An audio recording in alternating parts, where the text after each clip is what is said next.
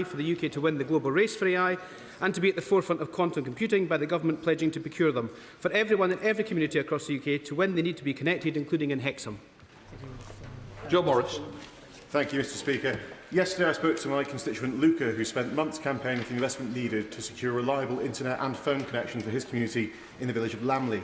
He's been pushed from pillar to post between private companies, national agencies and local government, and the residents of Lamley continue to live without effective internet connection. Those solutions depend on funding, cooperation, all of which are challenging due to the location and the lack of accountability. So would the Minister meet with myself, with the Conewood Parish Council and with Luca to try and find a way forward for Lamley and other rural communities? Minister. Mr Speaker, I'm very happy for that to be arranged with Luca, the Parish Council, and my honourable friend, with officials from BD UK, to explore the solutions that are possible for his constituents. And the Minister for Digital Economy from the other place will also be holding a surgery for members of this House on the 14th of April, where I think he should go along and discuss these issues with her as well.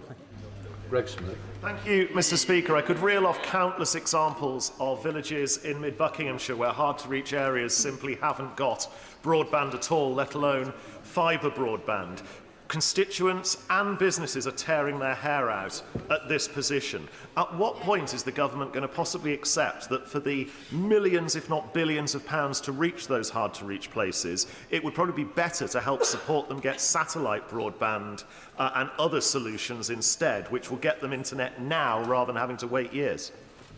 Minister. Mr Speaker, I'm very happy for the honourable gentleman to also meet with BD UK and my honourable friend the Minister from the other place. But he's absolutely right. Where there will continue to be gaps for the very hardest to reach places, there are solutions out there like wireless solutions, fixed wireless access and indeed satellite broadband, which BD UK are examining now. We now come to the Choice Select Committee. Deb. Thank you, Mr Speaker. So, Starlink is a US telecoms company owned by a South African American who advocates civil war in the UK. OneWeb is a European satellite telecoms company which is part owned by the UK. Yesterday, the Science Minister told my committee that OneWeb could be used to ensure domestic communications resilience in remote areas. So could the Minister tell me whether our critical rural broadband infrastructure is more dependent on Starlink or OneWeb? Minister. Mr Speaker, we are a shareholder in Eutelsat, of which OneWeb is a part of it, and we'll be examining all of these issues. We've asked for Eutelsat to come forward with proposals in terms of making sure we have that resilience here in the UK, and we want to utilise that shareholding more. Helen Morgan. Thank you, Mr Speaker. The rollout of Project Gigabit in North Shropshire has been a failure because Freedom Fibre have handed back their contract with many, many thousands of properties unconnected, and the replacement contract is likely to take many, many more years to deliver gigabit access to thousands of people across my constituency. I'm chair of the Digital Communities at APPG, and we've suggested some solutions to that problem. Will the Minister come to one of our meetings and meet with us and understand how critical this is for rural communities?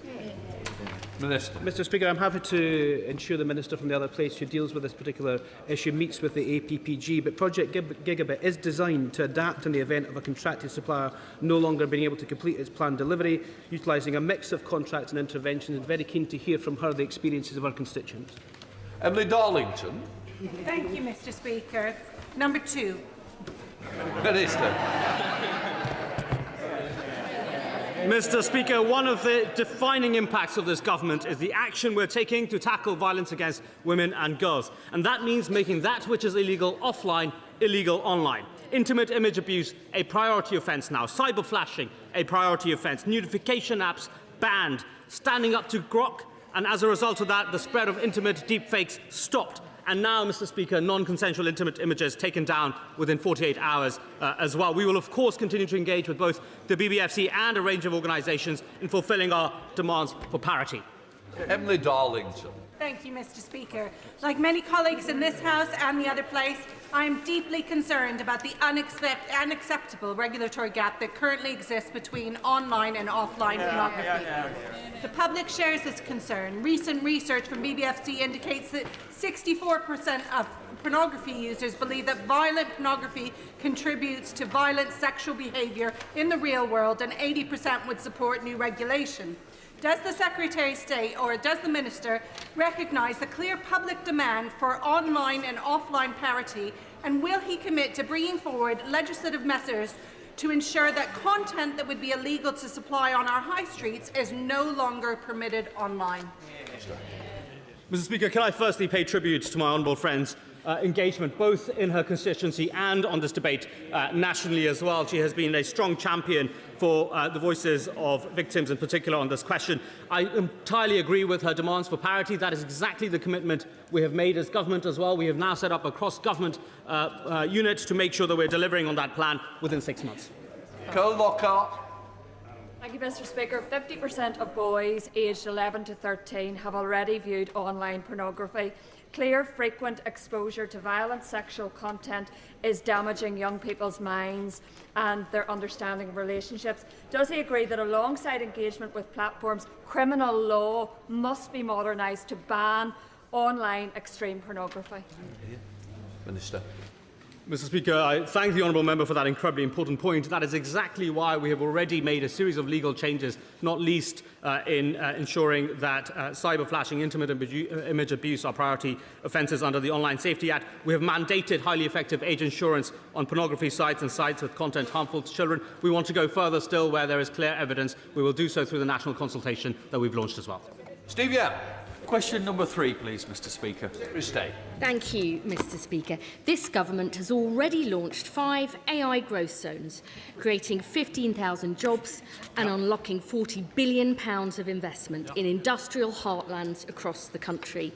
The East Midlands AI growth zone, a high-potential bid that's under active consideration, could bring thousands of good jobs to the region, including in Nottinghamshire, unlocking investment, creating opportunities and regenerating the area in partnership with local businesses and universities. Steve Young.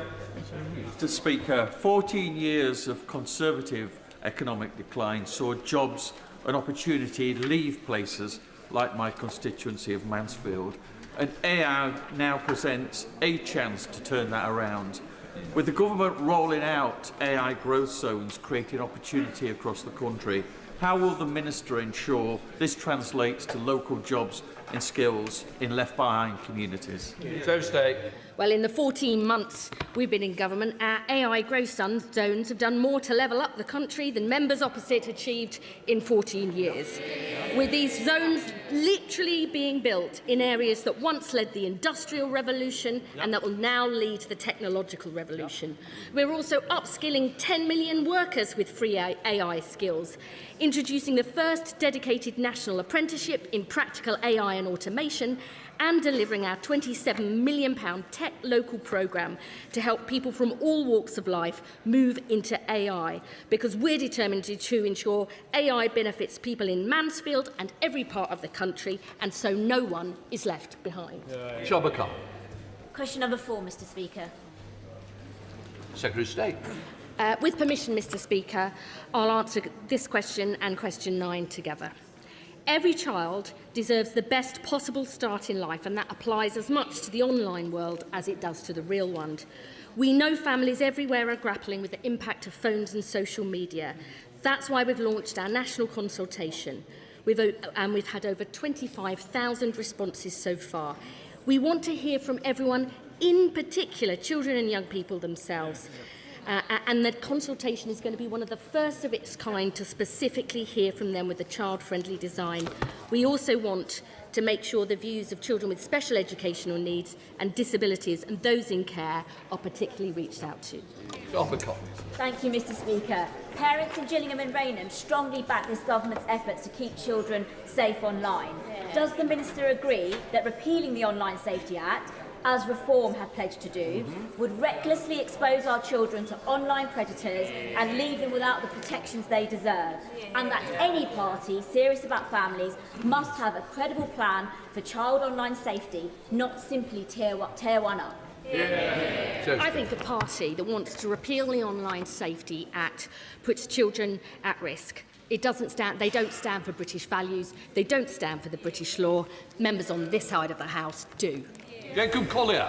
Thank you, Mr. Speaker. There are strong and differing views across this House and the country on a under-16 social media ban. Indeed, when I've spoken to young people myself, that is one of the things that has come out. And there wasn't a strong feeling in my old school, De Ferrers Academy, about this either. Can she say what engagement she is going to undertake with young people so that decisions about their lives are directly fed into this consultation? Safe State. I mean, not for the first time. My honourable friend is spot on. I spoke to young people in my own constituency at Fulhurst School, and they had very different views about this proposal. We really want to hear directly from young people themselves. We've already had over 1,700 responses, especially from children. We're partnering with UK Youth and Volunteering Matters to run a series of 7 youth-led events across England, Northern Ireland, Scotland and Wales. And we're also going to pilot some of the other potential interventions, like overnight curfews and daily screen time limits, working with children and parents to see what works in practice and its impact on family life. Sir Julian Lewis. I hope this is a helpful suggestion to the Minister. There have been some objections to a social media ban for young people based on the fact that this would create a cliff edge whereby they had no involvement with it and then total involvement with it. But does she agree with me that one way of minimising that danger is that children should be encouraged to use the internet, which is not interactive, but will gradually acclimatise them for the day when they then are able to use interactive services more safely? Safe State. The right honourable gentleman is always helpful in well, not always, but on this occasion, he's been very helpful. That cliff edge argument has been made to me personally by the NSPCC, the Molly Rose Foundation, the Internet Watch Foundation and others, and I think it's one we should take seriously. I've spoken to schools in my own constituency about how best to handle that if we were to go ahead with the ban. I think it's a really important point about the education and awareness young people have, because life is online now and we have to prepare children for the future. That is really at the heart of the issues we're debating in this consultation. Vicky Slade. Thank you, Mr. Speaker. I recently visited Litchett Minster School and QE School, and I held a session of asking the young people what their view was. And overwhelmingly, those children in sixth form supported a ban. Those children in the younger part of the school did not. How is the government going to tailor the questions for younger children and older children so that we get a really true understanding of the problem? You'll have been all over it. Well, I would love it if the Honourable Lady would send me a report or notes from that, because alongside the consultation that is specifically designed for children and young people, many of us in this House are talking to schools, and I would say to everybody, do send those views in, and I promise I will read them all. Adam Thompson. Number 5, Mr. Speaker. Secretary of State. I am very proud that this Labour government has put the biggest investment into research and development of any government ever, with a record £38 billion for UKRI, including £14 billion for curiosity-led research. This week, we announced our ambitious plan to buy usable, large-scale quantum computers by the early 2030s, backed by £2 billion of funding, a world first, backing our world-leading quantum sector, because we're determined to do everything to back our brilliant British scientists, innovators and entrepreneurs. Adam Thompson. Thank you, Mr. Speaker. I thank the Secretary of State for her answer, and despite the massive government increases in funding generally, in a recent meeting of the SIT Select Committee, we heard how the Science and Technology Facilities Council, STFC, is currently dealing with a significant reduction in funding, particularly in particle physics, astronomy and nuclear physics. While Michelle Doherty, the Executive Chair of STFC, placed the blame squarely on decisions made prior to her arrival and explained her efforts to sort out the mess, it's the scientific community, research professionals and UK science that's going to feel the brunt of this funding crunch. What's the Secretary of State doing then to ensure that UK science is not damaged by STFC's historical failings? State. So I know that there are a lot of concerns raised by the physics community about this issue. I would say that actually the STFC's budget is flat over the spending review, but as the Executive Chair says, there have been overspends in their budget over the past 5 years or so, overspends that have had to be met from elsewhere in UKRI's budget, meaning other things haven't been funded as a result. So STFC and UKRI are looking at how to get the balance right between their different projects. They and our Minister for Science and Research will be engaging closely with the physics community over the coming months to make sure we get this right. Thank you, Mr. Speaker. My constituent George works for the Science and Technology Facilities Council. He has highlighted to me that UK research and innovation is developing a model which significantly reduces spending for all areas of science under the STFC's remit, including quantum science, particle, astro and theoretical physics. Given that the STFC have already warned staff of potential job losses and run a voluntary exit scheme last year, can the Minister reassure the research community, including my constituent from Chorley Wood, by confirming the STFC science facilities and national labs have the necessary funding and will continue commissioning excellent research in years to come? Well, I would like to reassure his constituents in Chorley Wood, a place I know well, and right across the country, that this government has given actually the biggest ever funding settlement for science. And the STFC's budget is not being cut. It's slightly rising, but it's actually flat over the course of the SR because of the impact of inflation. I think within that context, it's right to ask STFC and UKRI together to get those budgets under control. Experts will be helping to make sure that we prioritise the most important research, and I would say we strongly back curiosity-led research, especially in physics. It's so important for the foundation of our economy and society, but we need to sort this problem out. Shadow Minister Dr. Ben Spence. Thank you, Mr. Speaker. Modern warfare is technological warfare, so UK research and innovation is critical for our defence. When she has spoken with the Secretary of State for Defence about the Defence Investment Plan, and I assume that she has, which sectors has she prioritised for investment in UK companies and R&Ds? Is it drones, space, cyber, chips? Could she spell out her vision of the role of UK tech in defence, if she has one? Well, as the former head of MI6 has repeatedly said, the single biggest thing that we could do to strengthen our defence and our national security is to invest in research and development. And UKRI has had the biggest funding settlement from any government ever under this Labour government. Members opposite want to slash UKRI's budget by £6 billion. That would wipe out all our funding for AI, advanced manufacturing, life sciences and much more. We're backing our defence sector with 10% of their equipment budget going on backing UK businesses. The Tories would slash the funding on which they depend. Victoria College Liberal Democrat spokesperson. Thank you, Mr. Speaker.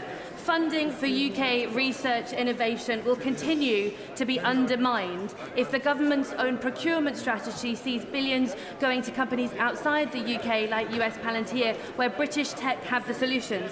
Although we welcome the announcement of AI investment funding, that pales in comparison to the ongoing procurement investment. So will the government back the Liberal Democrat amendments on a comprehensive digital sovereign strategy, backing British tech, research and innovation, which is really vital for our economy, but also our national security?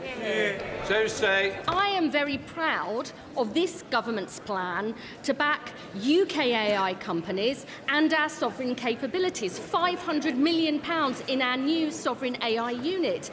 £1 billion of free compute for British researchers and scientists, and overhauling government procurement so that we back innovative tech companies in the UK, big and small.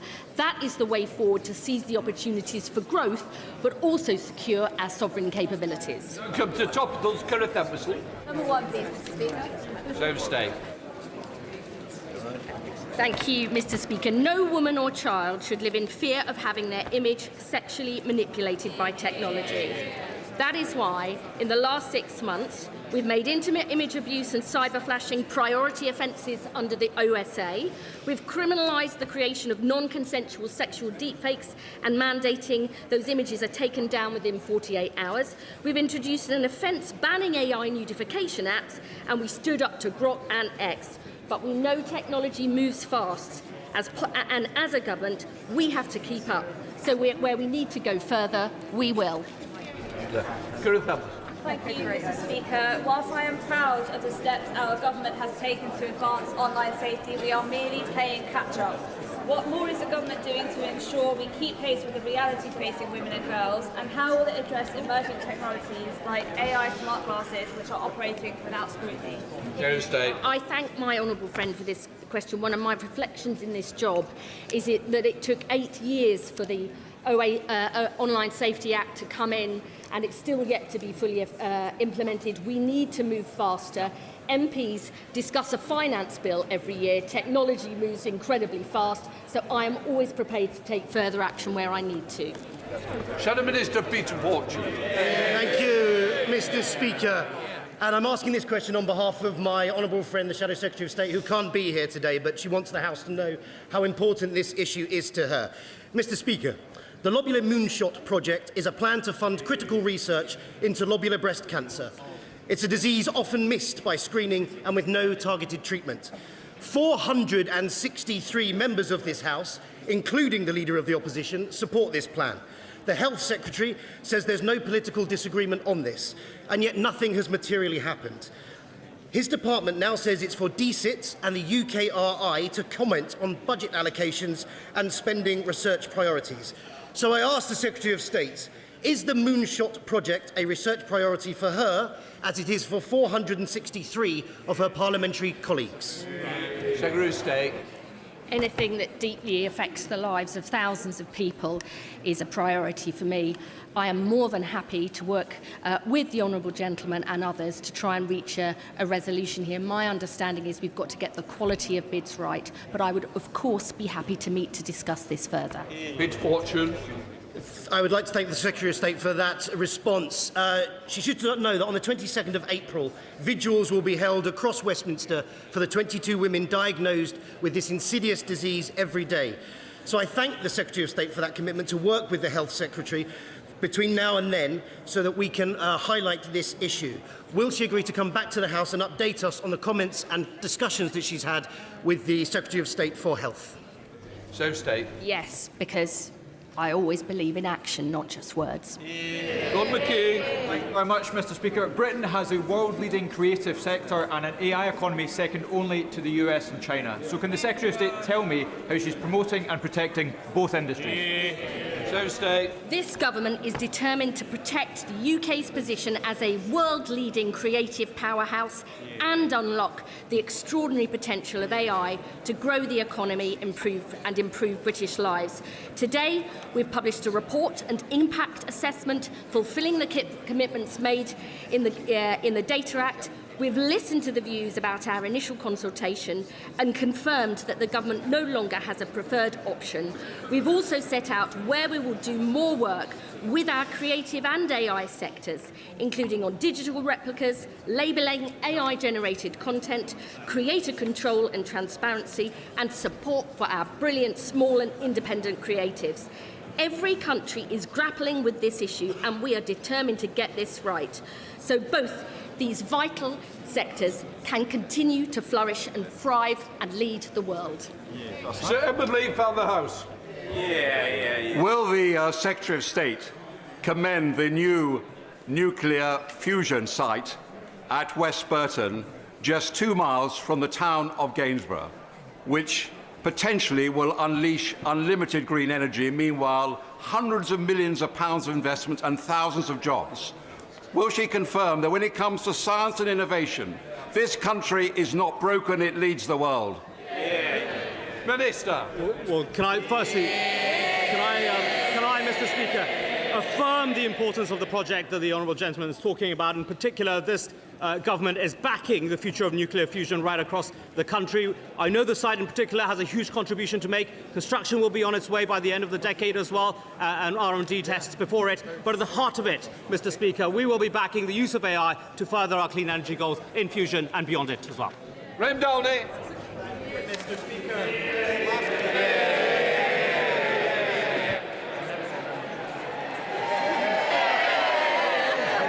Speaker, I met with pupils from Pittingcree Primary School, Dollar Academy and Queen Anne High School in my constituency to talk about how to keep them safe online. They were very much in favour of some restrictions to make sure they were safe with social media, but very, very cautious of age-based bans. Can I ask the Secretary of State to make sure that the consultation coming forward is very reflective of what young people say and that it fits their daily lives? Secretary of State. Yes, we've already had more than 25,000 responses to our consultation, including 1,700 from children and young people themselves.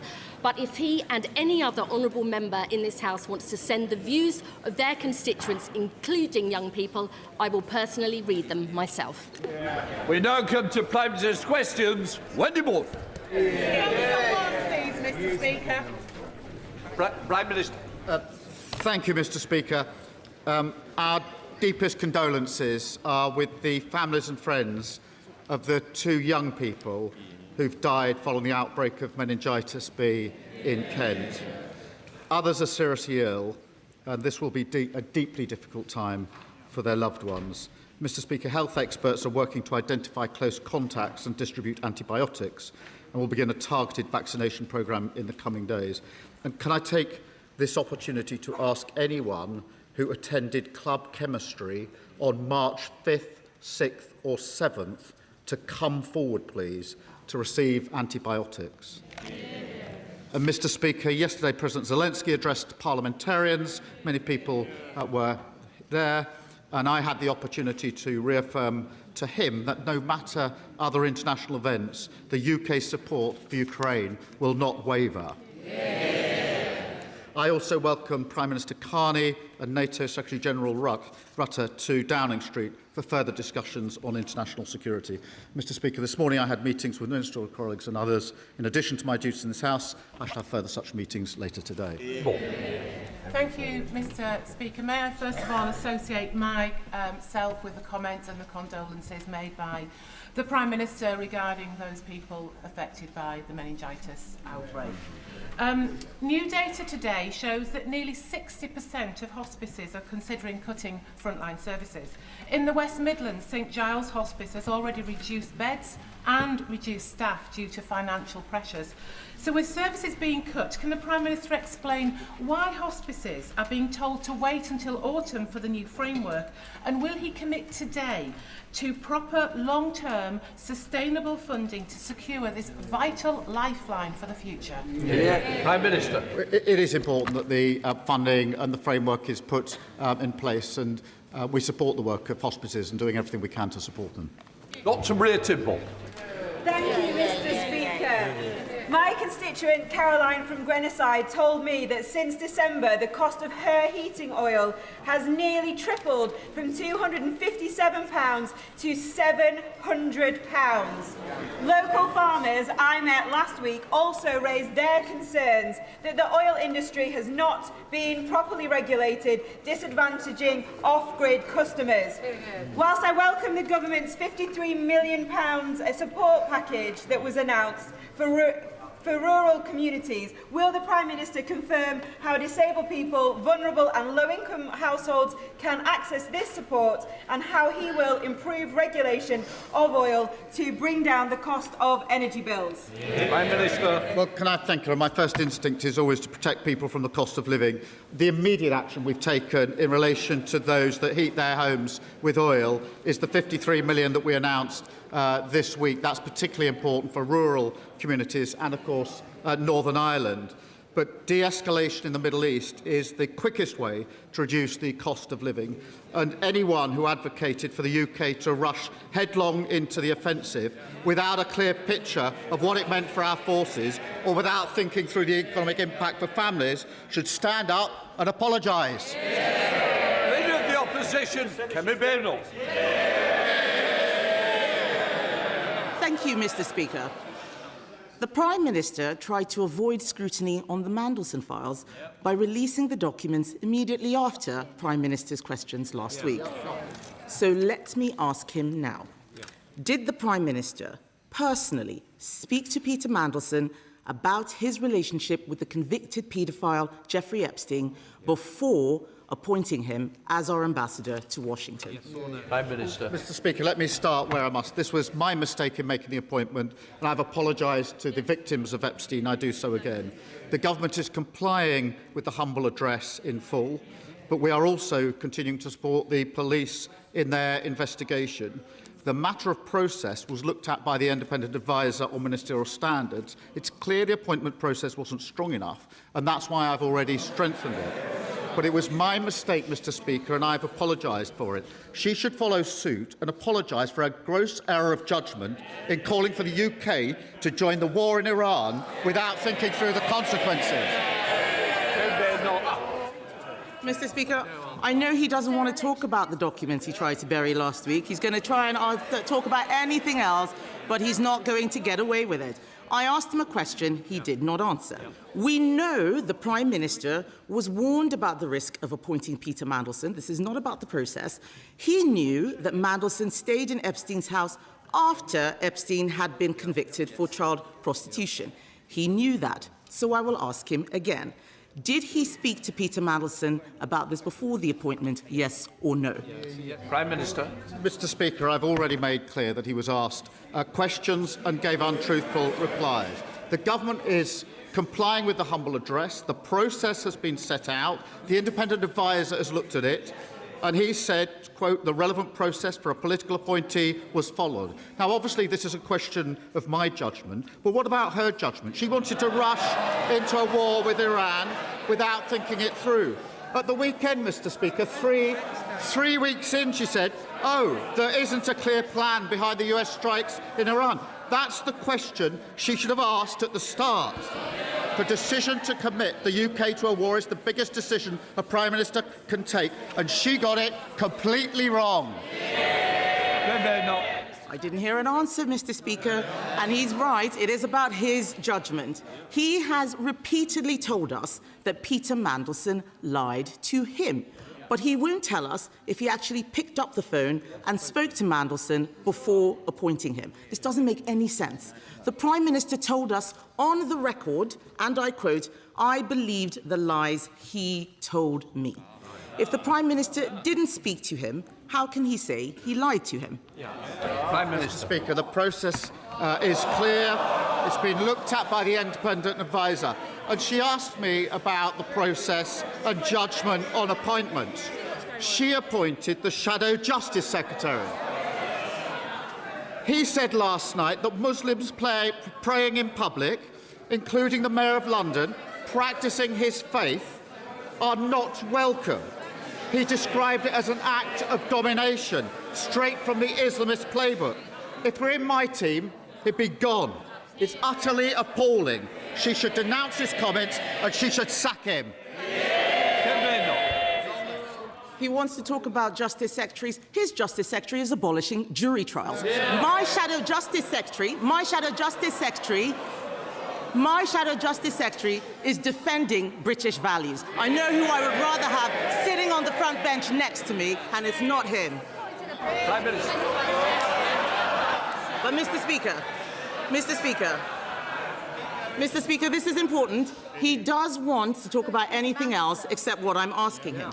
3 times I have asked him if the Prime Minister spoke to Peter Mandelson. 3 times he has refused to answer. We can only assume he did not speak to Peter Mandelson.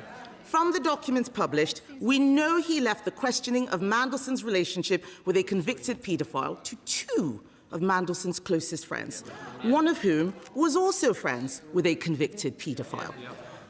Asking those questions should have been his job. Why did he fail to do his duty? Prime Minister. Mr. Speaker, so her position is that the Shadow Justice Secretary is defending British values when he says Muslims praying together in Trafalgar Square are not welcome.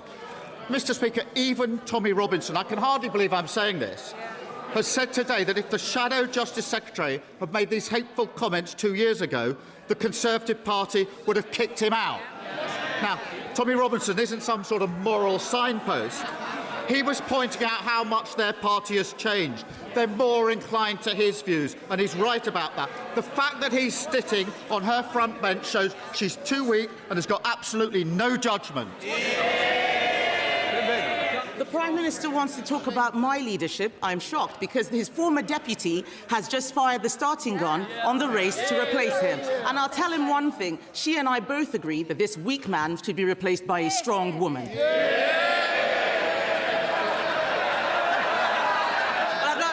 But I'm not finished, Mr. Speaker. I have too much to say to him. There is still a lot to ask. There is still a lot to ask about the Mandelson files. There's still a lot to ask. The Prime Minister knew that Mandelson had kept up a relationship with Jeffrey Epstein. The documents released also showed he'd been warned about appointing Mandelson. He claims he was lied to. Mandelson had twice been fired for dishonesty. So why did the Prime Minister believe Peter Mandelson over the vetting documents?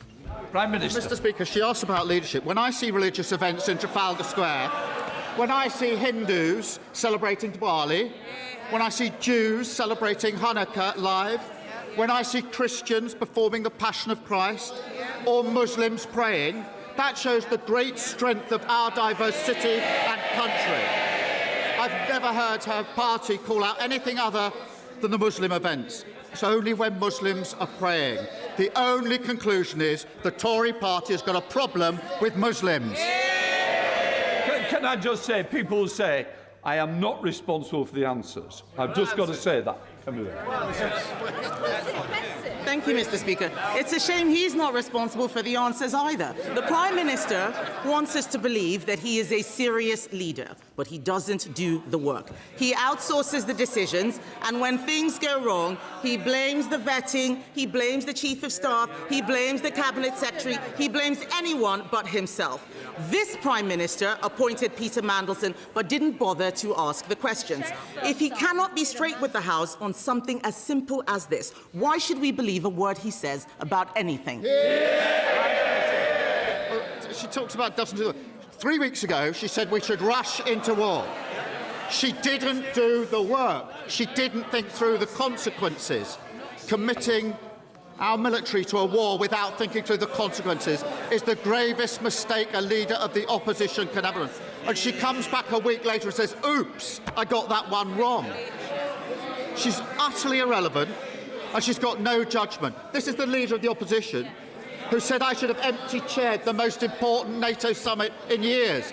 This is the leader of the opposition who said Greenland is a second-order issue.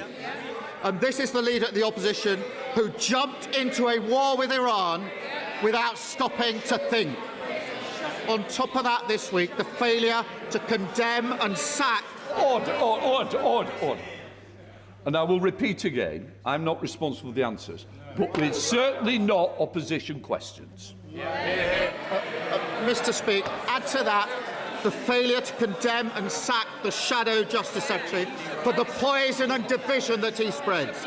It's turning out to be quite a month for the leader of the opposition, who claims she never makes any mistakes.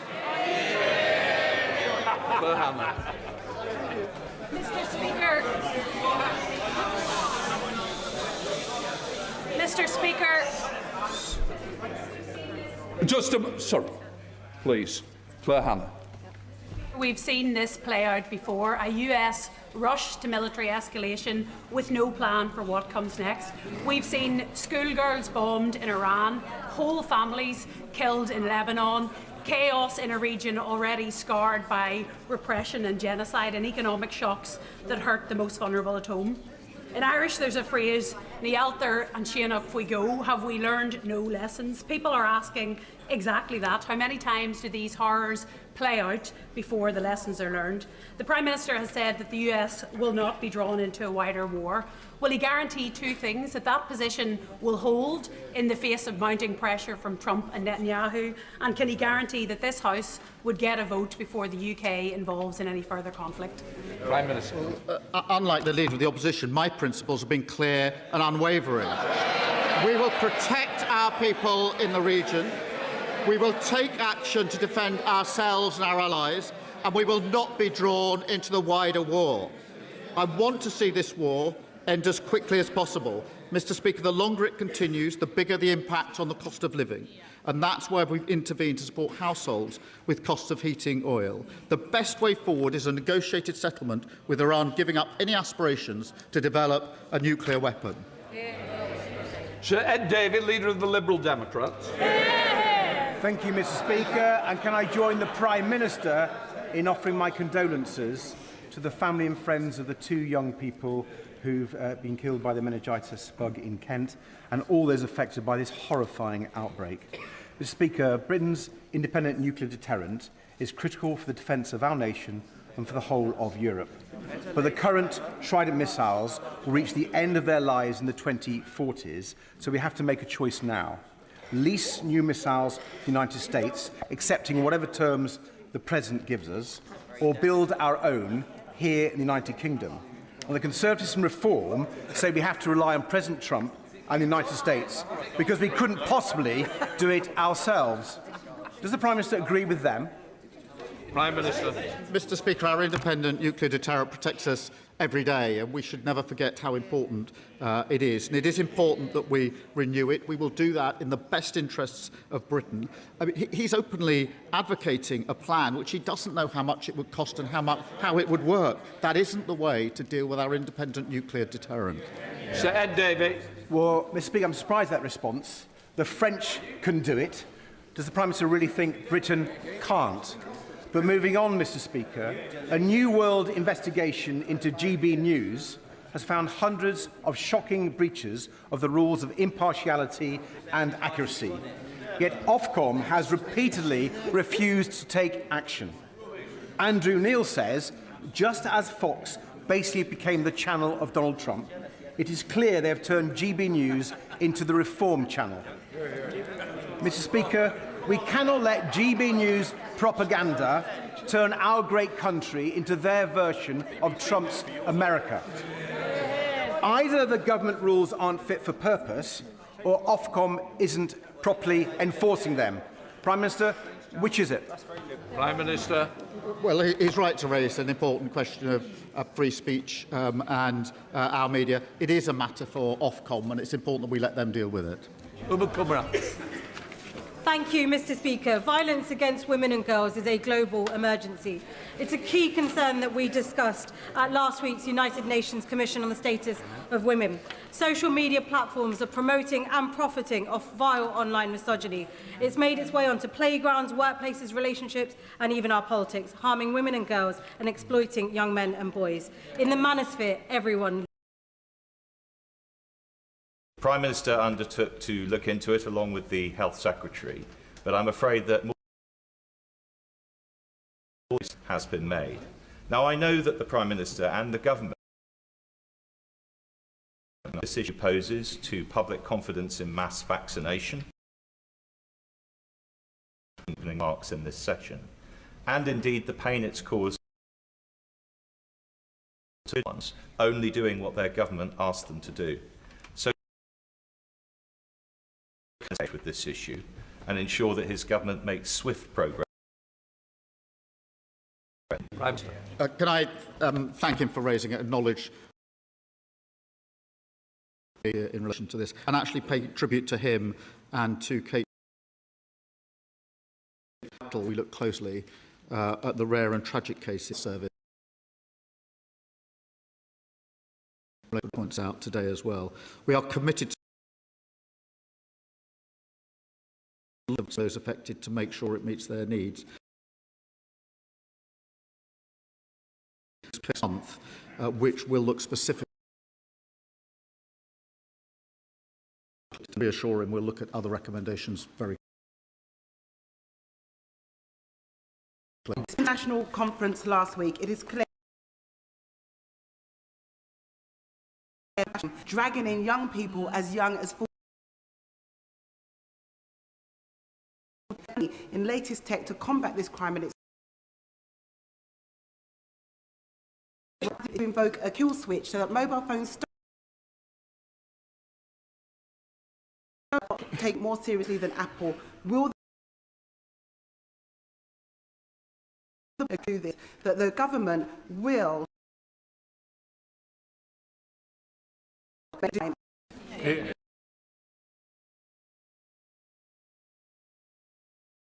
made hundreds of arrests.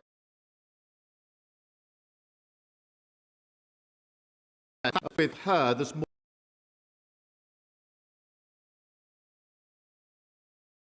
value.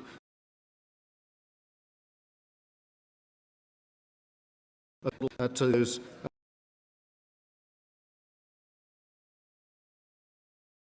drive down on this.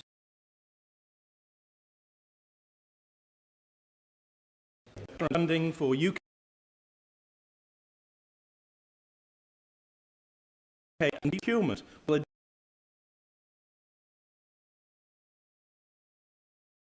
use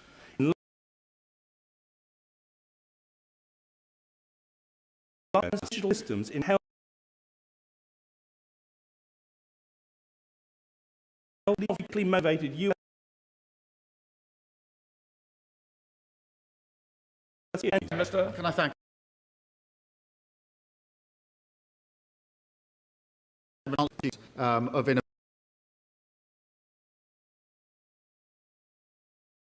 launch a sovereign AI opportunity reference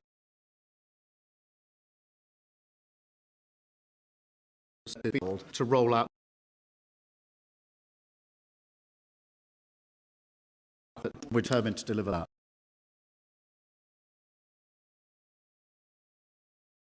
Done 300.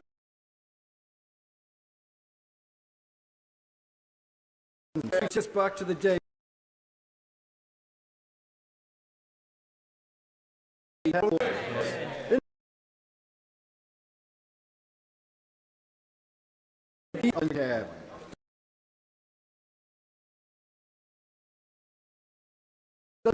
With Huddersfield,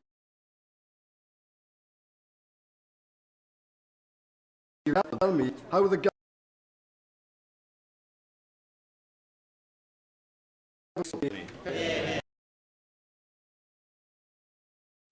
Stronger community health services, like the local innovation centre that he mentions, are at the heart of our 10-year plan to go further. But we would not have come this far already, Mr Speaker, without the decisions made at the budget, which were opposed by all of the parties opposite. Sir David Davis. Thank you, Mr Speaker. Last week, in the government's attack on jury trials, his own backbenchers said the following: unworkable, unjust, unpopular, unnecessary, wrong in principle, wrong in practice, oppressive, authoritarian, and quite honestly, reactionary. 3,000 of his own lawyers, his own fellow lawyers, said juries have not caused this crisis. And the Prime Minister himself, earlier in his career, said scrapping juries enables wrongful convictions. Now the Institute for Government is saying that they are massively overestimating the savings they're going to make on this. So let's be clear. His backbenchers oppose it, his professional colleagues oppose it, and in a previous life, he opposed it. So why is the Prime Minister forcing through a policy that's unjust in principle, unworkable in practice, and opposed by everyone? Well, Mr Speaker, we're not abolishing jury trial, and he knows that. I've worked with women and girls who've been victims of sexual violence and rape, who have waited a very, very long time for their cases to come to court. Many of them drop out because of the wait. They have described to me personally the mental anguish that they go through when their case can't get heard for years, when they're told of adjournments time and time again. I'm not prepared to look them in the eye any longer and not do something about it. We owe it to them. This is about getting the balance right. We're not abolishing jury trial. There's about 3% of cases go to jury trial, as he very well knows. 97% don't. After this, it'll be 2.25%. That is the difference between the policy we're advancing and the policy as it now is. So it's not abolishing jury trials, but I'm not prepared to see those who've been victims of violence against women and girls, I'm not prepared to see them repeatedly let down. That's what happened for 14 long years. It's not good enough, and I set my face about doing something about it. Thank you, Mr. Speaker. I spent 20 years as a secondary school teacher in Wales. We worked hard. Labour has given them the biggest upgrade of rights in a generation. Rights that millions of us fought hard to win. But the honourable member for Clacton wants to chuck it all in the bin. Does the Prime Minister stand by these rights and agree that only a vote for Labour in May will enshrine these fundamental workers' rights? Mr. Speaker, I am very proud of our Employment Rights Act. It delivers strong rights and protections, including for all our brilliant school staff. And reform, he's right, would rip up those protections. They have nothing to offer but grievance and division. And, Mr. Speaker, they have no judgment, because just like the Leader of the Opposition, the member for Clacton said we should do all we can to support the US strikes, and he said, I make that perfectly clear. It was perfectly clear. He got it completely wrong, and perfectly clear that he's now desperately trying to U-turn. Absolutely no judgment, not fit to be Prime Minister. Nigel Farage. Thank you, Mr. Speaker.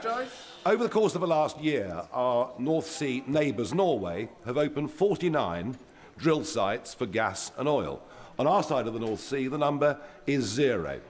Given that our critical reserve of natural gas is down to 2 days and how vulnerable we are, and with talk potentially of energy rationing coming later this year, isn't it time we changed course, got rid of excessive taxation on the exploration companies, opened up the licences, became self-sufficient in natural gas, and with that would come thousands of jobs, increased tax revenues, and cheaper gas prices. Isn't it time we followed Norway?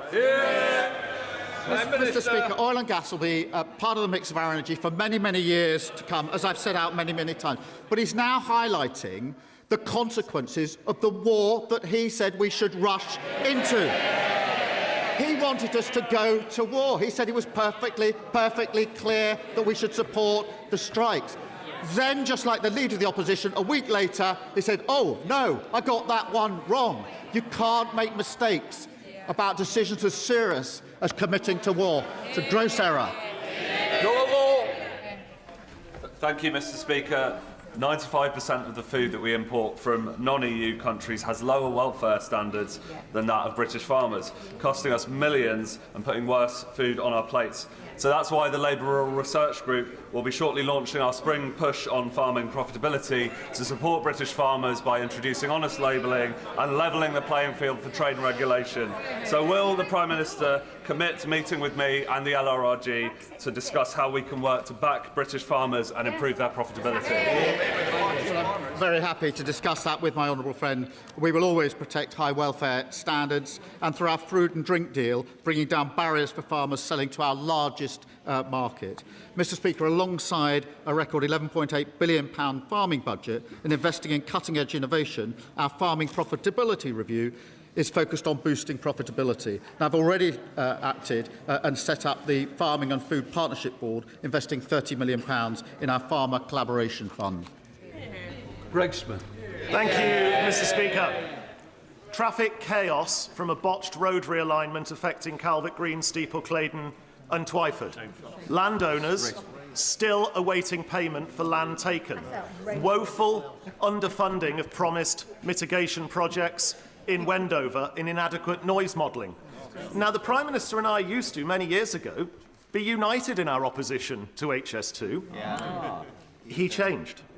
But with the upcoming HS2 reset, will he make a personal intervention to ensure that my constituents and communities living with this hell on earth of a construction project are finally treated with the fairness and respect that they deserve? Prime Minister. Can I thank him for raising this? I do know how much it impacts his constituents and how deeply they feel about it. And it is important, as we reset and clear up the mess that was left, that we bear in mind and have in our mind's eye those that are most affected and make sure that it is fair and that their voices are heard, and we will do so.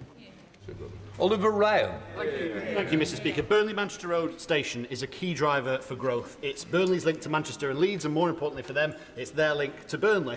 Which had over 500,000 journeys last year, and yet it's inaccessible, despite big, empty promises from the last Tory government. We're no further to fixing it. A promise of funding was made, which never came. Will he help me get this delivered and back my campaign to make Burnley-Manchester Road an accessible, modern station fit for Burnley's ambition?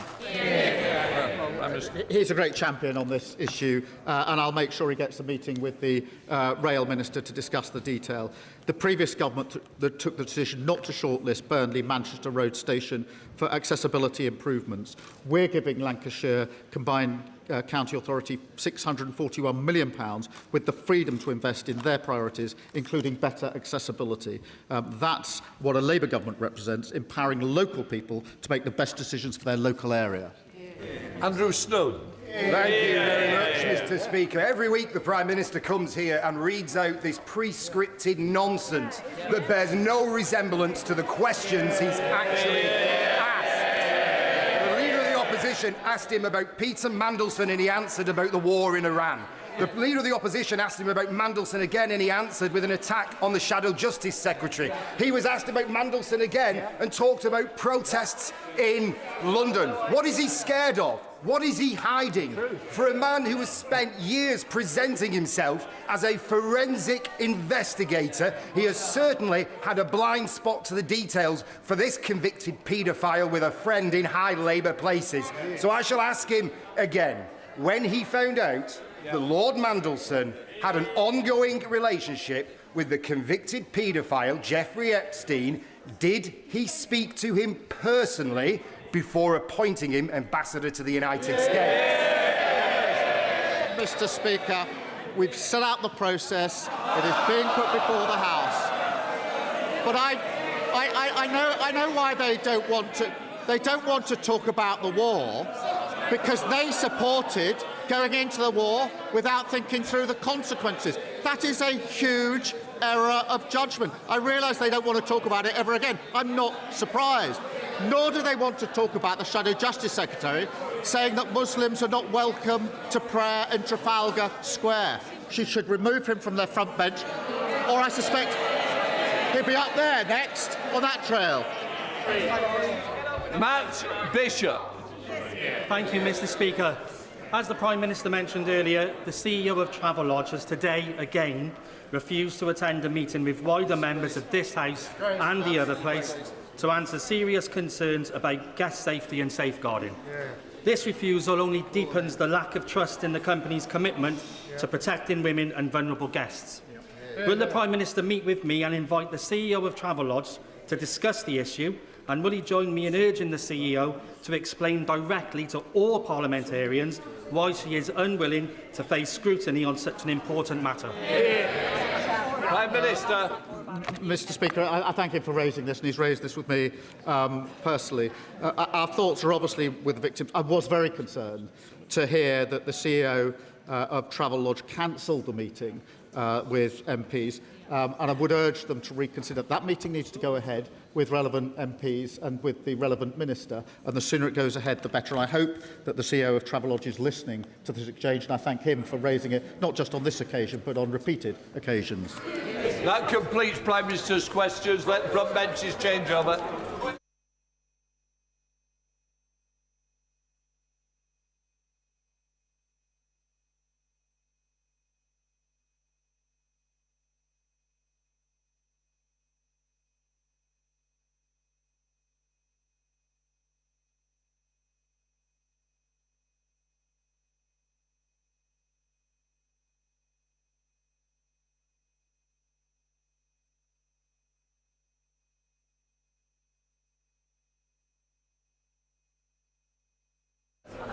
Point of order, Sir Julian Lewis.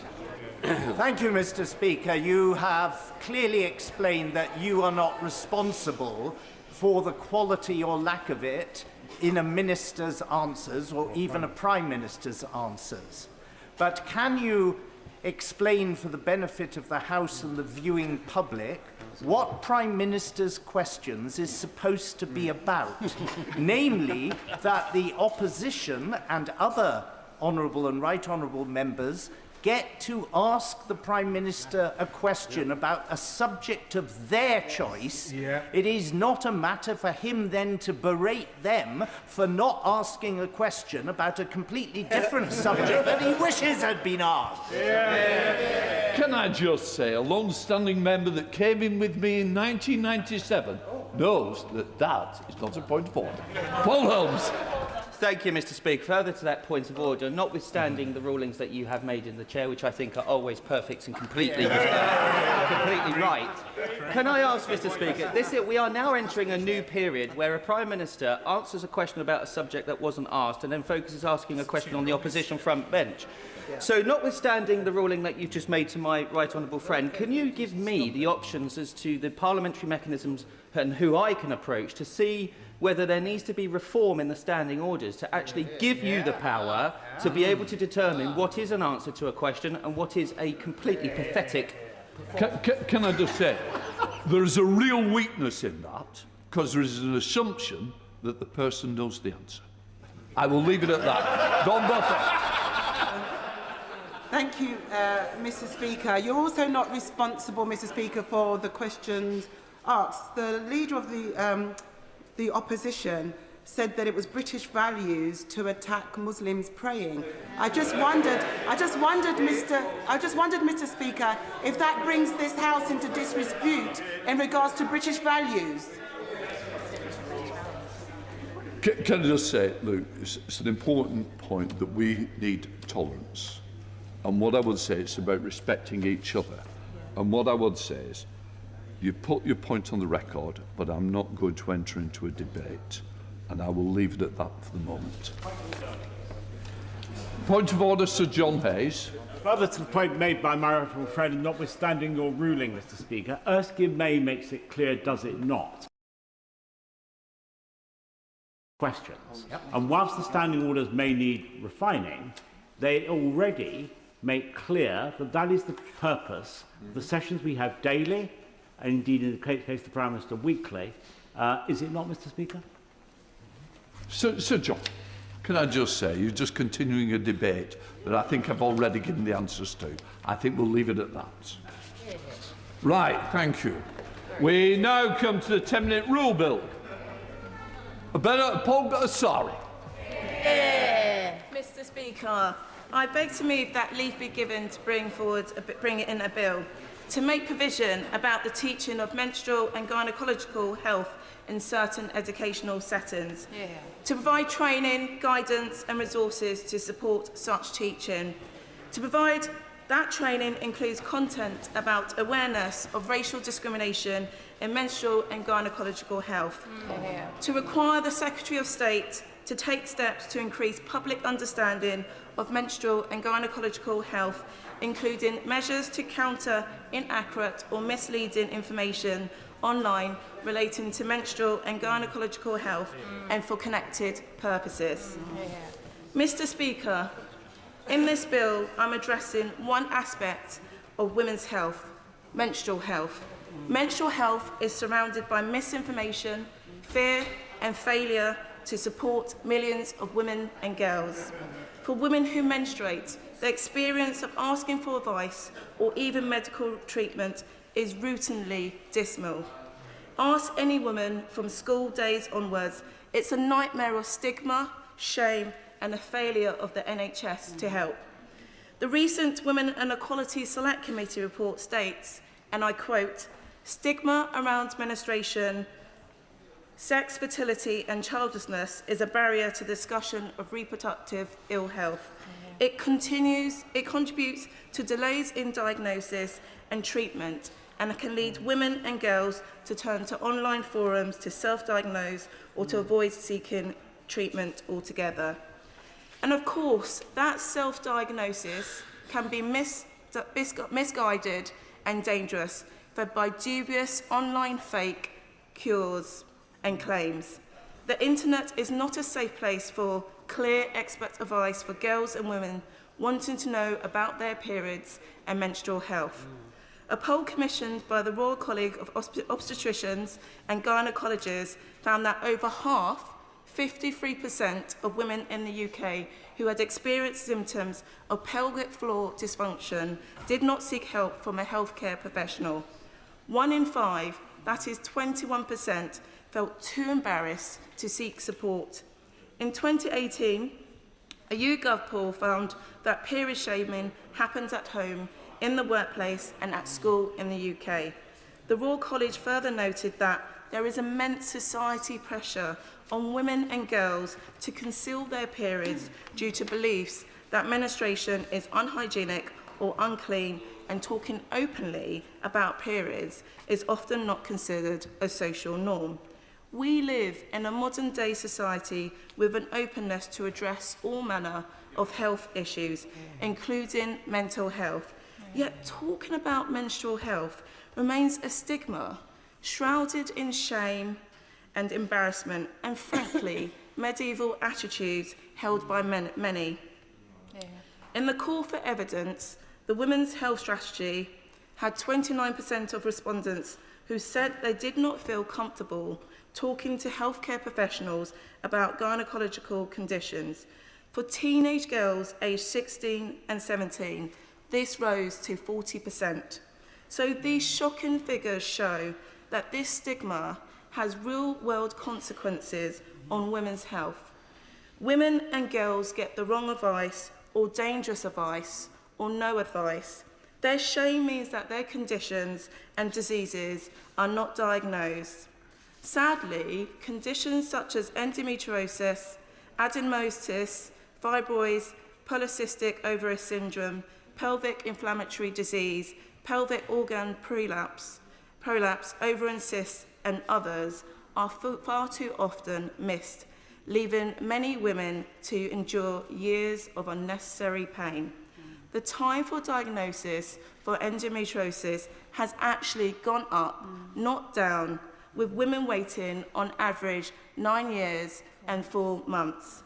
And for women of colour and women from other ethnic minority backgrounds, their average wait is 11 years. Why, you might wonder, are women of colour waiting longer? Well, I'm afraid to say we suffer discrimination within the health system. Our pain is dismissed, our concerns are ignored.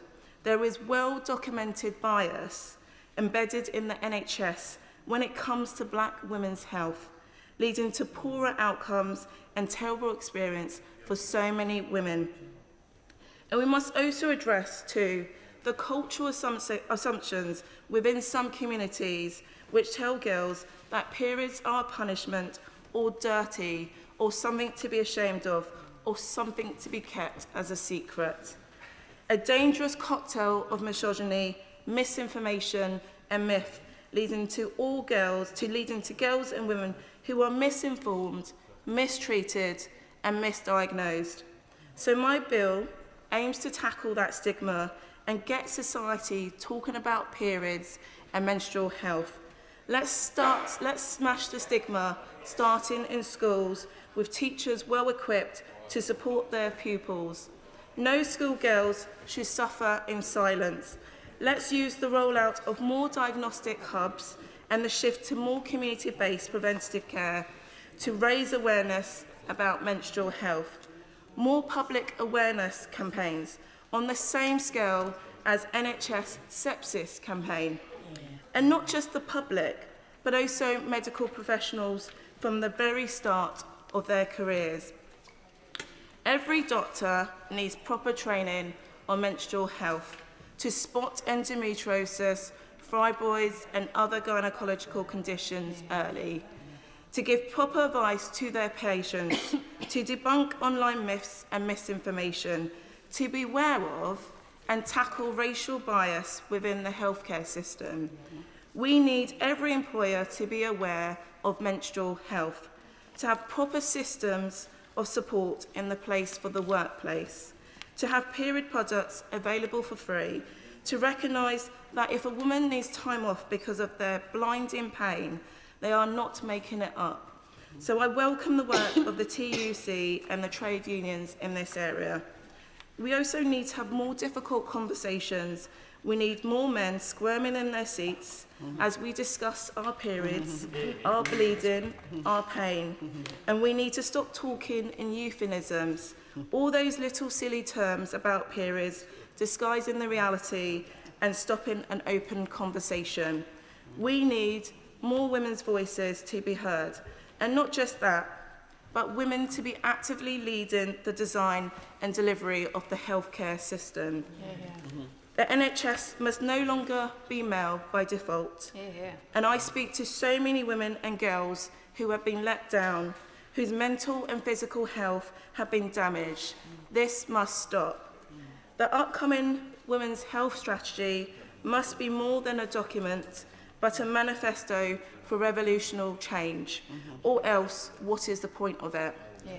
No more girls crying in changing rooms, no more workers hiding in toilets, no more shame. Thank you, Mr. Speaker. The honourable member have leave to bring in the bill. The question is that the honourable member have leave to bring in the bill. As many are of that opinion, say aye. Aye. Of the contrary, no. I think the ayes have it. The ayes have it. Who will prepare to bring in the bill? Thank you, Mr. Speaker. Marsha Dakova, Ollie Glover, Paulette Hamilton, Carolyn Harris, Christine Jardine, Tulip Sadiq, Valerie Vaz, Jill Furness, Kirsten Sullivan, Simon Hoare, Sir Alex Shelbrooke, and myself, Mr. Speaker.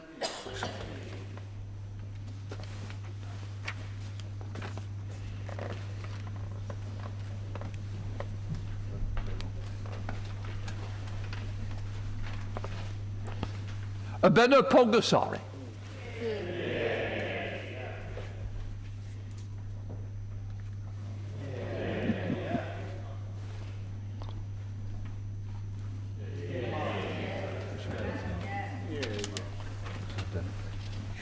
Menstrual and Gynecological Health Bill. Second reading what day? 17th of April. The 17th of April. Well done, Abena. Perfect. We now come to the Opposition Day motion on the fuel duty. I inform the House that I have selected the amendment in the name of the Prime Minister. I call the Opposition spokesman to move the motion. Show Secretary of State, Mr Holden. Thank you very much indeed, Mr Speaker. Mr Speaker, once again this House has come together to hear of yet another egregious tax on transport, pushed out by this Labour government at a time when people across the country are worried about the cost of getting around. On this occasion, the government, in its infinite wisdom, has decided that this is the moment, the opportune time to cancel the fuel duty freeze the last Conservative government kept for 13 years, protecting hard-working people from paying extra to get to work, to have appointments, to visit friends and families. Conservatives cut this by 5 pence a litre in 2022, the biggest cut ever in fuel duty. 5 pence a litre. And that really helped when the economy was facing headwinds from Russia's illegal invasion of Ukraine. Yet under this government, on top of the countless tax rises that they've already shafted us with, we can't even get through 2 years before they decide that the British people need yet another tax rise. And it's a tax rise in a sneaky and stealthy way. Labour are busy deploying their salami tactics. 1 penny in September, the back-to-school tax. 2p in December, the Christmas shopper tax. 2p in March, springtime for taxes. And we shouldn't forget that a 5p litre increase in duty actually means 6p a litre increase because in top of the tax, VAT is added too. In September last year, in this chamber, the Transport Secretary trumpeted, and I quote, that Labour had frozen fuel duty. That is what we have done. Yet we know this is simply not the case. It reminds me of my childhood watching Chris Tarrant on Who Wants to Be a Millionaire saying, but we don't want to give you that. Mr Speaker, the Right Honourable Lady has said not once, not twice, but 3 times 3 times, Mr. Speaker, that tax rises are now coming, and they're coming in September, December and in March next year. With economic growth at a dismal 0%, that's right, 0%, the British people deserve better than underhand taxes swindling them out of the pounds in their pockets. And to pay for what, Mr. Speaker? To pay for more welfare. A tax on every car, every van, every motorbike and every bus. This is a tax on hauliers too. A tax on businesses, a tax on families, a tax on the country over. It is these families, thanks to her government, who will be forking out an extra £156 a year. I'll give way to my honourable friend. First of all, can I congratulate the Shadow Minister and the opposition bringing this forward, and it's very important that we do consider this. We're fast approaching a crisis that cannot be circumnavigated. The Shadow Minister agreed that government must consider reopening North Sea production and to produce enough for our needs. If government continues to refuse to play their part to secure the fuel pass, and does the Shadow Minister not agree that fuel duty can and should see the benefit of self-reliance and not dependence on volatile nations, which it is at this very minute? Quite right. I cannot agree more with the honourable member. We need to get back to drilling in the North Sea. It's quite clear that when Norway is drilling on one side of the same basin and actually getting the benefit of those jobs, of the tax revenue, it bemuses me as to why we're not doing it here. And my right honourable friend, the member for Surrey East, has consistently said from these benches, as the Shadow Energy Secretary, that's exactly what we should get on and do. I give way on the same point. I'm grateful to my right honourable friend, and he makes a powerful point around North Sea oil and gas. And party opposite says it won't make any difference to the global price of oil and gas. But billions and billions of pounds in tax will be lost as a result of having no new licences in the oil sea. Those billions could be used to replace the revenues generated by fuel duty. So, in fact, if the government wished it, it could convert those billions into cuts in price at the pump for every single family in the country, including those in rural Beverley and Holderness who are suffering today. My right honourable friend makes an incredibly important point. The government is currently foregoing tax revenue, which is going into the coffers of other treasuries right across Europe and across the world. It's foregoing that revenue. And why? To what end? We'll see if the ministers will actually answer that question as to why they're willing to forgo that. Hundreds of thousands of jobs, billions of pounds every year. They could spend it on anything they wanted to, and they're not even going to do it. And he says they're getting... Order. PPFs are not there to chirp all the way through and give solutions to a problem. I have great confidence in the minister to answer when he comes on. Indeed, Mr. Speaker, for reminding the right honourable member of his role. Indeed, I will give way to my honourable friend.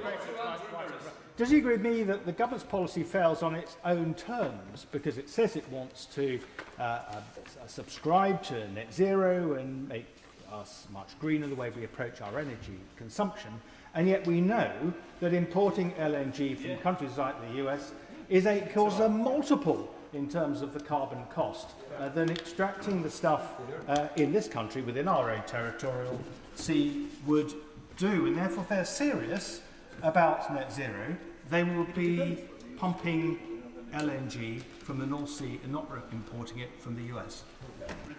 The honourable member makes an incredibly important point, and I think he makes it really clearly as well. And he's in agreement with the Committee on Climate Change, who say we're going to have to be using oil and gas well into the second half of this century. So why on earth shouldn't we drill our own at lower cost and bring in those jobs and taxation, and also, obviously, with the environmental benefits of doing it on our own doorstep as well, and doing it under British regulations as well. So we're not this isn't going to be extracted in other countries with lower regulations, lower environmental standards. The best environmental standards in the world exist in our North Sea. And I'll happily give way to the honourable member. I thank my honourable friend for giving way.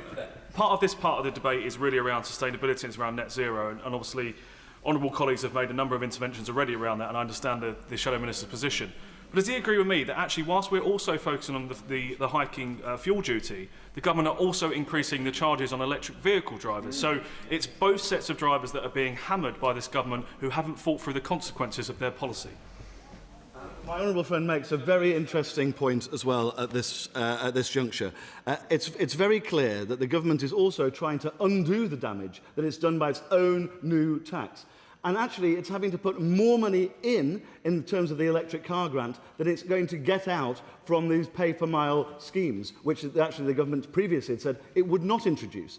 So the government is actually costing itself more money by imposing a tax. It's quite incredible what the government is up to, whether it comes to the North Sea or whether it comes to taxation policy. And that I will in a moment. The Taxpayers Alliance has said that almost £40,000 of fuel taxes will be paid by the average driver over the course of a lifetime after this tax hike. And it will be a higher proportion of that income if you're in a lower paid job and need a car to get about. And I'll give way on that point to my honourable friend. I thank the honourable gentleman friend for giving way. Just to make a couple of points, however, and he's talking about how money may be spent from taxation.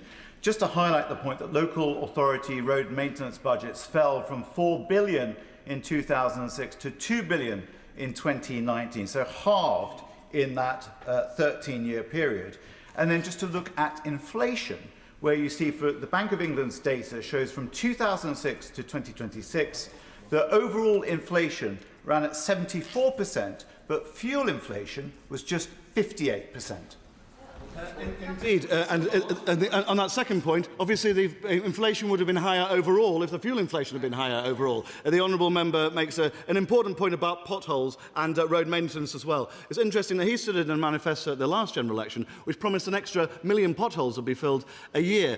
We saw the figures just a few weeks ago saying that exactly the same number of potholes was filled in the last year as it was in the last year of the last government. So I look forwards to seeing actually his government starting to deliver on any of the pledges it's proposed, and perhaps it could do so a bit more easily if it had that tax revenue coming in from the North Sea, which is what this side of the House would like to see.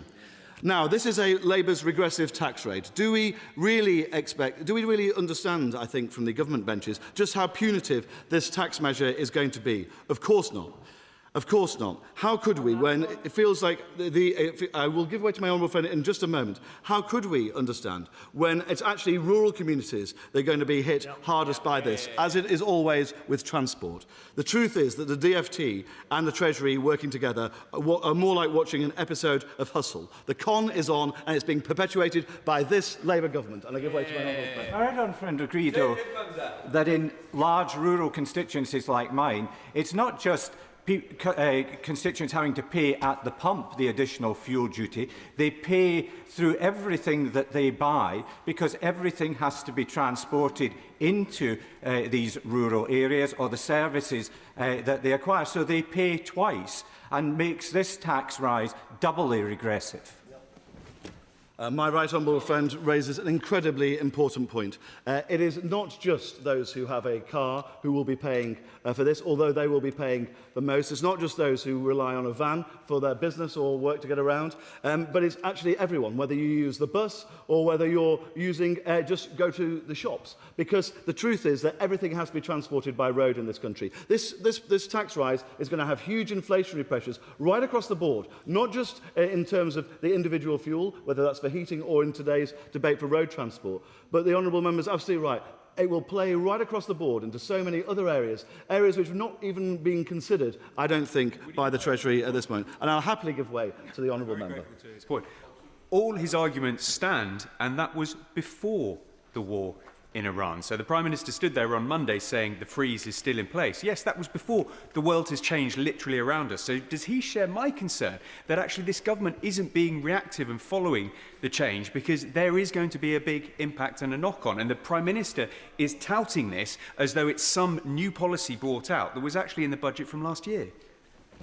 My honourable friend makes an important point about that, and he'll also be aware that when the fuel price goes up, actually the government's VAT revenues from fuel go up at the same time. So the government's actually already seeing hundreds of millions of pounds a year extra in VAT purely from the fact that the price has gone up itself, the underlying price.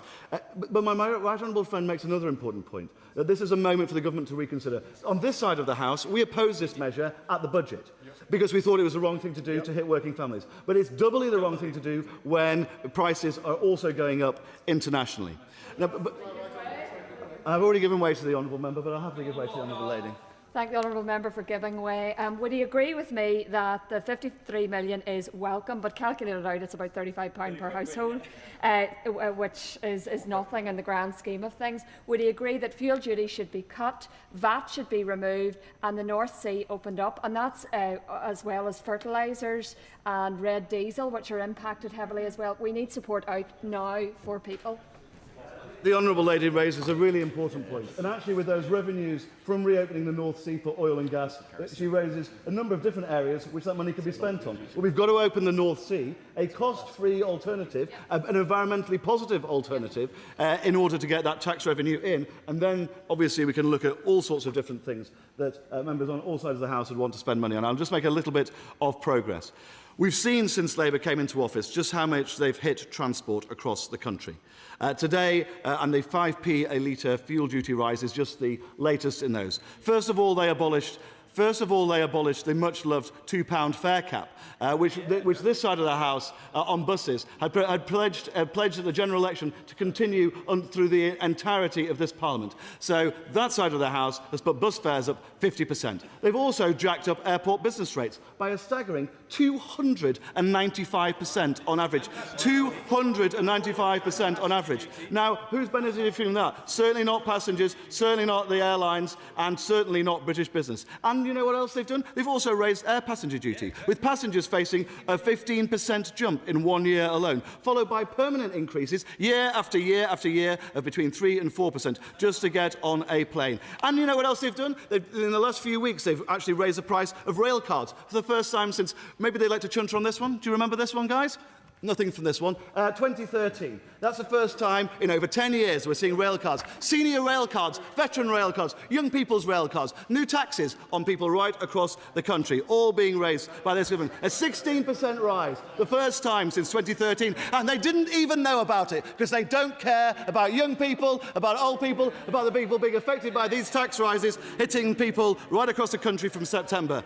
And Labour have just introduced a new policy that will leave ferry passengers on the Isle of Wight also facing bigger crossing charges. £30 more per crossing, hitting family holidays in the UK and people just trying to get about their daily lives from the Isle of Wight as well. Labour are stealthily on the side of this, their tourist tax absolutely hammering working Britain. And those are just the taxes on transport that they're imposing. There's plenty of others to go at, and I'm happy to take any interventions if any honourable members like to mention this. I'll give way to my honourable friend. Thank you, right honourable member, for allowing me. Is it worth emphasising that the Conservatives froze fuel duty for 14 years, which took £100 billion off the cost of driving? That's tax cuts by us over the last 14 years. In contrast, this government has increased taxes by £66 billion in the last 2 years. It's outrageous, isn't it? Is quite right, and some of those tax rises, are hitting many of the companies who are also going to be hit by these fuel duty rises today. I've spoken to hauliers in my own constituency and across the country, already facing increasing business rates, already facing increasing national insurance costs, and now being hit with a fuel duty rise as well. I'll give way to the honourable lady.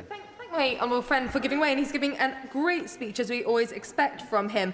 Does he remember in the budget in 2024 when the Chancellor then stood there and said that increasing fuel duty would be the wrong choice for working people? And she said then that was because of uncertain global events and that the cost of living remained high. Does he remember anything changing between now and 2024? Because I don't think it's gotten any better. Does he? I totally agree with the honourable lady. She's absolutely right. And she's a real champion, actually, for the North Sea oil and gas sector, which is largely based in her own constituency as well. So on top of these taxes on rail cards, on ferry prices, on airline business rates, obviously hiking bus fares by 50%, what else are Labour up to? Well, they've been talking about something quite a lot called simpler fares. Now, what they're actually doing is cutting out the cheaper fares preferred by passengers and replacing them with more expensive journeys. In fact, that's been confirmed in a letter to me by the Secretary of State herself, who I notice isn't here today. She says some passengers may pay more under this new structure. but will gain perhaps more flexibility in their return journey. Well, my own constituent, Mr Nottage of Ramsden Bell House near Billericay, has been quite perturbed by having to pay an extra 10%, and he's having to pay an extra £5 a year for his senior rail card as well. Hardly rail prices frozen under Labour, actually rail prices going up on working people right across our country. I give way to the honourable member. My honourable friend is making a passionate speech about the increase in rail fares for his constituents in Billericay, but he would also be aware for drivers in Billericay, like in the south side in Bexley, have also faced increases in the Dartford bridge charge being hiked by 40% by this Labour government in September, the introduction by Sadiq Khan of the Blackwall Tunnel charge for those trying to cross east to south and likewise the other direction, the expansion of ULEZ for those that need to travel into London, again against the wishes of people in outer London. So does my honourable friend agree that this isn't just the government's tax increases on drivers, but it's also the increase of the Mayor of London on everybody in the outskirts of London that need to travel in and out? Incredibly important point. This isn't just about the Labour government, it's also about Labour mayors and Labour councils having their war on motorists up and down the country. And we see it whether it's a DART charge or the ULEZ charge, or the fact that we even saw Zipcar having to cease operations in the UK because of the Mayor of London's extension to electric vehicles of that congestion charge every day. We're actually seeing a reduction in shared transport options under this Labour government and this Labour mayor here in our capital city. And it's an absolute disgrace. I'm sorry, I need to make a tiny little bit more progress, but I'll happily come back to my honourable friend later on. However you travel, Labour are after you. Is it a boat? Is it a train? Is it a plane? No, it's Labour's taxman coming for you. And where will this money be spent? Where will this money be spent, Mr Speaker? All this extra money that we're taxing off the public, not on hard-working families, not to create jobs and boost opportunities, but to fritter away on more welfare, because this Prime Minister and this government front bench are too weak to stand up to their own backbenchers and ensure that welfare is kept under control in this country, picking the pockets of hard-working people to pay for those who choose not to work. And when it comes to paying at the pump, Rachel Reeves has been happy to try and lay the blame at the feet of petrol stations. But what makes up most of the cost of a litre of petrol? Her fuel duty is by far the biggest chunk. In fact, taxes make up 55% of the cost of fuel, and it's going up under Labour. And when the Energy Secretary was presented with these sickening stats, he claimed that's why we've frozen fuel duty. Well, why on earth, therefore, don't they actually do what we did and freeze it all the way through? In fact, they could do it today. They could do it today. They could do it today, but they're not going to do it because they are too afraid of their own backbenchers when it comes to welfare.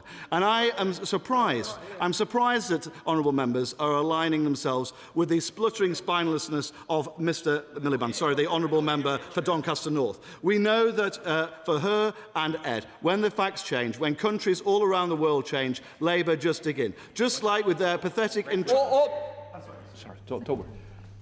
You're also called Rachel Reeves. She's the Chancellor of the Exchequer. If we can stick... And Ed, I don't think is quite the title, and I know you wouldn't want to do that.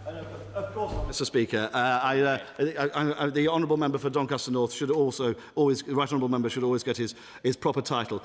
But this is very similar, Mr Speaker, to Labour's pathetic intransigence when it comes to the zero-emission vehicle mandate. They remain entirely aloof, soldiering on whatever the cost is to British companies, to British workers, to British taxpayers. Just like the electric car mandate, the impact on industry, the unions, their own paymasters, for crying out loud, the Financial Times, even the renewables sector. Everyone knows that we've got to have a change to the electric vehicle mandate. Everyone on this side of the House also backs driving forwards with North Sea oil and gas exploration. And what do Labour do? What do Labour do? They just bury their head in the sands and instead turn to taxation in order to pay for their policies. And I give way to the honourable member. Can you try and make a better effort when you want to get cast? Just waving your hand out. You're not a taxi right now.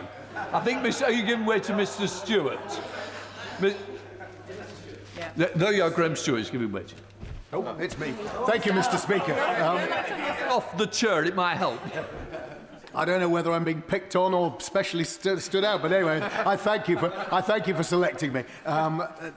The other aspect which my right honourable friend hasn't turned to today is the fact that the Clean Power 2030, by bringing it forward from 2035, it means that we are overpaying for the renewables. We're locking those overpayments in for 20 years. So as well as the immediate negative impact on our economy and most importantly on our constituents, does my right honourable friend agree that locking in long-term contracts for overpriced renewables is going to put up the cost of living even further?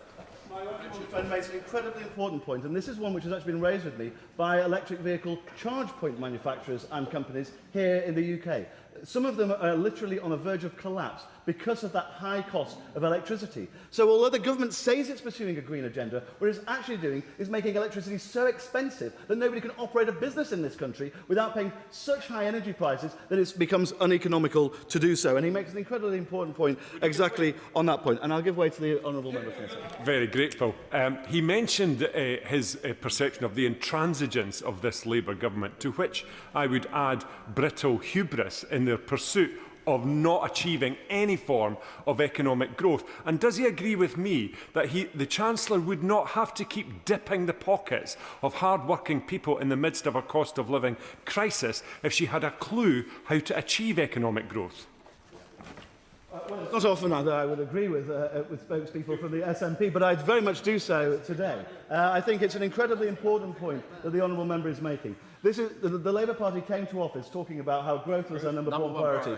Has anybody heard them say that? Has anybody heard the honourable member say that on telly recently? I certainly haven't. It's their talking points has sadly been put to one side, and we can all see why. Because on their watch, growth has totally collapsed. Inflation's gone up, unemployment's gone up, and growth has collapsed on his watch. For all of his highfalutin ideas, the honourable member is part of a government. The honourable member is part of a government that has collapsed growth in this country, and he can't even accept it. No, I've already given way to the honourable member. I've already given way to the honourable member previously. Now, we are all praying for a U-turn on the fuel duty policy on this side of the House. Now, we a very welcome one. Now, we'd rather they'd never come up with it in the first place, just like on the previous 16 U-turns we argued against before they did the policy in the first place and then had to U-turn on them. Yeah. Just like on the family farms tax, where they've partially U-turned, just like on the grooming gangs when they've U-turned, just like on winter fuel, where they've had to U-turn as well. After sticking the boot in, we would really hope that they will think again about this.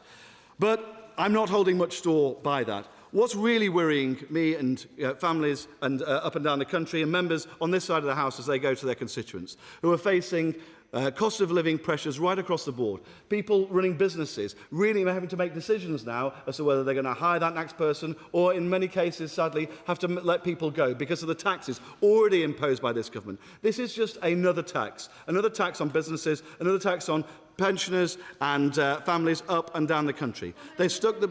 I will give way to the honourable lady. So much to my honourable friend for giving way. Gosport isn't a rural area, but it is reportedly the largest town in the UK without a railway. So people rely upon their cars to get around. We all know that the Chancellor can't control the events in the Middle East, but government is about making choices. And does my honourable friend agree with me that the choice really here is whether we're going to keep punishing traders who've already had so much punishment from this government, and whether we're going to keep punishing people who don't have a choice about whether or not to use their cars? I think the honourable lady makes a really important point, that this is about choices, but actually she's also right that many people don't have that choice to use their cars, and nobody has a choice as to whether they actually have to go to a shop and buy food, because that's going to be delivered by some form of road transport at some point. So everybody will be paying for Labour's tax, road fuel duty increases. That's what's actually happening in this legislation, which we are opposing today. And I think the honourable lady makes a broader point around the choices that this government is choosing to make and who it's choosing to balance the books on the back of. And it's choosing to balance the books on the back of working Britain, on businesses up and down the country. They're facing tax after tax, new bill after new bill, in a relentless pursuit to do our country down and throttle anything that seems to give a half chance of delivering growth, all to pay for a ballooning welfare bill.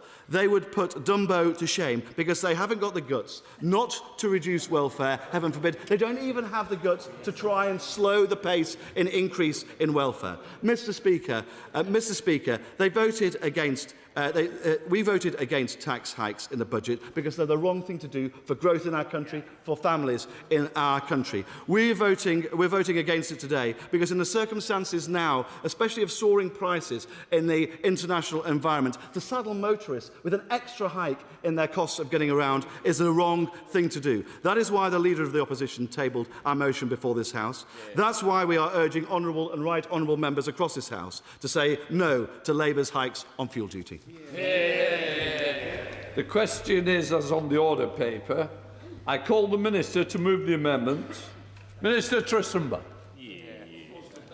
Thank you, Mr Speaker, second time lucky, and I beg to move the amendment in the name of the Prime Minister, and I thank the Shadow Secretary of State for opening today's debate. The Government recognises that fuel costs matter enormously to people right across the country. Fluctuations in pump prices cause fluctuations in working people's bank balances. The effects are real, and the effects, as we've just heard, are widespread. Around 80% of us drive each week. That's why the Government has already taken action to ensure that fuel remains affordable. In November's budget, we extended the temporary 5p per litre cut to fuel duty for a further 5 months. Additionally, we cancelled the inflation-linked increase planned for 26-27. Our fuel duty changes will save the average motorist over £90. In 26-27 alone, a van driver will save an average of £100. I'll make a bit of progress, then I'm sure I'll give way to the honourable gentleman. He's always very enthusiastic and did actually stand up on this occasion. So that is what a learning curve looks like. It's a shame the front bench haven't found one in 14 long years. They're rising to more than £800 for the heavy goods vehicles. It's not the best, there's much more to come. And the sector-specific support continues. I'm enjoying the enthusiasm for the likes of agriculture and horticulture, who retain access to red diesel after it was withdrawn from most sectors in 2022. And our extension of the temporary 5p fuel duty cut includes a proportionate reduction for rebated fuels, including red diesel. Now, the context, of course, I'll make a bit of progress and I will give way. In the context, of course, as the Shadow Secretary of State noted, is what we are now entering the third week of the ongoing conflict in Iran. A conflict whose effects have spread directly across the Middle East and indirectly around the world. And in responding to that conflict and those effects, the Government's priority will always be the national interest. The immediate focus is on protecting British nationals in the region, taking necessary action to defend ourselves and our allies. That is supported not just by the Chancellor's decision to deliver the biggest uplift in defence spending since the end of the Cold War, but to approve access for the Ministry of Defence to the Special Reserve to deploy additional capabilities to the Middle East. I'll give way to the honourable member first and then come straight to him. I'm grateful to the Minister for giving way. With the Straits of Hormuz effectively closed, does that not prove the point that we have been making for years, which is how important it is to have new licences in the North Sea for our energy security? And can I ask the Minister, since he is known as Torsten Tax, so I'll ask him about tax, does he accept that not having new licences in the North Sea will lose this country billions in tax revenue? Yes or no? Our position is to deliver a stable transition. That was the position of the party opposite. They are the party that introduced the energy profits levy. The gas and energy from the North Sea, I'll answer the question, will be part of the energy transition in the UK for some decades to come, as several members have mentioned. That's why the Chancellor met with the industry just in recent days. It's why we're setting out proposals to allow tiebacks that will actually help get us gas out of the ground in the near future. Longer-term changes would take significantly longer. But none of what I've heard from honourable members is an excuse for rejecting the tens of billions of pounds of renewable energy investment that is also important to delivering domestic energy security for this country. But I'll give way and then I'll make some more progress. I like the Minister very much, not least because he represents the Welsh seat of my birth and upbringing. And because I have such respect for him, I'm going to try and make a point to him that I've made so far with zero success to the Chancellor of the Exchequer amongst others. It's all well and good to talk about spending the greatest increase on defence since the end of the Cold War, if you're comparing the post-Cold War period to a period now which is still in a, shall we say, a quiet defence period. But we're not.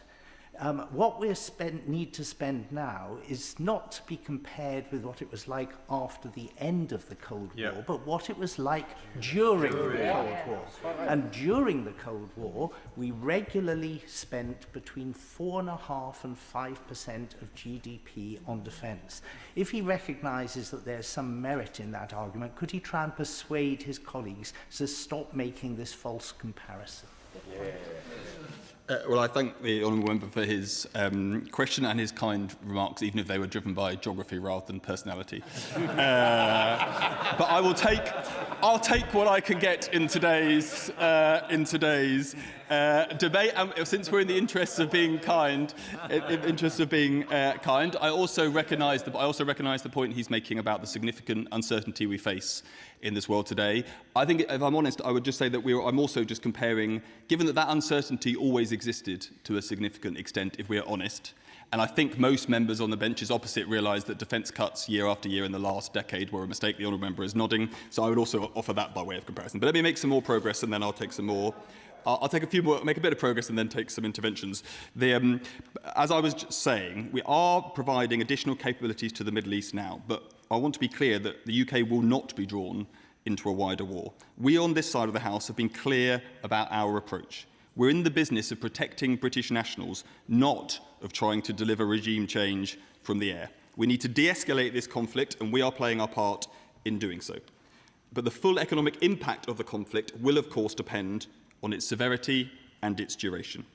The recent events have led to significant increases in oil and gas prices. As of this morning, oil prices remain over $100 per barrel and gas prices at 129 pence per therm. And while oil and gas... Yesterday, the Chancellor congratulated and said that it was great that Norway and Canada were increasing their production of oil and gas. And who could disagree with that, other than seemingly herself and the Cabinet? So does the Minister agree that, on those same lines, we should be increasing our production from the North Sea and we should be lifting the ban on North Sea licences? As I've said, oil and gas will be with us for some time. That's why the Chancellor... let me finish. That's why the Chancellor met with the sector. But I know, but I hear all the chuntering from members opposite. I did not hear as much chuntering when we saw a 70% fall in jobs on their watch in the North Sea. That is what the truth. That is the truth of what you. That is the truth of what you delivered. And now, on top of that, you're trying to double down.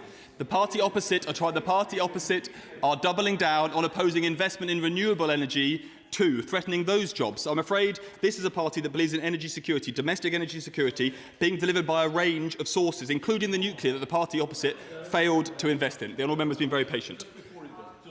I am not responsible when you say you, and I wouldn't want that responsibility. Simon Hall. We see you as responsible for everything, Mr. Speaker. Could I ask the Minister was right to point out clearly the inflationary cost pressures that Iran is having. He might be reminded that, of course, the announcement that the Chancellor made on the increase in fuel duty predates the Iranian situation. Were it not to have been, and given the impact that we are seeing on, amongst other things, fuel costs from Iran, would he be thinking, and would the Chancellor be thinking, now was a good time to make an announcement about increasing fuel duty? The world has changed. This policy should change as well, surely, to reflect the immediacy of the situation. Well, I thank the honourable member for his question and his invitation to discuss some hypotheticals. But I would just point out that it's only next week that this policy of extending the 5p freeze comes into effect. Fuel duty will be frozen until the end of August this year. That is the position as it is. I understand, and I will come on to later, how we think about the future, because it's a fair question to be asking, but the policy I'm talking about comes into effect exactly next week. I'll let the honourable member come back once, then make a bit of progress.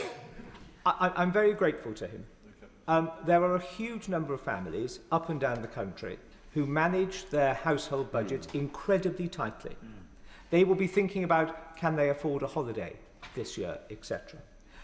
Now, I appreciate August does seem a long way away, but many of those people will be sorting out their budgetary plans now. I'm not certain that those just about managing families, as we used to call them, those just about managing households, can wait until August for any clarity or certainty. Don't play cat and mouse with the British people. Take the sensible decision now. Press a pause on that to reflect the dramatic change in circumstances that we're seeing.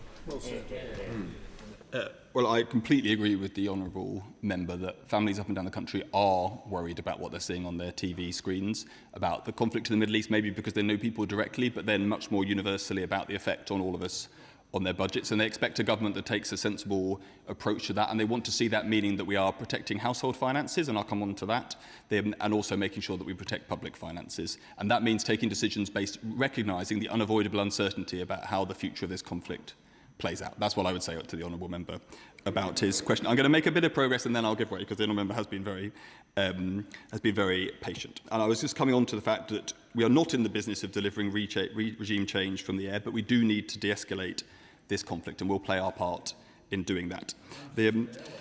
Yes, thank you very much. Now, oil and gas prices remain below the peaks they reached in 2022 following the Russian invasion of Ukraine, but I don't want to hide the fact, as we've just discussed, that these are significant increases. Oil is up by 40% and gas prices have risen by around 64% since the end of February. The movements on energy markets we have already seen are likely to put upward pressure on inflation in the coming months, exactly as we've just discussed, but the ultimate size of those effects is highly uncertain. But what is certain is that in the face of them, this government will take the necessary decisions to help protect both household finances and, as I was just saying, public finances. And I think that I want to just make the point that making clear that that is the policy and the approach we are taking does give assurance to households about how will we act, given the very real uncertainty. I'll give way. To hear, it sounds like that as it's under review, should there be a change, the government would look to support the British public, and I support that point.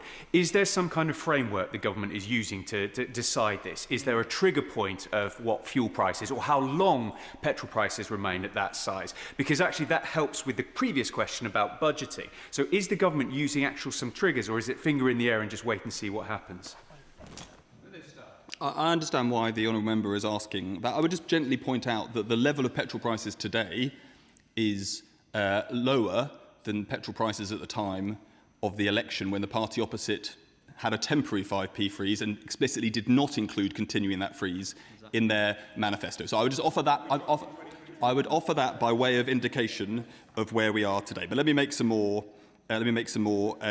Progress. We will keep working towards a swift resolution, one that brings stability back to the region, security to Iran's neighbours and relief to households in the UK, understandably worried about the effect of this conflict. Of course. Thank you very much, Mr. Speaker. The Minister rightly talks about household budgets, but the other impact, particularly on the gas price, is industrial energy costs in this country, not least for those sectors like the ceramic sector, who are gas dependent rather than electric dependent. Now, when the Chancellor was asked about this in the statement last week on gas prices, she pivoted straight to the British Industrial Competitive Scheme, which is an electrical subsidy. What is coming down the line to help the gas-intensive sectors who currently get no relief anywhere and who are seeing, as the Minister points out, a huge increase in the price per therm, particularly for those sectors now that are looking to renegotiate their long-term contracts? Well, I thank my honourable friend for his point, and I regularly discussed exactly the kind of industries he's raising with us today because he's such a powerful champion on their behalf. Most firms obviously will be significantly more hedged than households against changes in prices, but he's absolutely right to say that the effect of energy price rises is very uneven across our industrial base. He's right to highlight energy-intensive industries. He's right to highlight what this government is doing when it comes to the increase in the discount delivered by the supercharger in just coming months and then BICS in the years ahead. But he's absolutely right to make sure that we do keep concentrating on this issue in the months ahead, and I'm sure I'll be talking to him and others about that.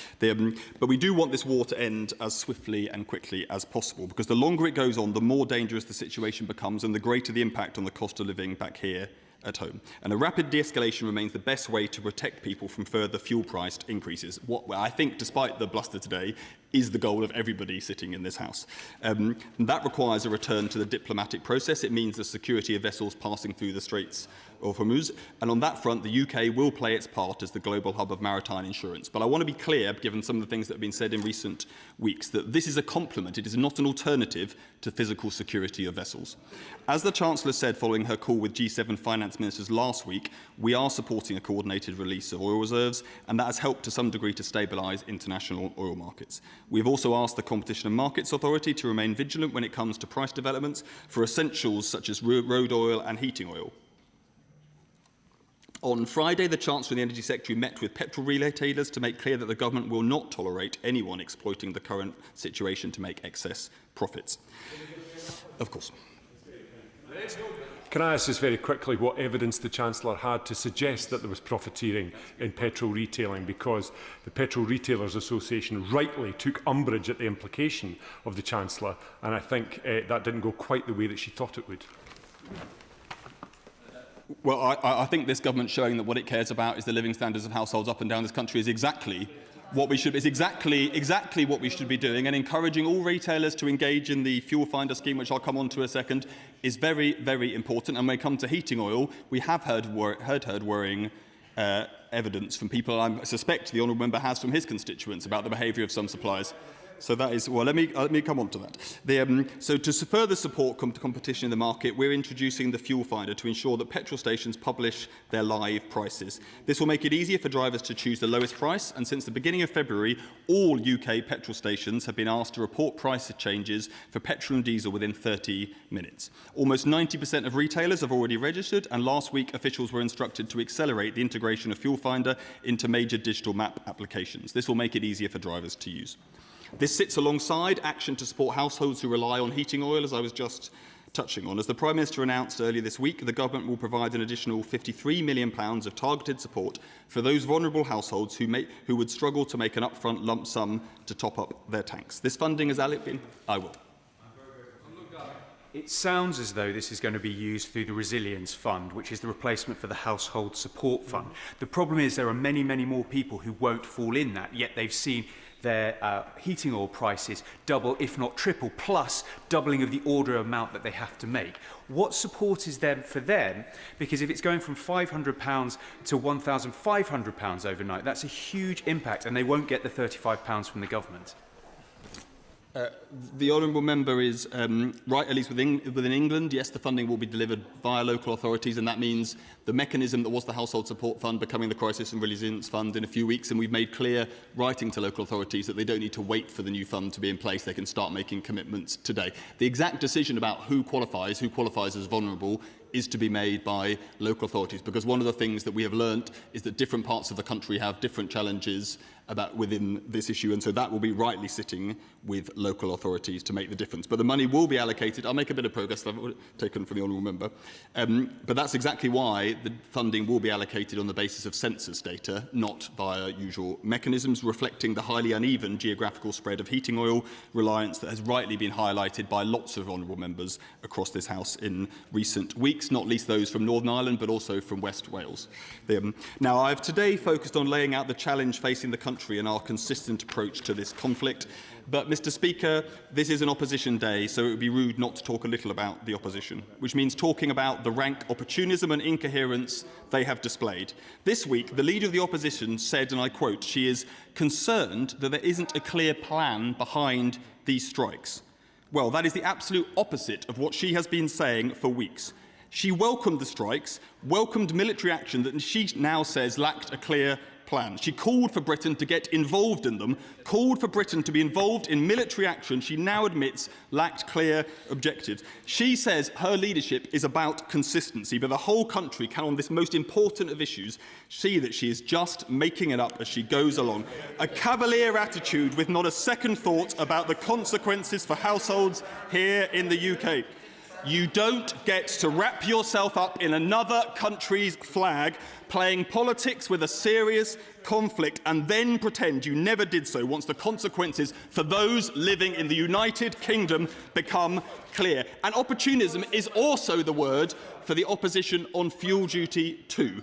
For all the froth from the Shadow Secretary of State, the truth is the last government didn't budget for any extension of the 5p cut. They said explicitly it was temporary. And on the level of fuel duty, here is the truth. Through the entire 14 years in office, I'm going to come to the 14 years, wait for it, you're going to regret saying that. Through the entire 14 years in office, it was never lower than it is today. In fact, it was higher than it is today for 80% of the time they were in office. Now, I absolutely understand why the Shadow Secretary of State is looking so worked up. Fuel prices matter for everyone, especially those travelling long distance. After all, it's around 270 miles from northwest Durham to Billericay, and once you've found your new constituency, that is, I know it's called a chicken run, but I'm assuming he drove. Now, Madam Deputy Speaker, the opposition may not be serious, but these are serious times. The cost of living matters. Fuel duty will, in a few weeks' time, be 11 pence lower compared with the plans we inherited from the previous government. Our action on fuel duty will save the average motorist over £90. This is on top of the savings from the government's Fuel Finder scheme. We will, of course, continue to keep fuel duty under close review, but fuel duty is frozen and will remain frozen in the months ahead. Madam Deputy Speaker, we will continue to be responsive to a changing world, to be responsible in the national interest and with the public finances, and to take the necessary decisions to help families with the cost of living. That is this government's promise. Thank you, Madam Deputy Speaker. Well, it was clear that the Minister wasn't giving way. The original question was, as on the order paper, since when an amendment has been proposed as on the order paper, the question is that the original words stand part of the question. I now call the Liberal Democrat spokesperson, Tim Farron. Thank you, Madam Deputy Speaker. I thank the honourable member of the front bench for bringing forward this debate today. It's a really important one. And it's important because the impact of fuel costs, both the cost of the fuel for the motorists, but also for those having to heat their homes, is devastating. Over the last 3 weeks, people's entire ability to budget, to be able to afford to live, to buy food, to pay the rent or the mortgage, has changed. It's been turned upon its head. In every city, in every town, every village in our country, everybody is affected one way or another. I don't mean to diminish the impact of fuel price increases in our cities. It's been very huge. But nevertheless, if one lives in a city, the chances are you work in the city in which you live, and the chances are you can, if need be, leave your car at home if you've got one and take advantage of public transport. I'm very supportive of a cap on bus fares. I wish it was still a £2 cap. The £3 cap is still a lot better than what we had in the past. Nevertheless, both of them are a fat lot of good if there's no bus to get on at all. And in rural communities like mine, people on the most modest of incomes have to own a car in order to access our economy or any kind of life at all.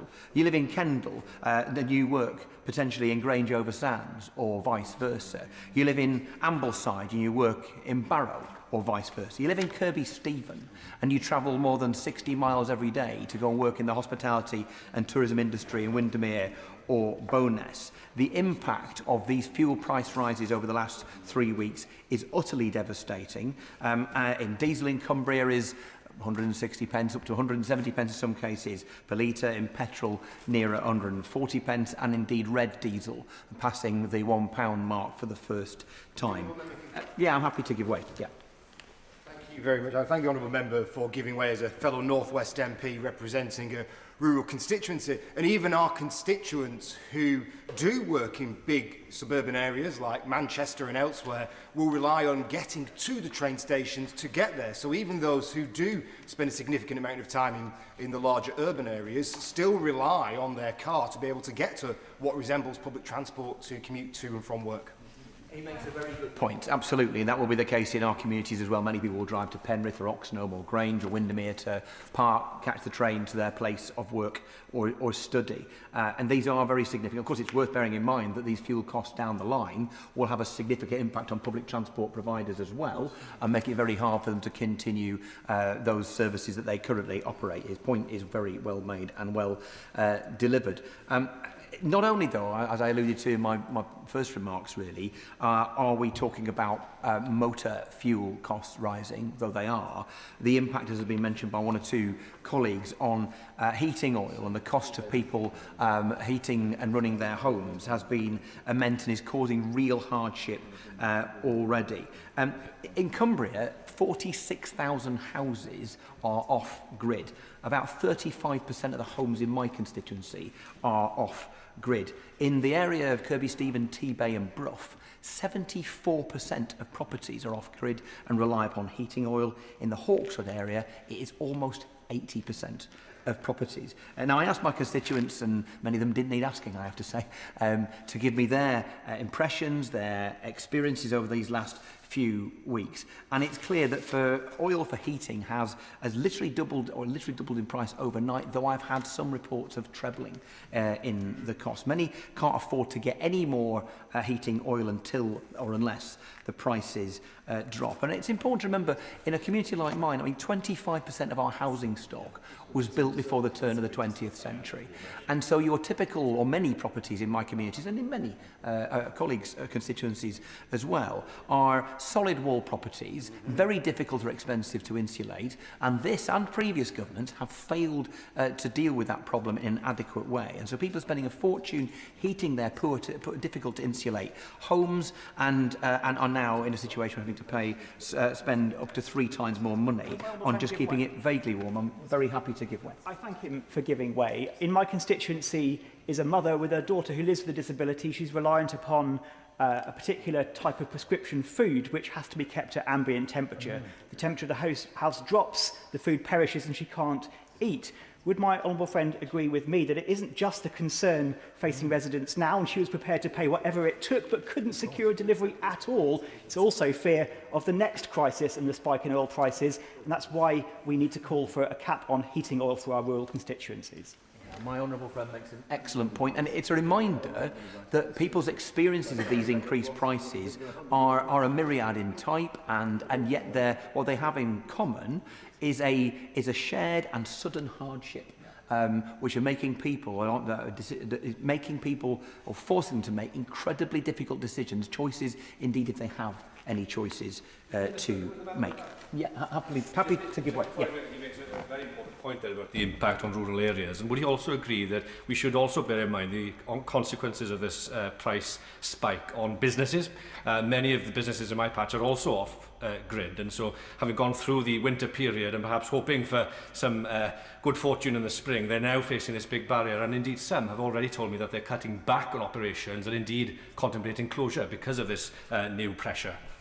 Yes, indeed, any effort that the government puts into supporting people throughout this process, and businesses especially, will, as he rightly points out, have a medium to long-term positive impact on the Treasury, because if you can keep businesses in business and therefore making a profit and therefore keeping people in work, those companies and those employees will be paying tax and refunding so much of that investment. So investment it truly is. So our amendment that we've put on the order paper today seeks to set out some practical alternatives. It absolutely acknowledges the devastating impact of the government's decision to increase fuel duty from September, and it calls for that to be cancelled. It focuses absolutely also on the experiences of rural and other off-grid communities that have been left exposed, I have to say, by years of underinvestment.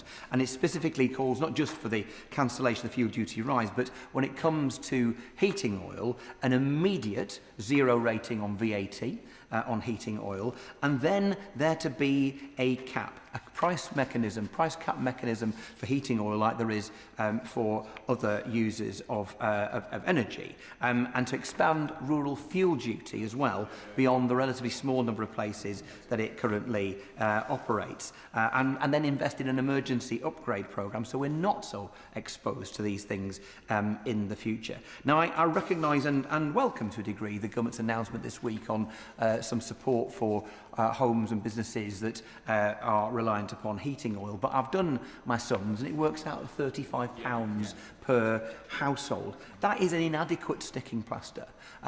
It is not going to have an impact much on the on household finances, and it is only a sticking plaster. What we actually need is an energy price cap for people who live in rural communities. Otherwise, rural communities will continue to believe that this government, and maybe others before it, don't really care very much about them. Other people's energy bills are a thing that they will focus upon, but not those for people in rural communities. So it does not even remotely go far enough, though we're happy that they've at least begun to talk about it. Now, the impact, of course, of the massive price rises in energy costs, in motor fuel, car fuel, and in heating oil and other forms of fuel is absolutely local. It is house by house, family by family, community by community, business by business. but it's bound to be observed, as others have, that it is triggered by the actions of one D. Trump in the White House. And the war has entered the lives of people in Iran and innocent lives across the Middle East, across a whole range of different countries. But of course it's had a massive impact on the global economy too. And as has been said already, it kind of all comes down to the Straits of Hormuz and who controls them. Iran does effectively at the moment. So long as this is true, then whatever the President of the United States says, it is effectively winning. And in the meantime, fuel prices are rocketing. Quite simply, as the International Energy Agency has noted, the war in the Middle East is creating the largest supply disruption in the history of the global oil market. That's quite something. Now, I must say that I don't think this makes me an enormous expert in international affairs to conclude that this was all utterly and totally predictable before Donald Trump began this war. But it's not just, I have to say, as been mentioned by honourable members already, it's not just about oil, it's also about gas, fertilisers, petrochemicals. These are crucial inputs, and higher prices and increased scarcity is going to have a massive impact on our economy more broadly and on the cost and availability of food production, therefore meaning that we can look forward to, sadly, increased food prices in coming months, always already as a knock-on. In my community, we are outside of London, the most visited place in the United Kingdom. We are home to a huge tourism economy. 60,000 people in Cumbria earn their living in the hospitality and tourism business, already struggling because of the government's national insurance rise a year and a year and a bit ago. We are an economy that very much relies on small businesses. One in four people in the workforce in my constituency work for themselves. You have a sense then that smaller businesses, much less likely to be able to withstand these kind of shocks, are the backbone of our economy. And I'm bound to mention, as I've talked about food prices, the impact upon our farmers. Let's not forget that this year, by December, direct payments will be over. And so many people, particularly those farming in the uplands of Cumbria, are on incomes less than the minimum wage. They seek to look after our environment, our landscape, the backdrop to our tourism economy, and even more importantly, to feed us. And the cost of their production is going to rise as a consequence of all this, and the impact potentially on our food prices likewise be affected. That rural fuel subsidy I mentioned earlier on, I am bound to say, is a consequence of the Liberal Democrats' time in government when we were in coalition with our colleagues across the importantly to feed us. And the cost of their production is going to rise as a consequence of all this, and the impact potentially on our food prices likewise be affected. That rural fuel subsidy I mentioned earlier on, I am bound to say, is a consequence of the Liberal Democrats' time in government when we were in coalition with our colleagues across the aisle there. But outrageously, it only applies to 21 places in the UK. Not one of them in Wales, by the way. Not one of them in Wales, only one of them in Cumbria, a lovely place called Griesbeck.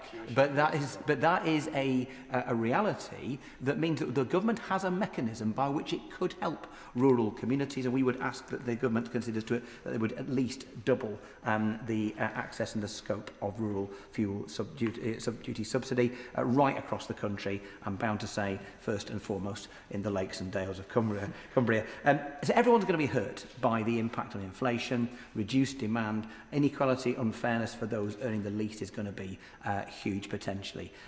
The government's fuel duty rise exacerbates a problem, though, which is, as I said, created in the White House. The United States needs to fix the problem that it created. It cannot be up to others to save it from its failures to think things through. Now, Colin Powell, a person perhaps wiser, I think I'd be fair to say, than the current occupant of the White House, once said to George W. Bush that, and I quote, "If you break it, you own it." And that was said of the war in Iraq. Surely the same can be said now to the President of the United States. I might also gently say, you break it, you own it, also applies to those who egged him on in the first place from the Conservative and Reform front benches. And therefore, NATO allies, I would state, should not be joining Donald Trump in a war he started without ever consulting his allies or explaining his war aims. He wants us to meekly fall in line, but we must not.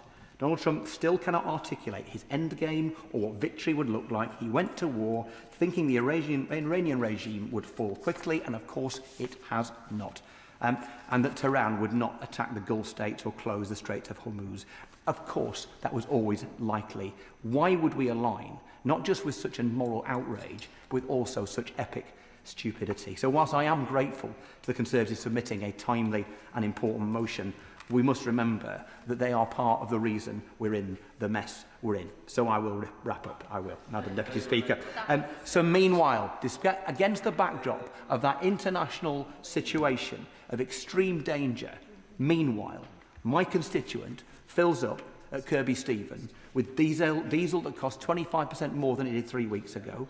Her home is cold because she can't buy any more heating oil because it's gone up threefold in the last 3 weeks. She travels to Windermere to earn the minimum wage, and at the end of the day, it was barely worth the bother. Don't go telling her that politics doesn't change things. It really does. And our amendment today aims to change things for her for the better. Harriet Cross. Thank you very much, Madam Deputy Speaker, and it's great to be able to speak today in this debate, a really important debate, and I'm really glad that it's one of the topics that the opposition, led by our leader, the Honourable Leader of the Opposition, has brought, because fuel duty impacts absolutely everybody. It impacts every family, every household, every business, hauliers, everywhere we go, everything we see is impacted by fuel duty. And this is no more obvious than in rural areas. Our rural communities rely on cars more than anywhere else. We cannot rely on buses because they are not reliable. We cannot rely on trains because half the time they're not there. We cannot rely on tubes because they are not anywhere near us. Cars are the lifeblood of rural communities. We would be absolutely stuck behind without them, and therefore they are vital. And the majority of the public know that too. There are 36 million petrol and diesel vehicles left in the UK. Every single one of these are being taxed when the fuel duty goes up. Fuel duty is a tax on every single vehicle. And all those vehicles are driven by somebody. So this tax is a tax on everybody. Rural communities, as I say, feel this so much more because they are so much larger. And the best way to show this is if we compare the size of constituencies. Now, my Gordon and Buchan constituency in Aberdeenshire in North East Scotland is a large constituency. It's by no near the largest Scottish constituency, but it is 2,076 square kilometres. That is larger than the combined total of everybody on the front bench for the Treasury team and everybody in the front bench on the transport team combined and multiplied by 3. Indeed, if we take out the member for Selby, who has a large constituency, then the total combined square kilometres for the Treasury team and the transport team is 380 square kilometres. So it's no coincidence, I assume, therefore, that they don't actually appreciate how important cars are to get around large areas, and therefore how much increasing fuel duty will impact them.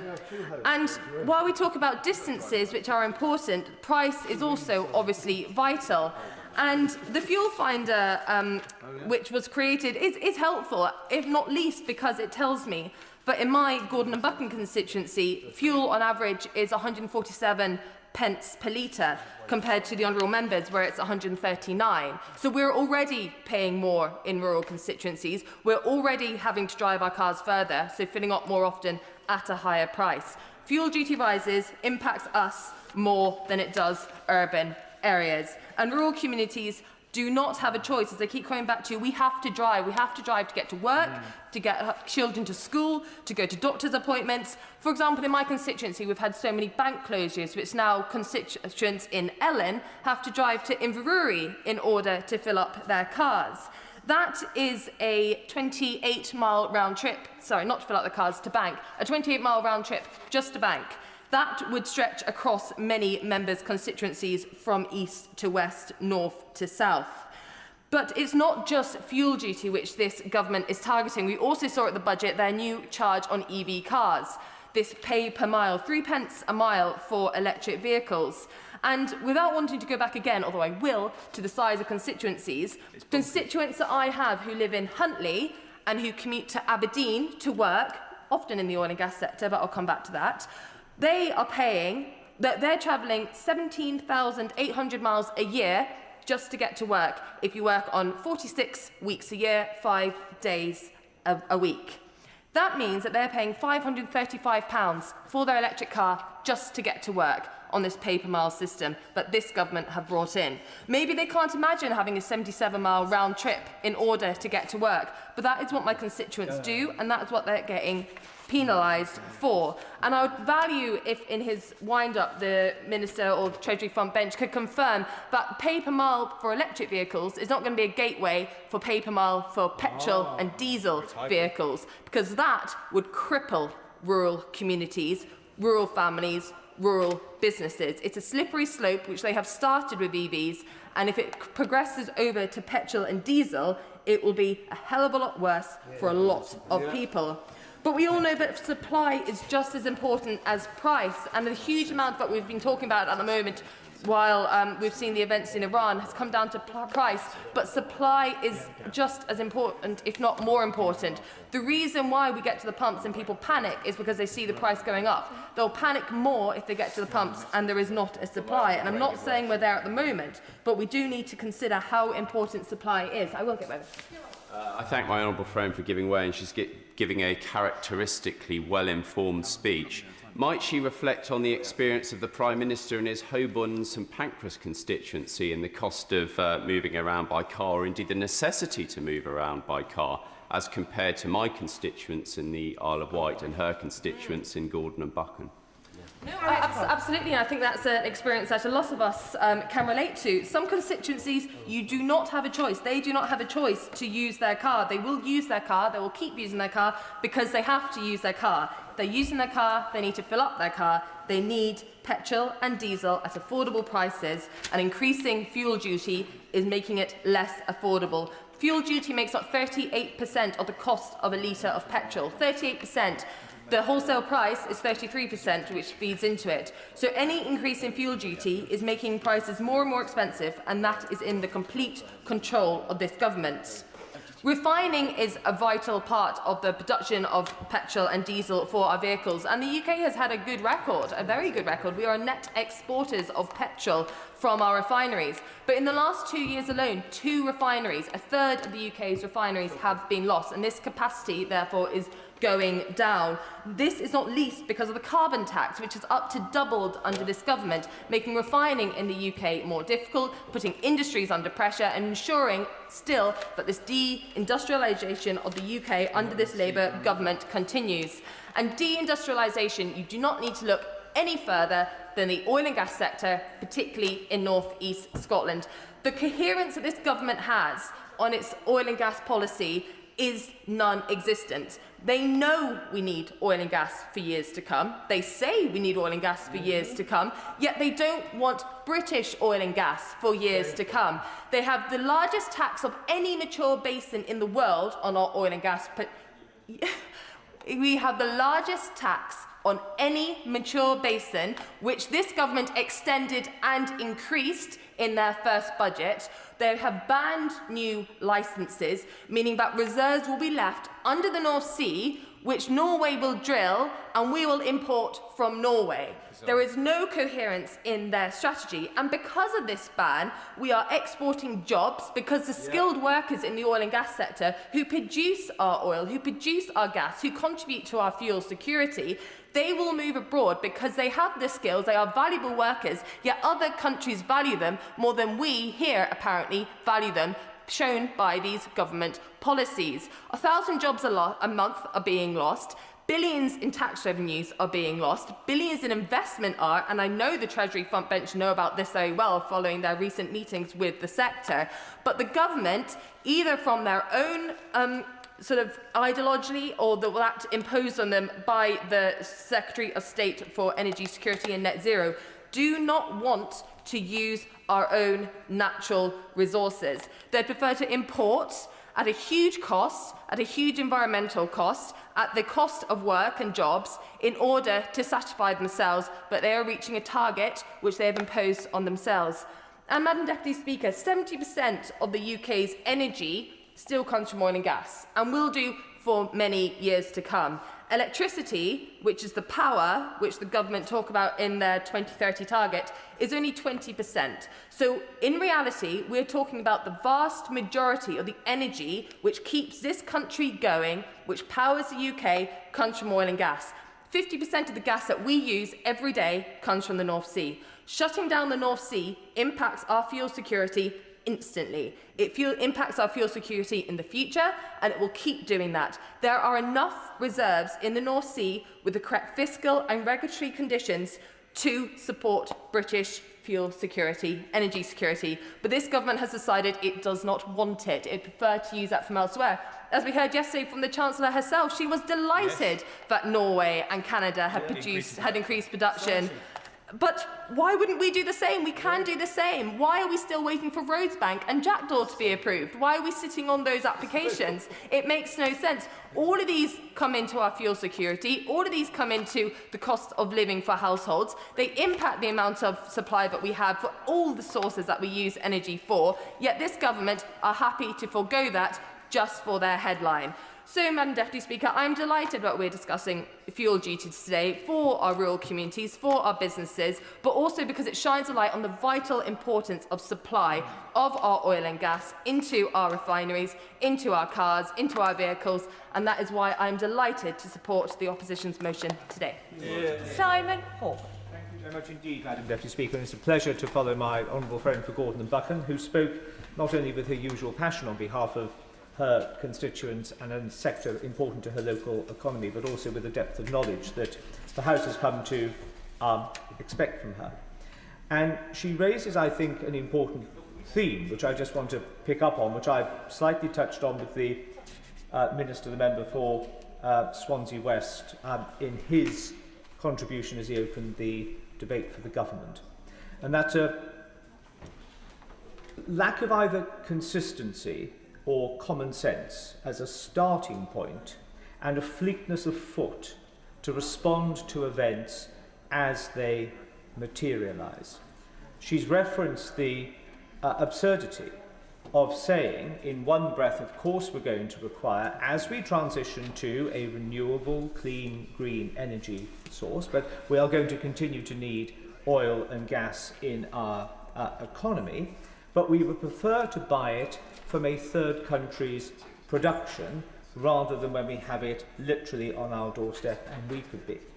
And there's a lack of, I think, imagination, and as I say, fleetness of foot from the government as it seeks to, or as it responds to pressures, to respond to a changing landscape. And I would invite the Treasury Minister on the front bench now just to consider for a moment, if he would indulge me, with regards to the proposals announced in the budget for the increase in main fuel duty rates, what he would be saying, Madam Deputy Speaker, if he was standing here or at the opposition dispatch box rather than at the government. And the point I made to the Honourable Member for West Swansea was a very simple one. The announcement that the Chancellor made, I didn't support it with regards to fuel duty, but she had a common sense approach to it, and she was perfectly within her right as Chancellor of the Exchequer to make that rate announcement. It predates the events in Iran. If a government minister, with the Honourable Gentleman who is the government minister, as it were, on the opposition benches, was being faced with an intransigence from the government that said, we are still going to plough ahead with this. We understand that costs are going up. We understand the volatility of the market. We understand the enormous pressures which are being placed on all households, and in particular low incomes, elderly vulnerable, and the just about managing. And we were still going to plough on without saying, right, we still want to do it, we may very well still do it in the future, but now is not the time. We're going to pull the plaster off this particular thing. We're going to reverse the announcement. We are not going to do it because the tail of this fuel pricing crisis is going to be quite a long one, irrespective of whether or not the situation in Iran and the Straits of Hormuz were to come to a conclusion in the foreseeable future.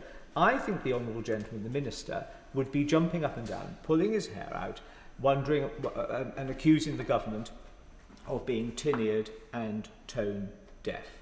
So when he comes to sum up, and I do hope that the government whips have got the timing of this week's debate right, so that we don't have the ignominy of him wishing to have spoken for a further 20 minutes, and then people dramatically falling ill in the lobby, and then miraculously, Lazarus-like, Madam Deputy Speaker, after a stroke of 7, suddenly rising from near deathbed experiences to come back in and to get on with their parliamentary business. I do hope that he will just reflect on the need for rapid response in real time when he comes to sum up. And may I just address two of the things, or one of the things on that theme, if I may, with regards to the government's amendment in the name of the Prime Minister. We had, as he probably knows, a hugely useful minister meeting with the Energy Minister and his noble friend, the Lord Livermore, the Financial Secretary to the Treasury last week. And I think many of us who attended were very pleased that that meeting took place. And we certainly all took away a variety of responses, but certainly a fact that the government seemed to be getting it. But this perpetual repetition of continuing to work with the Competition and Markets Authority, that is a long-term solution with regards to the regulation of the heating oil market. That is not going to solve the problems today. And I don't think, in all fairness, Madam Deputy Speaker, it is a crutch upon which the government can rest and presume that the House and our constituents are going to be satisfied. There have to be two speeds of work stream here: future regulation, medium to long term, immediate help in the here and now. And whilst I'm just discussing the Prime Minister's amendment, of course, Fuel Finder can be very useful, and Fuel Finder is referenced in the amendment. But he will probably know, or will have heard, that, of course, in rural areas, I'm going to deal in miles rather than the modernity of kilometres that my honourable friend for Gordon and Buchan did. My constituency is about 440 square miles. We don't have a petrol station on every village green or every corner. People are having to drive 5, 10, 15 miles as a round trip in order to fill up their cars anyway. So the idea that sits behind, as welcome as it is, Fuel Finder, is really only of use to people where they have a larger number of fuel stations able to fill up their vehicles in close proximity either to where they live or to where they work. I want to say a word or two about heating oil. Thanks to the figures produced from the House of Commons Library, referencing the census data of 2021, in the southwest, it's about 7.9% of households, 7.1% of households in the southwest of England that use heating oil. The UK average figure is 4.9, and in the North Dorset constituency, that's 13.71. And I believe that those figures do not include LPG, merely sort of traditional heating oil, and it certainly doesn't include the vital requirement for red diesel that the farmers of North Dorset also have. Not bringing in this increase on main fuel duty will help everybody in our country, but will, I think, disproportionately benefit those for whom we used to refer to at a certain time in our recent political history as the just about managings. These are not households who are supported by a raft or interventions of the welfare state and benefits. They are not disabled and unable to work. These are people who are doing their best and doing their bit, often working as a couple, often more than 2 jobs, in order to keep the roof over their head and food on the table. And when you talk, when one talks about the 5 pence per litre increase, when one is in the Treasury, I'm absolutely certain when you are dealing with telephone number sums day in and day out, 5 pence per litre doesn't sound a vast amount.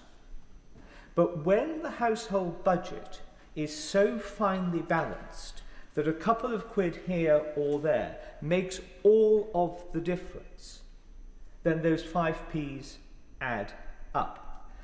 And the argument is, and I don't want to turn this into a rural versus urban debate, but I think it's important for urban members of Parliament to hear the reality of living in rural areas.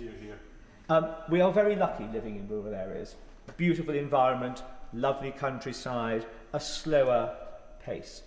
But everybody recognises, every economist recognises, that the delivery of services, that the cost of produce, that the cost of transport is greater in rural areas, principally for two reasons. As a result of sparsity of population. Greater distances to be travelled in order to access them, and higher costs getting them to those rural markets because they are further away from the nexus of the transportation networks. So all of these things have a knock-on effect.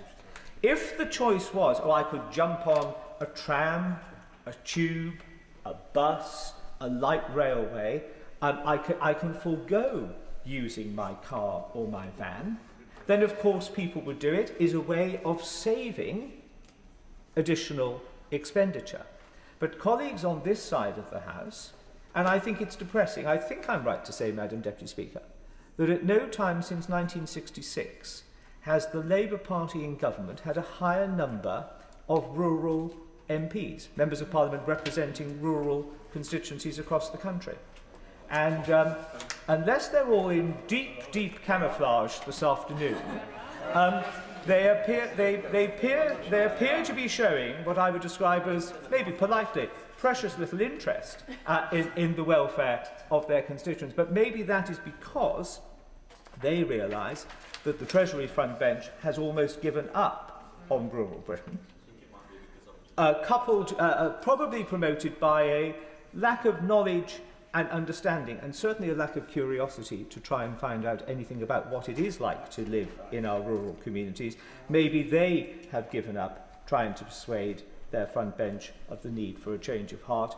These benches and those of the other opposition parties will not give up. Will not. May I just make the will not give up making the case and advocating the cause for our rural communities. I give way to my right honourable friend.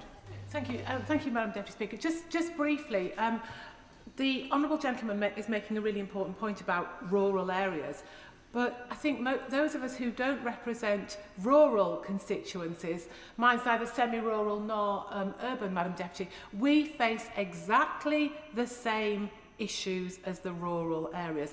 The increase in fuel prices is impacting on everybody in their daily lives. And I think most people are now thinking, enough is enough. Will you agree with me? Well, I do. And yeah, my right honourable friend is right to point to the universality of the negative impact of this proposal. I hope that she will suggest, and as a good Yorkshire woman who I know is always persuaded by the validity of common sense, I hope that she too will accept the point that whilst everybody is saying the impact on rural communities is going to be disproportionately felt, and that is particularly amplified when one recalls that on average the annual income of people living in rural areas is lower in comparison with those who are living in urban or suburban areas. And I give way to my honourable friend, member for the Isle of Wight. I thank my honourable friend for giving way, and he's right to point out there are only two Labour Member of Parliament sitting opposite in this debate to discuss the increase in fuel duty. Might he consider the other 400 Labour MPs are right now in a huddle, in a darkened room with the Chancellor, lobbying her to reduce that tax and freeze fuel duties? Or does he think they might have gone home? Yeah. Well, I think I'd probably suggest to my honourable friend a lie down with a cold flannel in a darkened room might be a good idea for him if that's what he thinks that they are doing. I think that they have broadly given up. And let's just make the point, and I don't want to rub the government members on the bench's nose in it, but with the exception of the whip, who has to be here, the PPS who feels that she has to pass important pieces of paper from the official's box to her minister, and the minister who has to be here whether he likes it or not. That therein, ladies and gentlemen, ends the interest of the governing party on this particular issue. But let me, if I may, amplify a little further the point that I was making of necessity. North Dorset is predominantly an economy of micro and small businesses. A lot family-owned, many not. Medium-sized enterprises are often looked at as sort of something which is to be aspired to, but it's predominantly micro and small with a few large businesses. Companies like Dextra, based in Gillingham in my constituency, Hall and Woodhouse, a brewery that will be known to many colleagues across the southwest and the south, a brewer, they are seeing their costs going up, and I would classify those as the larger employers of North Dorset. But, and I don't use this, and I know some did. I think the chair of the Foreign Affairs Committee once sort of said it with a bit of a curl and of her lip and a sort of snarl in her voice. I don't. I admire. But white van man and woman who have got off their backsides, set up a business entrepreneurially, maybe employing one person, providing vital services to communities who need that vehicle to either go and pick up kit and product in order for them to fulfil their jobs, to travel many, many miles to their work in order to put food on their table. They are going to be hit. I think of my farming vets in North Dorset who have to travel distances in order to attend to animal welfare issues. I have a very high percentage, the highest in the county of Dorset, of retired people. I think of the carers who are having to use their cars to travel, to visit, to help, to make sure that they're okay. I think of my farmers who play, as the Minister will know, a vital role in delivering not just environmental management, but crucially food security, who are seeing prices rising as a result of current pressures, not just in the fuel that they are using, but in the fertiliser that they're having to buy. And I give way once again to my right honourable friend. I'm very grateful to my honourable friend. And I think he eloquently sets out that this impacts on just about everybody in their daily lives, up and down the country, across communities. And doesn't it just highlight why, when we were in government, we took great efforts to freeze fuel duty? And I would even go so far as to say it's those on these benches that are the friend of the motorists contrast with the other benches who simply see the motorist as a cash cow. Well, my right honourable friend is right, and I think it's important just to relitigate this point, that we froze fuel duty not merely because we could, but because there was a reason so to do. There was a reason so to do. It's why, and I say this as a former local government minister, we enhanced and protected and preserved the Rural Services Delivery Grant to reflect precisely the additional costs for local government in providing services in rural areas. Again, not just slashed, but scrapped by the government in the local government settlement. I'm going to have to declare, Madam Deputy Speaker, an interest here as a parent of 3 daughters still at school, but the costs of the school run. When my wife takes our 3 girls to school, it is a 22-mile round trip from home to school and back, and then again in the afternoon. 44 miles for no other reason than to transport 3 children to school, to get an education, to fire up their ambition and aspiration, and hundreds of parents across the constituency do exactly the same. They are going to be impacted negatively as a result of this increase. I think as well about those who are trying to get to hospital appointments. I live relatively close to the West Dorset border, but if a constituent living close to me has to go to Dorchester Hospital, they are performing something like a 40-mile round trip just to get to a hospital appointment. And I really hope, because this is not just a tax increase in isolation, but on top of the other inflationary pressures which the government have authored as a result of national insurance and making business regulation and so on and so forth much harder for business, because all of these costs for those in the business sphere are by definition going to be passed on to customers. And what I really hope is that people do not decide to miss that hospital appointment, not because they no longer need it, because they feel that they can't afford to travel to and from it. The Minister doesn't need me to tell him of the acute pressure which our hospitality sector is facing across the whole of the UK, but particularly again in rural areas. Pubs are facing great pressure. Many pubs are closing in the North Dorset constituency, regrettably.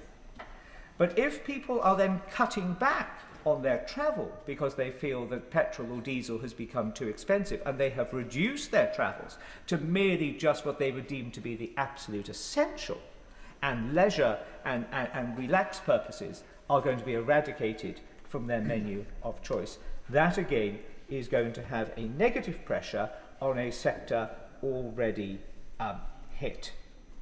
So I say, I always like to try and wind you up, Madam Deputy Speaker, by saying something like, so bringing my opening remarks to a conclusion. But she'll be delighted to know.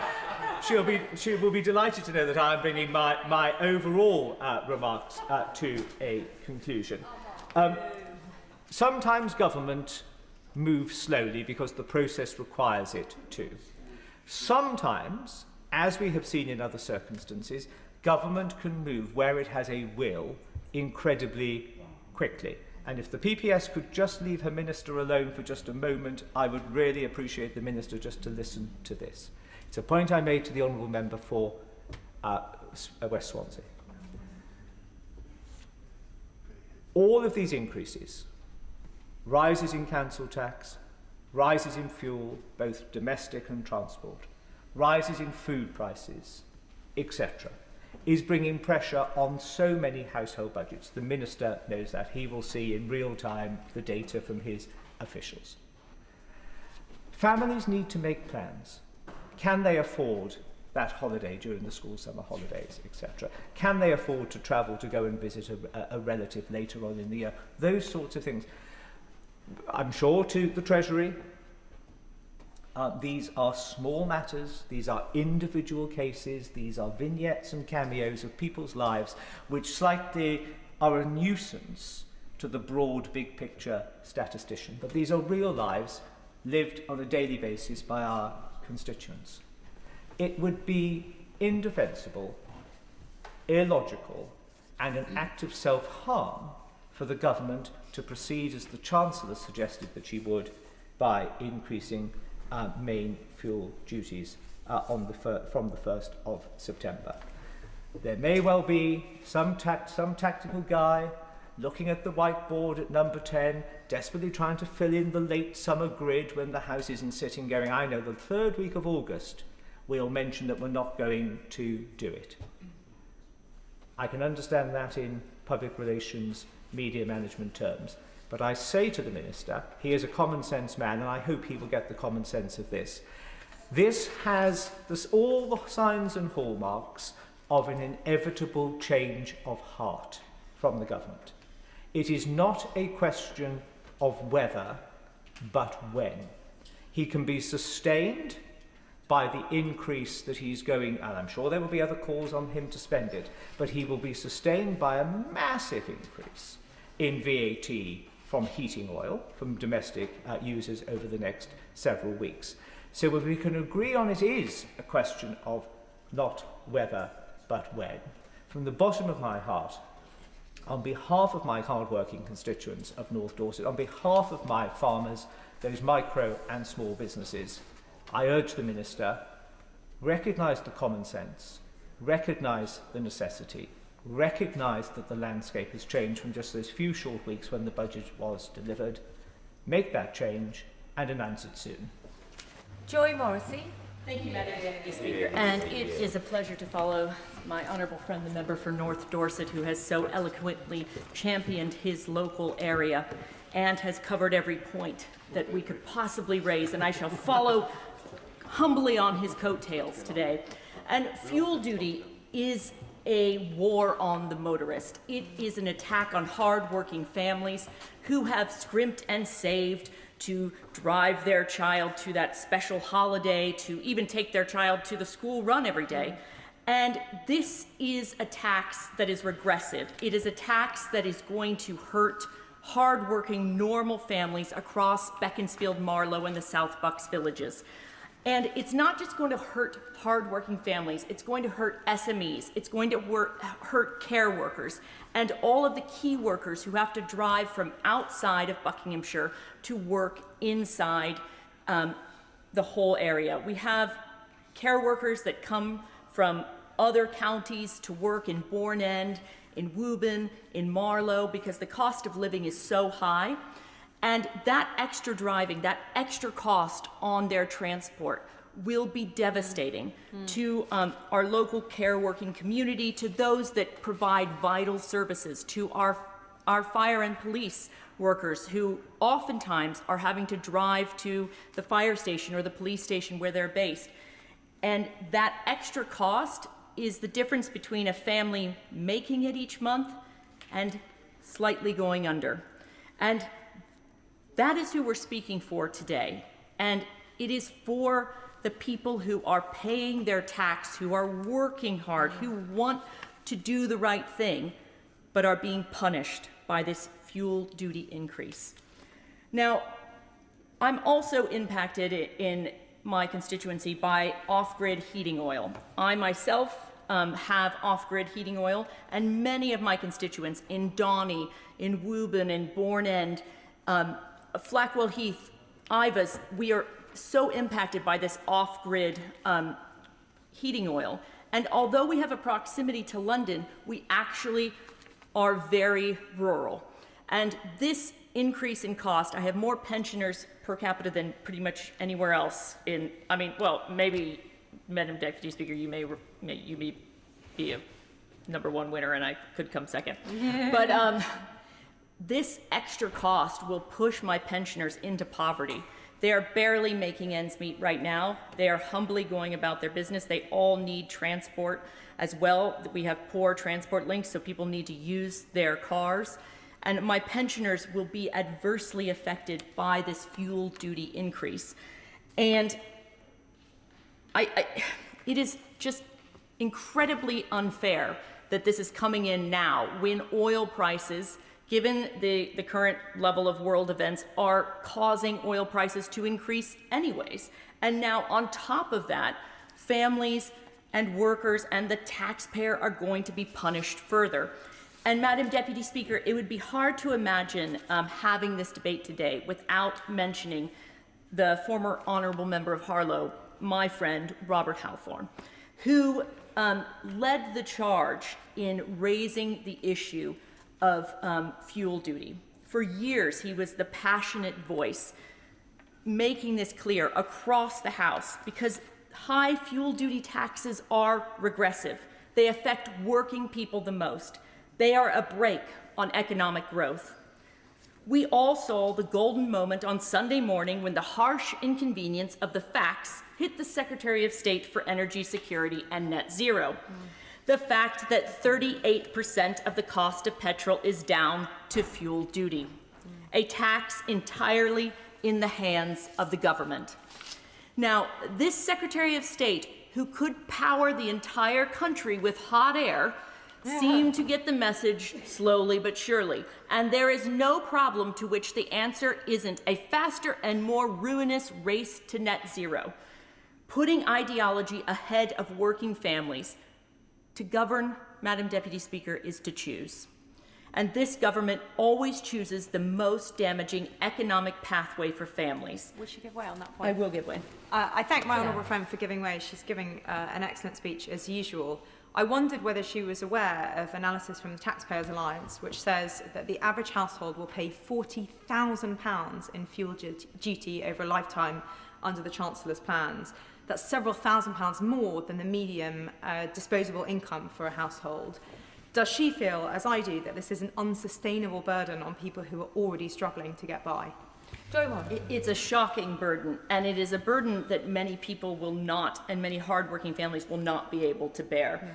And I'm often told by the sort of London elite that people need to switch to electric cars, they need to do all these things. Many cannot afford an electric car. Many cannot afford the cost of electricity. Many cannot even afford to put fuel in their petrol car. And families will be at breaking point, and they have no other alternative to take their child to school, to take their child to the doctor. It will cause families, that extra burden is what can push a family completely over the edge. And we need to make our economy competitive again. We need to look at ways that we can make energy and fuel affordable for everyone. And saddling working people with more costs and higher taxes while pumping more money into benefit Britain through the weakness of a Prime Minister without backbone, it is time to put working people first. It is time for another government U-turn. James Wilde. Thank you very much, Madam Deputy Speaker. In these difficult circumstances, whilst the cost of living remains high with a backdrop of global uncertainty, increasing fuel duty would be the wrong choice. Not my words as it happens, but I agree with them. In fact, that was what the Chancellor said in her first budget. And having increased taxes by £40 billion in that budget, people might have thought that would have been the end of the talk of fuel tax hikes. But this government's approach is all about higher spending, higher taxation and higher borrowing. So it wasn't that surprising when, in her second budget, the Chancellor set out plans to scrap the 5p a litre cut introduced by the Conservative government in 2022. A cut, remember, introduced in the wake of price increases after Putin's illegal invasion of Ukraine. And we introduced that cut in recognition that for rural communities like mine in northwest Norfolk, a car, a van, is a lifeline. It's not a luxury. Yeah. They connect farmers to market, help children get to school, as my honourable friend referred to, allow people to get to work or health appointments and keep rural enterprises in business. And every penny added to the cost of fuel has a bigger impact in areas where public transport is limited and journeys are longer. This would be the first fuel duty tax rise for 15 years, taking £3.6 billion from hard-pressed motorists. Unless Labour members support our motion, that tax increase will take effect from September this year and see the average family paying £150 more a year. The Road Haulage Association estimates that this increase would add £2,300 a year to the operating costs of an HGV. Little wonder they describe these measures as a hammer blow for many small businesses. But it gets worse, Madam Deputy Speaker. Labour members often like to talk about the last 14 years of Conservative government, but one thing we did over those 14 years was to freeze fuel duty. But from next April, the government will end that freeze and inflation-linked rises will then follow. So that will mark the end of support for motorists that is calculated to have been worth £120 billion over the period of Conservative government. And through this debate, once again, it is the Conservatives speaking up for the British people. When my honourable friend, the Leader of the Opposition, challenged the Prime Minister about fuel duty increases last week, he wanted to talk about anything but that topic, as he did again this week. But under pressure, he is beginning to shift his position and has said that this increase is now under review. Where is his leadership? It is utterly lacking. And Labour members, where are the Labour members? None on the backbenches prepared to stand up and speak in this debate. Even the honourable member for Rugby is notable by his absence. And they will be whipped today to vote against our motion, like they were on the family farm tax, like they were on winter fuel payment cuts, like they were on having a national grooming gang inquiry, and more. But I suspect, due to their absence, they can sense that another U-turn is coming. And the Minister, once again, is at the dispatch box, having to defend a policy like he did with the family farm tax, which he knows is probably going to be changed again, like the landfill tax 3,000% increase that was also ditched by the government under pressure. It's just that the Prime Minister's too weak to actually make a decision now. He wants to go up to his study and read some more papers alone and ponder it and think about what he should actually do. But when people are feeling increasingly that they're working harder and getting less, and that too many people are being signed off on sickness benefits, the government is making their life harder. On Labour's watch, inflation has increased, unemployment's rising month after month. And Labour members' constituents will see, when they had the opportunity to stand up for families who rely on their cars, to stand up for the white van man, to stand up for people in rural communities, they utterly failed to do so. And when the Chancellor was asked about this fuel tax hike and if she would reverse it, she said something very revealing. She said, "I'm very loath to spend government money on something the market should be doing." Government money? There's no such thing. There's taxpayers' money, but this government considers that everyone's money belongs to the state and they should be thankful to keep some of it. And that attitude explains the £66 billion of tax increases under Labour to fund higher welfare. It explains the failure of the government to control spending and to live within our means. And it explains why the tax burden is at a record high and only going to increase. And the impact is seen in the latest British Social Attitude Survey, where support for higher spending and taxation is falling, and support for lower taxes and lower spending is growing. And that's the approach that the Conservative Party has set out, making £47 billion of savings in public spending, including £23 billion on welfare. And the Minister can have those ideas for free. And we're using half of that to reduce the deficit and the other half to get the economy growing by scrapping stamp duty, by scrapping business rates for 250,000 leisure, retail and hospitality businesses. But the government is putting up tax at a time of growing uncertainty, and making higher prices is the wrong choice. And that's why I'll be voting to ease the burden on the British motorists and against Labour's fuel duty hike. Peter Fortune. Thank you very much, Madam Deputy Speaker. My constituents in Bromley and Biggin Hill have borne the brunt of Labour's slew of anti-motorist policies, and the impending rise of fuel duty is yet another attack on Bromley motorists. 80% of the households in Bromley and Biggin Hill have at least one car or van, significantly higher than the average in Greater London. And driving is often a necessity for my constituents, particularly those in Biggin Hill, where public transport is often unreliable. Driving charges in London can now cost up to £40 a day, but even more if you are a van driver. This is a direct result of this Labour government and Sadiq Khan's policies. A rise in fuel duty will see that cost increase further. In April last year, Sadiq Khan imposed a new toll on the Blackwall Tunnel. For cars crossing at peak times, the toll costs them £8 a day for a trip across the river and back. But for van drivers, the bill is £13.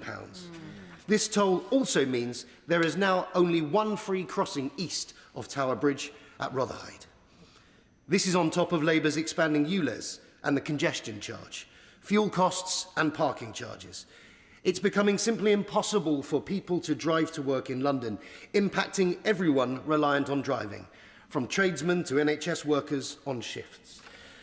Now, back when I was a London Assembly member, I worked to expose Mayor Khan's preparations for road pricing in London, which London-centric fully exposed late last year.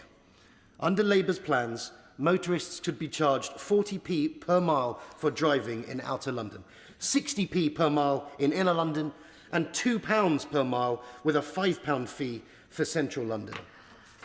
Now, the Mayor has repeatedly denied he plans to introduce this pay-per-mile pricing, but this government's decision to introduce a pay-per-mile tax on electric vehicles is exactly the sort of cover he needs to introduce it. And I want to reassure my constituents in Bromley and Biggin Hill that I remain steadfastly against pay-per-mile pricing.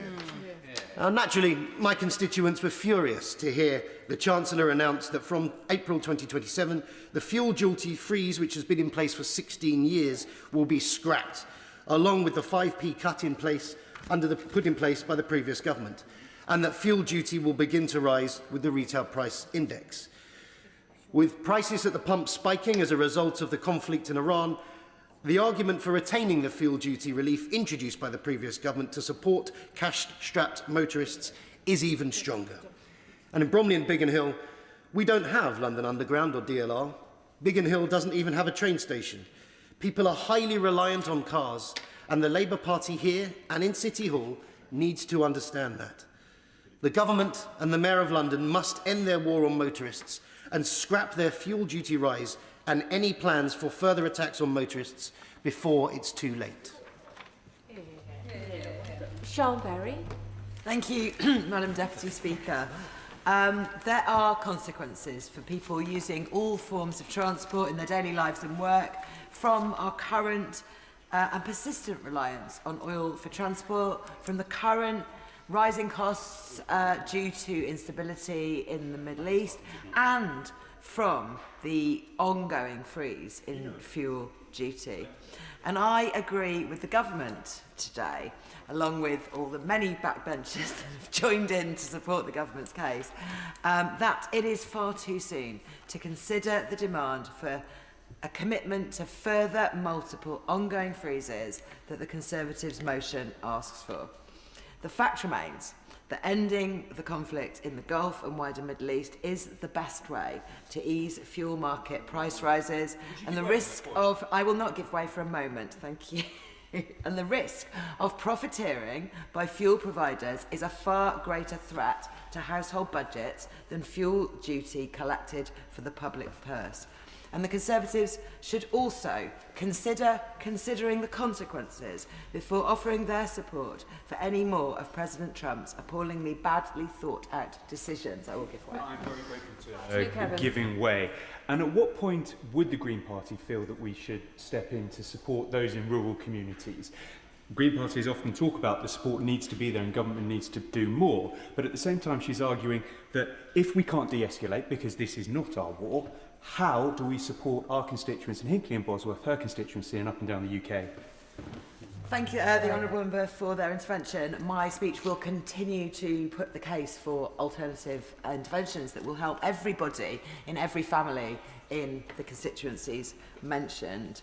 Campaign for Better Transport has pointed out to the Chancellor that the total cost of cancelling all the planned increases to fuel duty in line with RPI since 2011 has brought real-term cuts for motorists for 14 years and cost the Treasury a cumulative £133 billion between 2011-12 and 2024-25.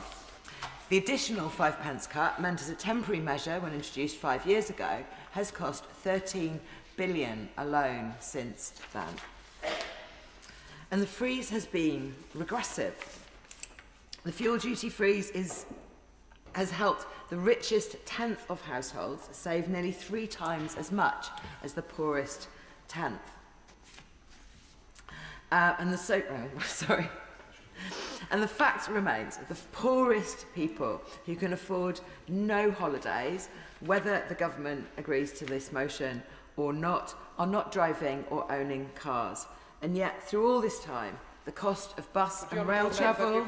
Not at the moment, thank you. And yet, through all this time, the cost of bus and rail travel, upon which those who cannot afford to own a car rely, has continued to rise and rise. And I will give way. I thank the Honourable Member for giving way. I completely understand what you're saying about public transport, but in rural communities like mine, in Yeovil and Somerset, there is no public transport. So how can someone get to college? How can someone get to work? How can apprentices actually get a job? What you're saying is great, but that's a 10-year plan. We need action now. I don't believe... Yes, start again. Go. I apologise for saying you. Will the member agree with me that that plan is for the next 10 years? We need change now. We need fuel duty sorted out now. Honourable Member, I'm not aware I've yet outlined my plans. I've merely complained about the rising cost of bus and rail fares that has accompanied continued freezes in fuel duty. So I will move on to the next point in my speech. Honourable Members must remember that even in a given family with a car that is just about managing, the poorest and most disadvantaged members of that family, and I am very aware of the manospherical gender ratio there has been in this chamber throughout this debate, and this is pertinent to this point, the poorest and most disadvantaged members of any given family that owns a car will be, most likely, the spouses and the children of the main driver. And these people, in any part of the country, including in rural areas, often have little or no access to the basic mobility a car can provide. They are dependent on good public transport services, often absent. They are dependent on safe streets, often absent. And they are dependent on these services to access their jobs, their daily lives and essential services when that car is in use by the main driver. Members should not forget this.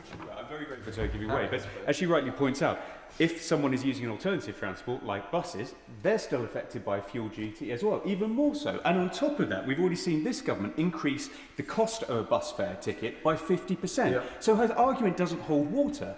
Before the member for Brighton Pavilion responds, if you are taking an intervention and there are multiple interventions, please indicate whose intervention that you are taking. It makes it easy for the chair to know exactly whose name to call. Sean Berry. My apologies, madam. I confess, not used to being intervened on in this fashion. I'm coming more often. A minority in this chamber. But someone has to make these points, and I will continue to do so.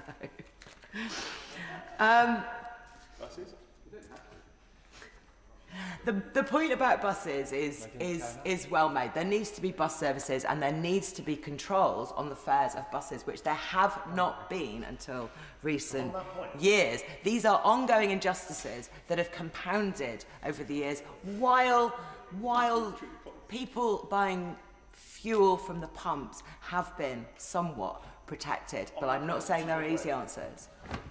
I'm grateful to the Honourable... Order. Is the member taking the intervention? Marvellous. I'm grateful, Madam Deputy Speaker, to the Honourable Lady giving way. I think she has potentially misunderstood my Honourable friend's intervention, which is that she is making the case, perfectly rightly, for better public transport in this country. But bus companies, train operators running diesel trains, of which there are still a number, pay fuel duty too. And if fuel duty goes up, that will impact fares. Madam Deputy Speaker, I thank the honourable gentleman for his intervention. We do need more robust interventions on fares as well, and we do need much more help for bus companies to be able to switch to electric vehicles and to electrify their fleets. I raised many of these points during the debates on the Bus Services Bill Committee, and I shall now give way to my because we know that Trump's illegal war in Iran has absolutely driven up global oil prices. And to give an example, I just yesterday visited Edward Thomas & Son, which is a coach company in Epsom and Ewell, and last Thursday they were forced to accept an unpriced oil delivery for their regular order of white diesel at 31,082 pence for 18,000 litres. In February, the same order was 23,614, so it's almost a 30% increase. 90% of their work is helping children get to school, to go on school trips, etc. Does the honourable member not agree with me that this is just unacceptable? These are people trying to go about their day-to-day lives, just getting to school. Madam Deputy Speaker, I have incredible sympathy for the people whose cases have been outlined in the course of this debate. And I believe I am setting out a case for action that is going to make a difference, including de-escalating the conflict in the Middle East, which the honourable members who have been intervening on me briefly supported. I would like to move on now to the alternative plans. Transport and Environment has reminded us in its briefing recently ahead of the spring statement of the investments and initiatives that are really needed to help people in transport poverty. And the Social Market Foundation indeed has pointed out that despite over £100 billion being spent on cuts and freezes to fuel duty, this has made little impact on transport poverty. We have to find ways that are better value for money. Transport and Environment have suggested salary sacrifice, public transport, travel cards, reinstating the £2 bus fare caps, and in the current context, targeted payments for people who are vulnerable, direct support for small businesses, sole traders and low-income households, making sure the help reaches those most exposed to the energy price rises, not repeating the regressive tax cuts that have taken place. I will give way. Mark. Oh, thank you. I thank the honourable member for giving way, and I would just like to say, would she agree with me that in Wales we have, it's fantastic news that the Welsh Labour government has put in place a £1 cap on bus fares for young people and a £3 fare for older people, people over 18. And isn't that a fantastic use of funding in the Welsh Labour government? Thank you. Madam Deputy Speaker, I do agree those are good initiatives, and I would also celebrate the initiatives of the government in Scotland, an initiative led by the Green Party there, where bus fares are now free for people under 22. Young people desperately need this support because they rarely have access to the family car, as I mentioned earlier in my speech. I also want to remind the House of the good value that these interventions represent. They are all good value for money, and analysis by the Climate Change Committee just this month has reminded all of us that we can significantly reduce the UK's exposure to volatile fossil fuel markets if we just think a little bit further into the future and get things done.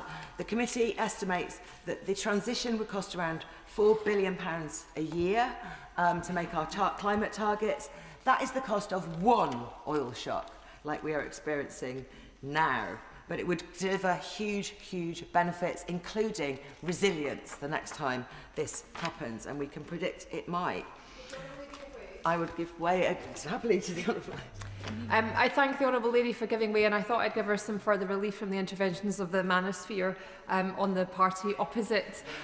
She's talking about the importance of investing in clean energy in order to make our country more resilient, to do the right thing for the planet. And does she agree with me that doing that is often more cost-effective for families as well? In fact, just last week I met with Fife Communities Climate Action Network in my constituency, and they were talking about some of the great work that they do to encourage and support insulation of people's homes, for example. Does she agree that that's positive and that investing in clean energy is a way to make sure that... Sorry. No, have you finished your intervention? Point of order in the middle of an intervention. Let me just let the intervention finish. Let's conclude quickly, then I'll take the point of order. And does she agree that the investing in clean energy, clean, green, homegrown energy is the way to make sure that we have energy security for our country in the future? Dr. Luke Evans, a point of order in the middle of intervention. I assume this is very pertinent and very urgent. I'm grateful for the chance to raise this intervention, and it's with regards to the intervention that was made. In terms of labelling this side the manosphere, I would urge the chair to preside of whether or not that is something that's suitable to bring in sex to use as a pejorative just because there happens to be men sat on this side of the chamber debating it. If I was to use it the opposite way round, though, I would envisage that there could be a problem if I was to label all females problem.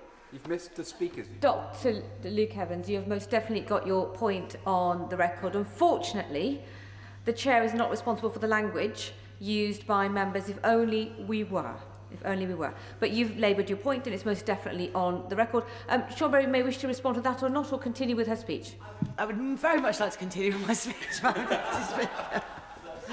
But also to agree with the intervention I just received. We will never, ever truly protect the families who are struggling with daily living costs driven by fossil fuel dependence if we don't get our economy and our transport system completely off the addiction to oil and gas that it suffers from. And I would also like to remind the House that every £1 invested in achieving climate targets is estimated by the Climate Change Committee to generate between £2 and £4 in wider economic benefits. These include major public health improvements and NHS savings that could reach another £130 billion by 2050. This is all excellent investments that have been resisted for years and years and years by people who should know better.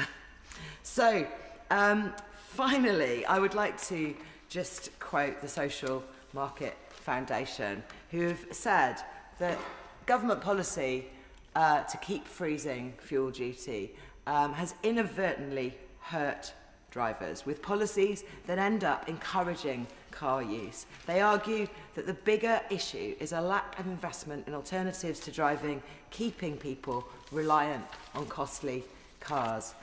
So, for these reasons, and because the Conservatives should also consider if they wanted to do the measures they asked for without corresponding consequences for public services, health and well-being, they might have considered that air travellers pay no fuel duty at all in this country. The air travel demand is driven by the most wealthy passengers with the broadest shoulders, including those in the private jets owned by Conservative Party donors and other owners of private jets as well.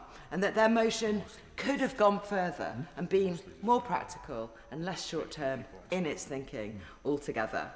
But it remains for me to say that Green MPs will not be supporting the Conservative motion today, and I'm grateful for the time that the House has given me to explain why. Dr. Luke Evans. Thank you, Madam Deputy Speaker, and I come here today with an admission, actually, to start with. Unfortunately, for the last 2 years, I haven't followed closely enough the Labour Party's position when it comes to what they want to deliver, because I've lost track of whether we're talking about pillars or aims or priorities or staging points or milestones or foundations. But I do know that at the start of the year, the latest reinvention was a mission focused on the cost of living. Now, this was a slight change, I must admit, from when the government came in, because its main aim at that point was to go for growth. That was the government's #1 priority. Alas, as we've seen, that isn't happening, and the last figures say it's 0%. What's more, it was very evident that all the government policies that were being put in place were actually anti-growth, and that's what we're starting to see. So, surprise, surprise, of course I will. I thank the Honourable Member for giving away. In a pithy sentence, could he describe the mission of the Conservative Party? To win the next election. Because then we can deliver the change that we're talking about. But when we come back to the cost of living, which is this government's #1 aim for January, it seems bizarre then that the measures that are being brought in place are actually nothing but to support it. The Prime Minister went on the news on Monday with a 5-point plan to deal with what's going on. Energy bills capped. Yes, we already know that because it was announced in the budget, and the cap is in place until July. Full fuel duty extended until September. Yes, we knew that because it was in the budget, and then it's set to rise. I will give way. I thank him very much for giving way. Could he tell us what the policy of the Conservative Party was in relation to fuel duty at the last election? By my recollection, it was that fuel duty would have been higher under the Conservatives than it is now under this Labour government. Very grateful.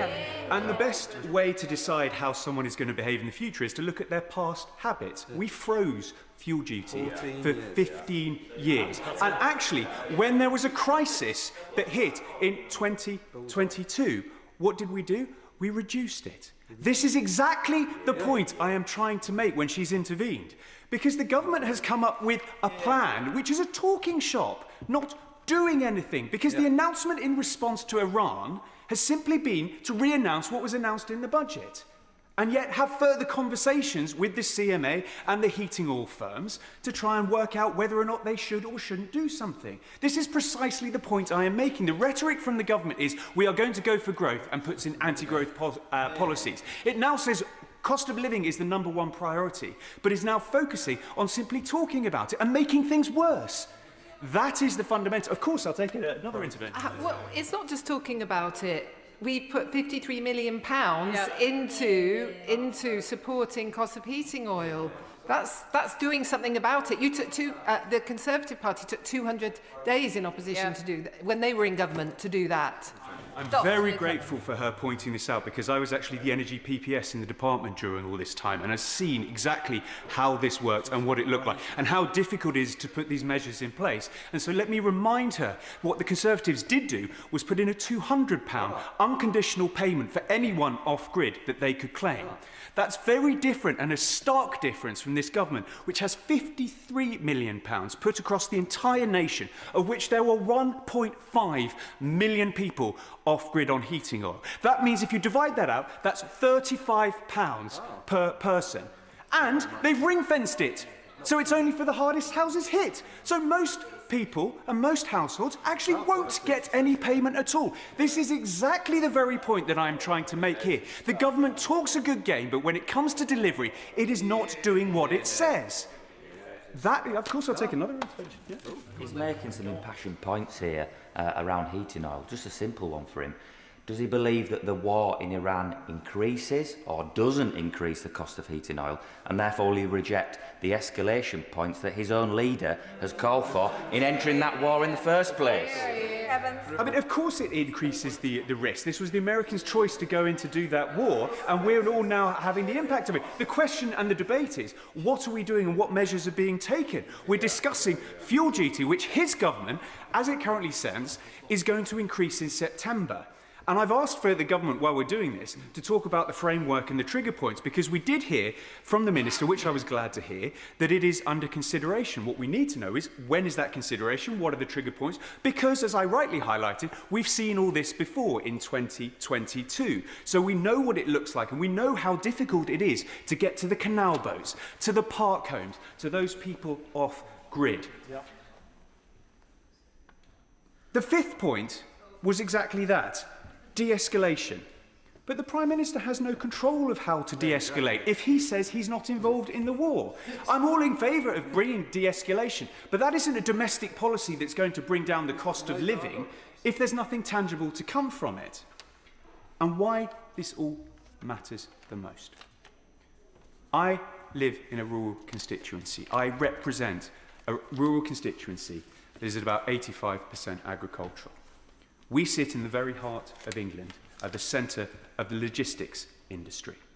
That means, every single day, men and women from across Barwell, Elshilton, Donisthorpe, get up, drive their vans, go out, drive their lorries, and support the economy, of course. I thank the honourable member for giving way. Sam from my constituency works in a local haulage company. He tells me the average profit margin for a company like his is 2%. While cost for typical running a lorry has increased by 22%, does the honourable member agree that this government must start supporting, instead of damaging this industry we rely on to deliver essential goods, starting by cancelling the planned fuel drives? He's absolutely right, and the Road Haulers Association, as rightly pointed out from my member who's no longer in this seat, has estimated as an extra about £2,000 with a fuel duty change. On top of that, we also know that the change was going to hit the individual household or car owner by about £140. So when the government talks about it's making differences, for example, the warm house discount or freezing energy prices, they're already evaporated by the very nature that the fuel duty escalation is going to hit, on top of the prices that are rising because of Iran. And when you're working in the logistics industry, you are so susceptible to these fluctuations. And it's right that we all want to move to electricity, but at this point in time, that isn't going to happen immediately. Many of the arguments around here I do not disagree with about our direction of where we need to get to. The question is, what can we do now in light of the reaction from Iran? So my constituents don't have a choice about whether or not they should walk or get a bus, because we are by definition rural. They rely on their car. This will hit their cost of living by the very nature of the way it comes in. Contrast that with 15 years of Conservative government. We're always hearing it. That's usually the stock answer when we hear from a Labour opposition. Gosh, 14 years. Yes, 14 years.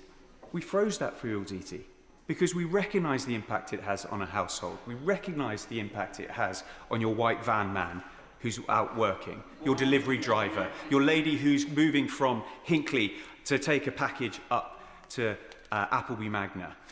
These people really need that support, and the change that we're making and did make and deliver has an impact, and I'll give way at that point. I'm grateful to my honourable friend for giving way. Does he agree with me that small businesses, not only in Bridgwater but across the country, were hit last year by the Chancellor's jobs tax, this year by the additional burden of the Unemployment Act and higher business rates, and the prospect of higher fuel duty in September will be disastrous not just for families who use their car for personal transport, but also every small business? Well, as in true style, the Knight of the Realm recognises my very next point, because actually all of these policies are taken with context. And context is so important, because each government may need to raise taxes at some point.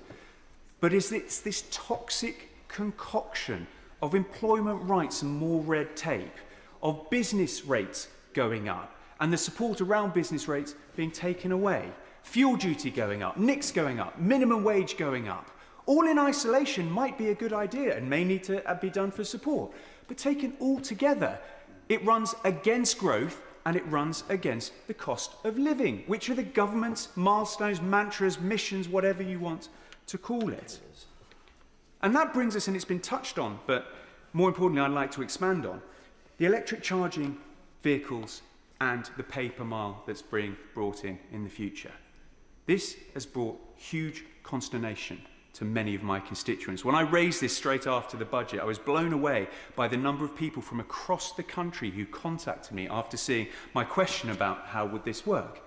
Because there are simple fundamental questions that the government hasn't set about addressing.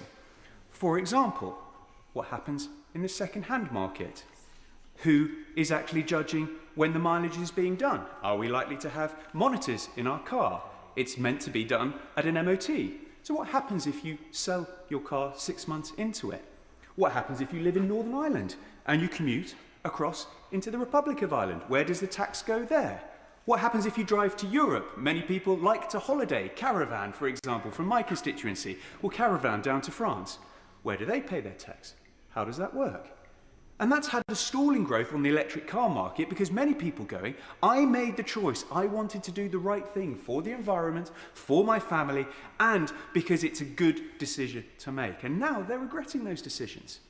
And we've seen the electric car market stall because of that. So I'd like to pose to the government, how does this impact come when we're talking about fuel duty? And where do those measures fit in the framework of an Iranian war that continues? And in looking to close this where I started,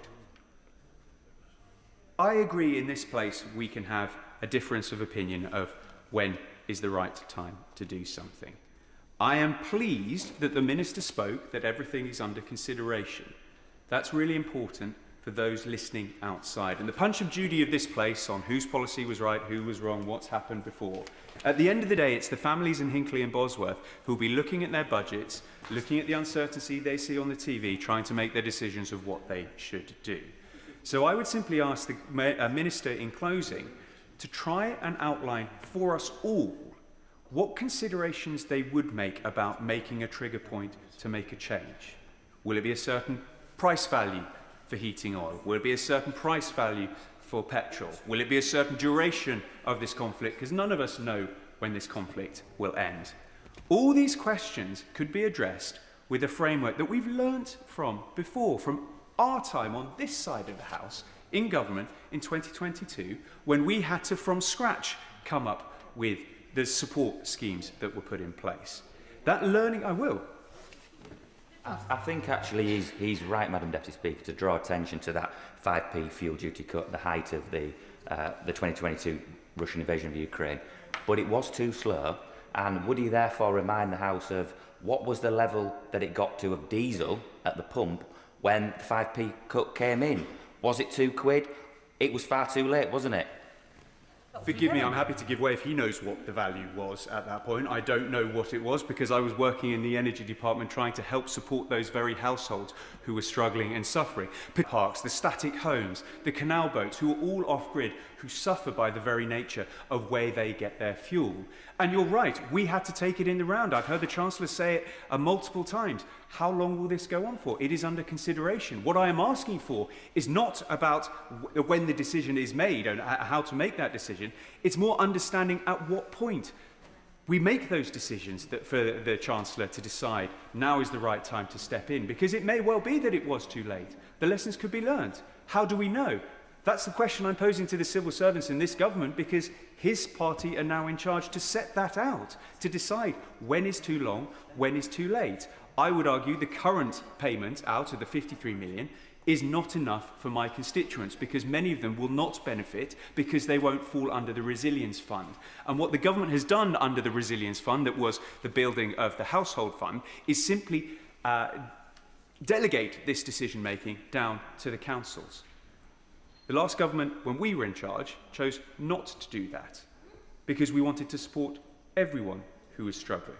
It's this government's job to set out why it's not going to do that. And I would simply argue, and close on this, by keeping that fuel duty rise in line, coming in September, it's going to make a terribly difficult time for any of us who are driving cars or running businesses that use vehicles. Because let's not forget, in July, the price cap will change on energy. The government has rightly said this is frozen until then. But of course, the impact on the prices will not come through the system until July. So very quickly, in July, we may well see prices and the price cap rise. At the same time, this fuel duty comes in September. And we're back to my Honourable Knight from the Realm's point of this toxic concoction all happening at once. And my simple urge to the government is to be aware of that, set out the trigger points and the framework. Dave, do. Thank you, Madam Deputy Speaker. I raised this with the Chancellor, this entirely inevitable circumstance. I raised it with the Chancellor at the spring statement, and she did something she's given to do, which was sort of briefly glaze over and then talk about the strength and the broad shoulders of the Treasury because of the difficult decisions that she's taken, as though they affected her and not the working people up and down these islands who have had their bank accounts raided by an insatiable appetite for yet more and more tax from this government. Oh, how could I not give way to the Scottish Labour MP who's managed to come in here for the tail end of the debate? How could I not give way? Melanie Moore.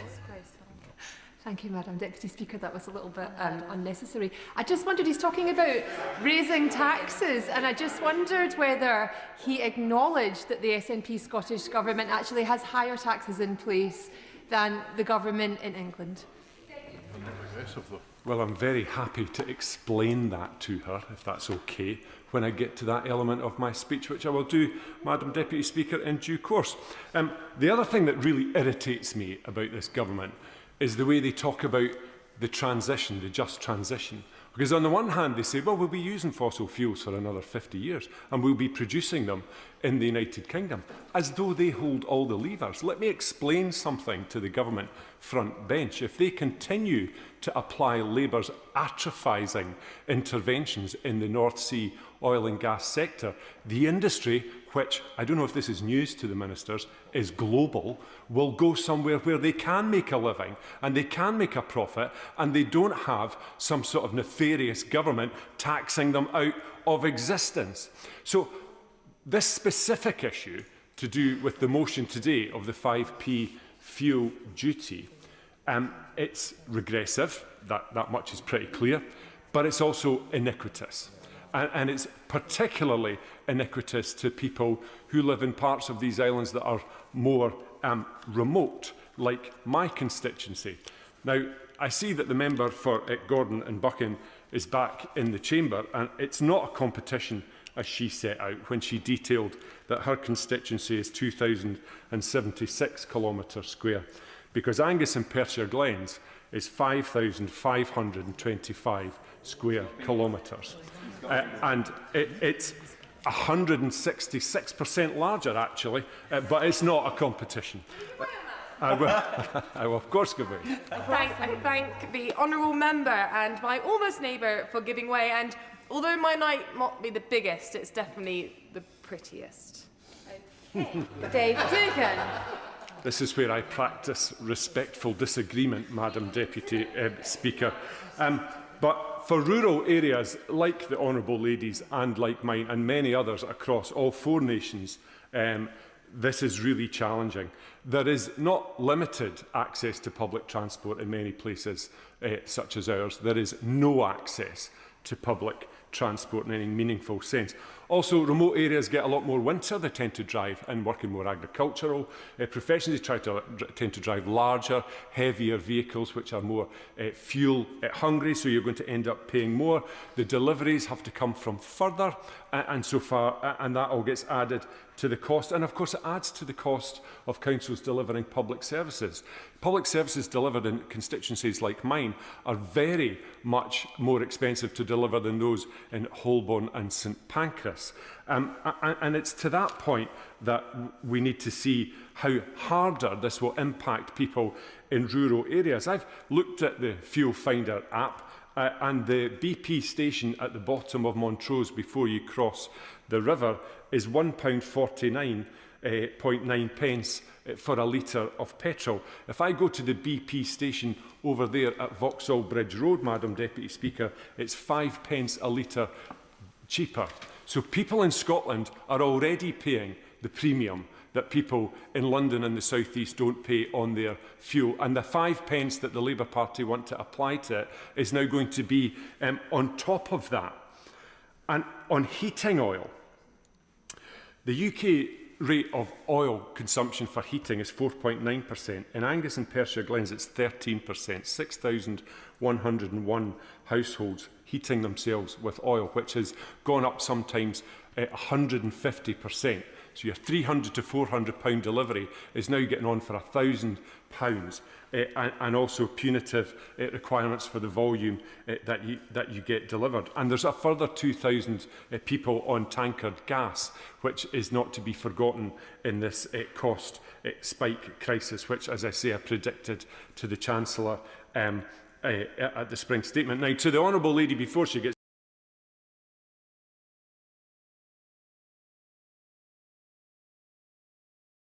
in England, and the Scottish living wage that her constituents benefit from is 74 pence per hour higher than the UK's minimum wage. And of course, her constituents get the £40 Scottish child payment as well, on top of all the other benefits that the SNP have delivered. And on that, I'll take her intervention.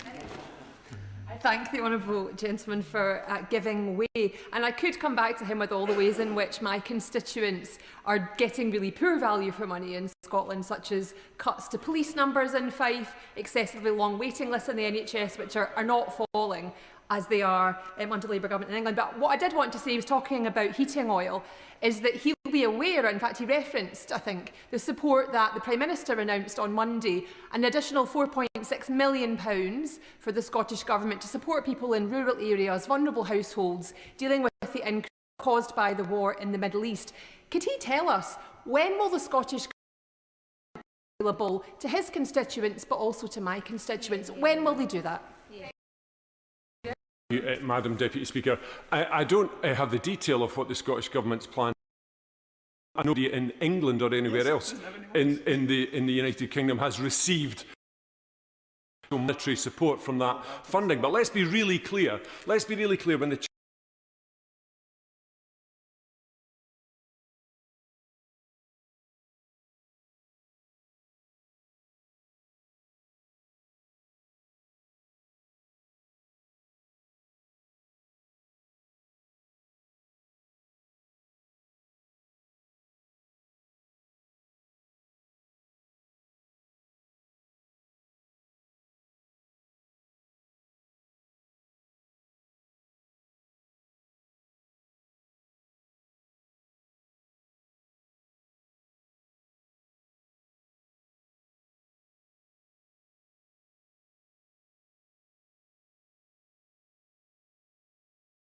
It's inflationary, Madam Deputy Speaker. This is going on to go to the price of goods and services, all of which will then subsequently have VAT added onto it, all of which is going to have an inflationary impact.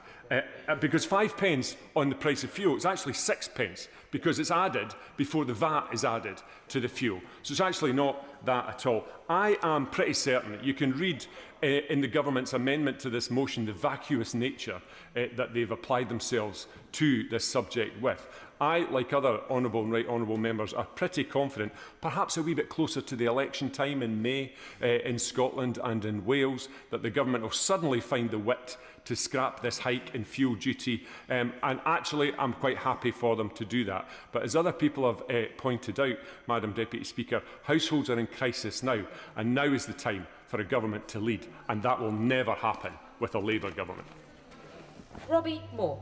Thank you, Madam Deputy Speaker. And it is good to speak in this debate on a subject that is impacting all of our hard-working businesses, our families, our hauliers, those involved in the logistics industry, those that are going to be impacted by the rise in fuel duty. Because what's clear is Labour are planning to put up fuel duty for the first time, Madam Deputy Speaker, in 15 years, despite the conflict in the Middle East, which is pushing up inflation and the cost of petrol at the pump. We see a Chancellor in her spring statement that said that the Labour government have the right economic plan and boasted that households would be better off, doubling down on her plan to hike fuel duty and fund more welfare handouts and scrap the two-child cap benefit. Something, Madam Deputy Speaker, which is not benefiting those grafters, those individuals, those that are driving local economic growth across our constituencies, which is why increasing fuel duty for the first time in 15 years is such a negative approach, which is impacting all of those across our constituencies. Now, last autumn, Madam Deputy Speaker, my constituent, Leslie O'Brien, got in touch with me with serious concerns about the ramifications of any potential fuel duty hikes on the road haulage sector. As well as being a trustee of the Road Haulage Association and founder of the transport forum Freight People, Leslie is a joint managing director of FreightLink Europe, a haulage company based in West Yorkshire in my constituency. It is a traditional, family-run business based on the core values of honesty, respect, and a dedication to provide the best level of service to her customers. However, businesses like FreightLink Europe and the hard-working people that run them and are employed by them are currently facing unprecedented difficulties. Many haulage companies and those involved in the logistics have contacted me directly with their deep concerns. Through no fault of their own, the average profit margin for many of those businesses is now only has been significantly reduced to 2%, if not lower. And the cost of running a typical haulage business has increased by over 22% in recent years. And I will take an intervention from the Honourable Lady. I thank the Honourable Gentleman for giving way, and I just wanted to respond to the point he made a moment ago. He said something to the effect that the people who would benefit from our government lifting the two-child benefit cap were not grafters. Yeah. Does he not agree that the people who will benefit from lifting the two-child benefit cap are actually children who were living in poverty, and the majority of the households that those children live in are in fact in work? Yeah. They are grafters.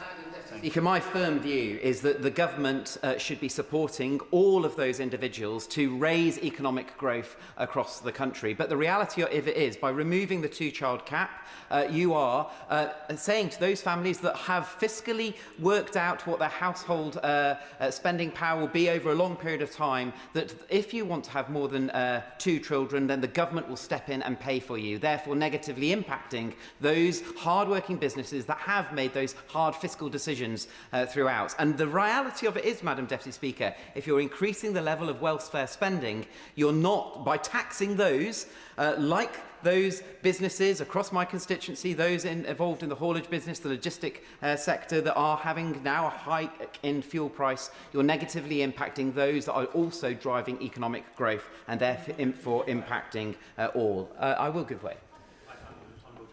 I think the point that my colleague was making is that, contrary to what the honourable member said, parents of children who are disadvantaged by the two-child benefit cap are in the majority working. Yep. They are grafters. They are his constituents who are working often multiple jobs just to make ends meet in a difficult cost of living crisis that we inherited. Surely he's not calling the parents who will benefit from the two-child benefit cap lifting in his constituents work shy.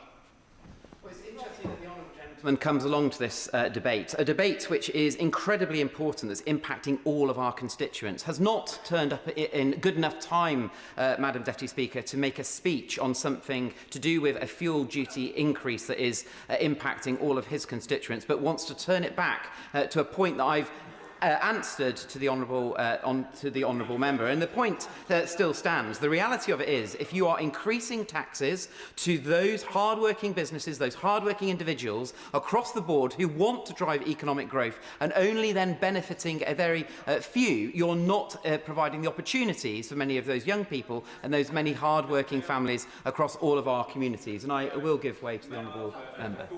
Back in when we were in government, one of the reasons we tried to solve this problem was actually changing the UC cut-off limit from 63% down to 55%, which meant you kept more money for the more work you did. This is exactly the way of trying to support people back into work so they have more of their own money, therefore incentivising work, not disincentivising it. There is an ideological difference here between it.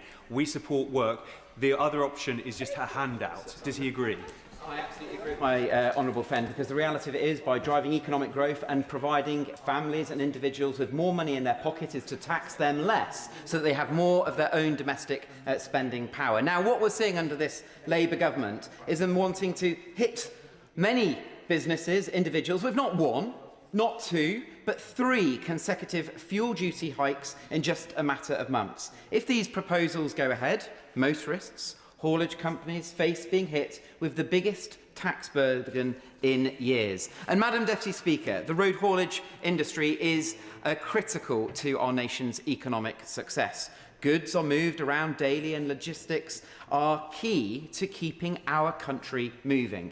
Everything we eat, drink, wear and consume depends on road haulage services, like companies like Freight Link Europe that are providing that level of service. It is road freight which moves 81% of all goods. In fact, 98% of all agricultural and food products are moved around the country by road haulage. And the Road Haulage Association estimates that a 5p fuel duty rise would result in a typical motor vehicle owning household spending an extra £100 each year, and will increase the annual household spending by £1.9 billion, a whopping £7.3 billion over the course of the rest of this Parliament. Madam Deputy Speaker, in my eyes, that is a significant additional tax burden that this government is putting on them.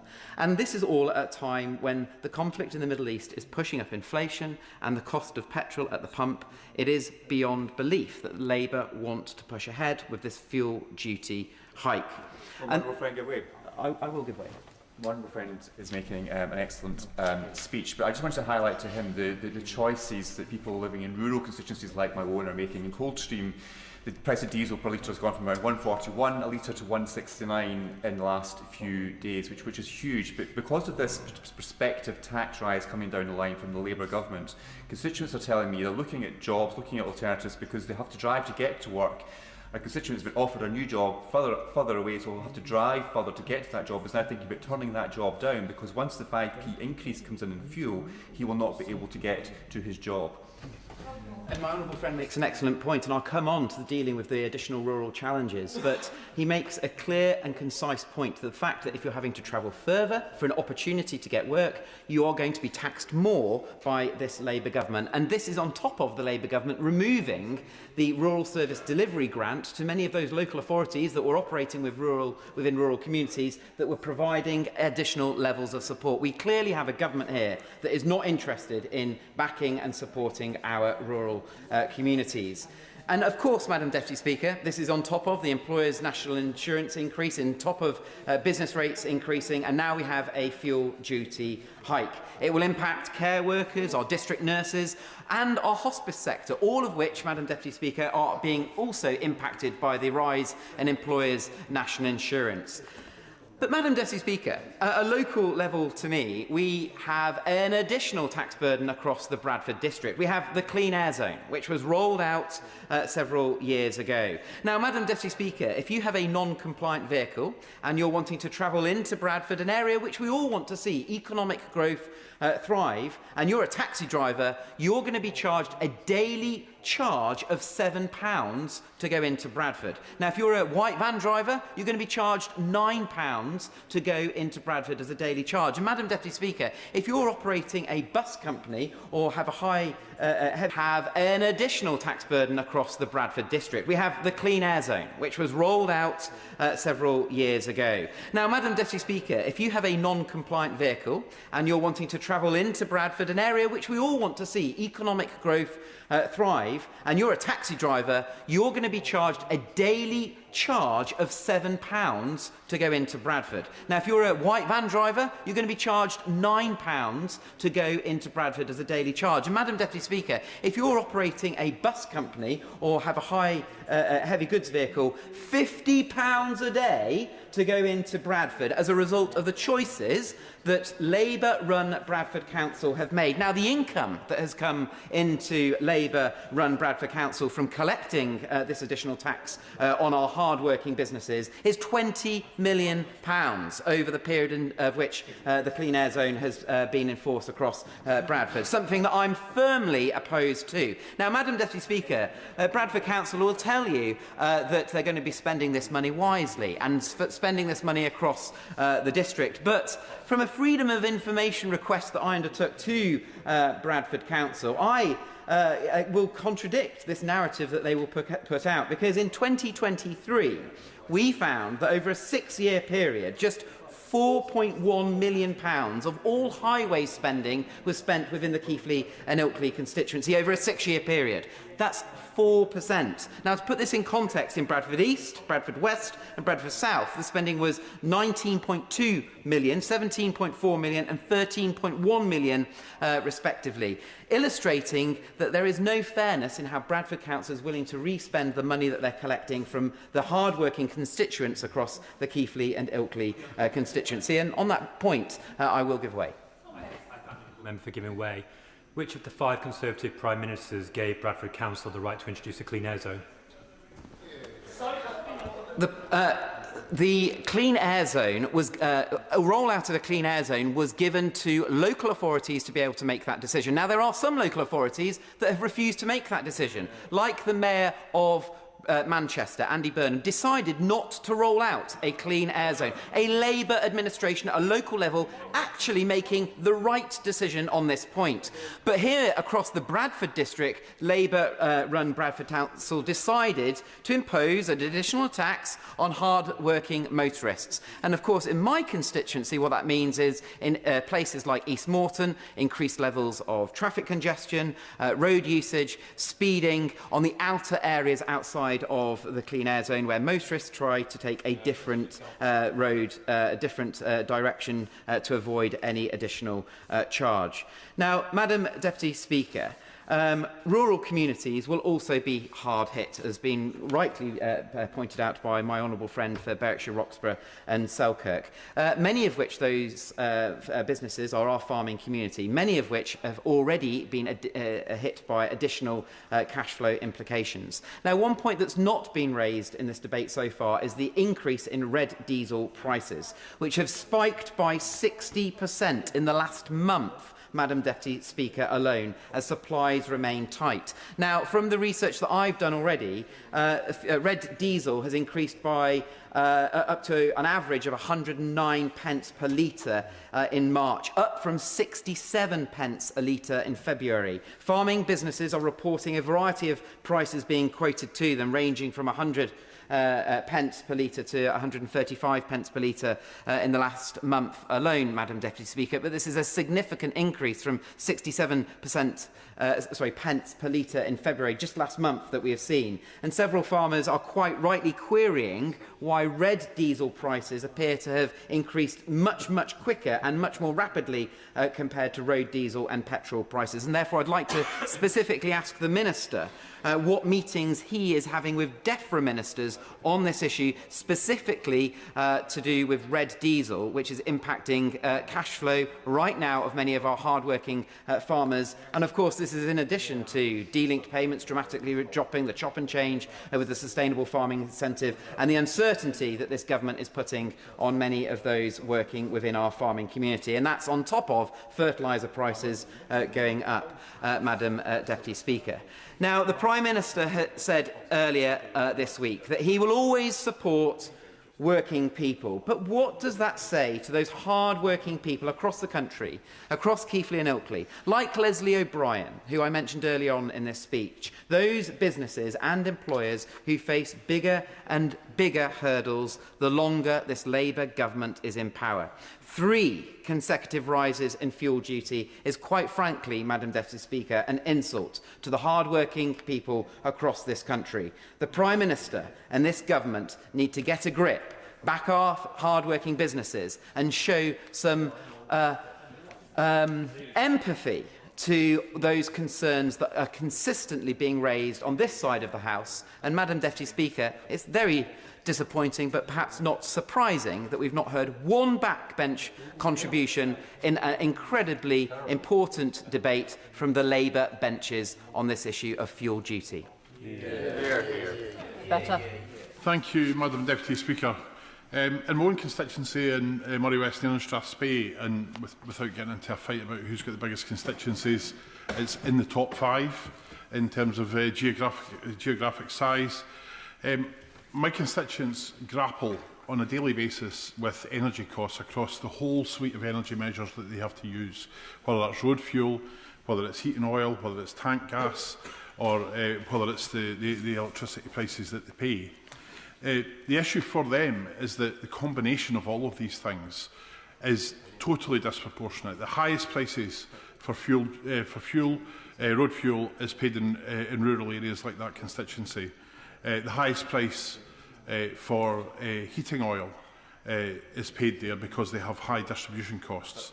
And the highest price for electricity, because of high standing charges, is paid both in my own constituency and in constituencies in North Wales and Merseyside, where the other high standing charge area is. The combination of all of that means that they're paying substantially more for their energy than constituencies elsewhere in the country. And that has been presided over by successive governments.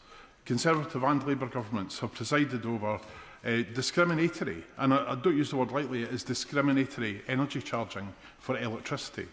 And to have that compounded by the highest fuel charges and the highest oil charges is extremely painful for those households who, like everyone else, are suffering a cost of living crisis, but they also have the coldest temperatures in the UK, and they are constituencies that are producing the highest amount of energy per capita in their constituencies, and the people who are using that energy hundreds of miles away are paying less to use it.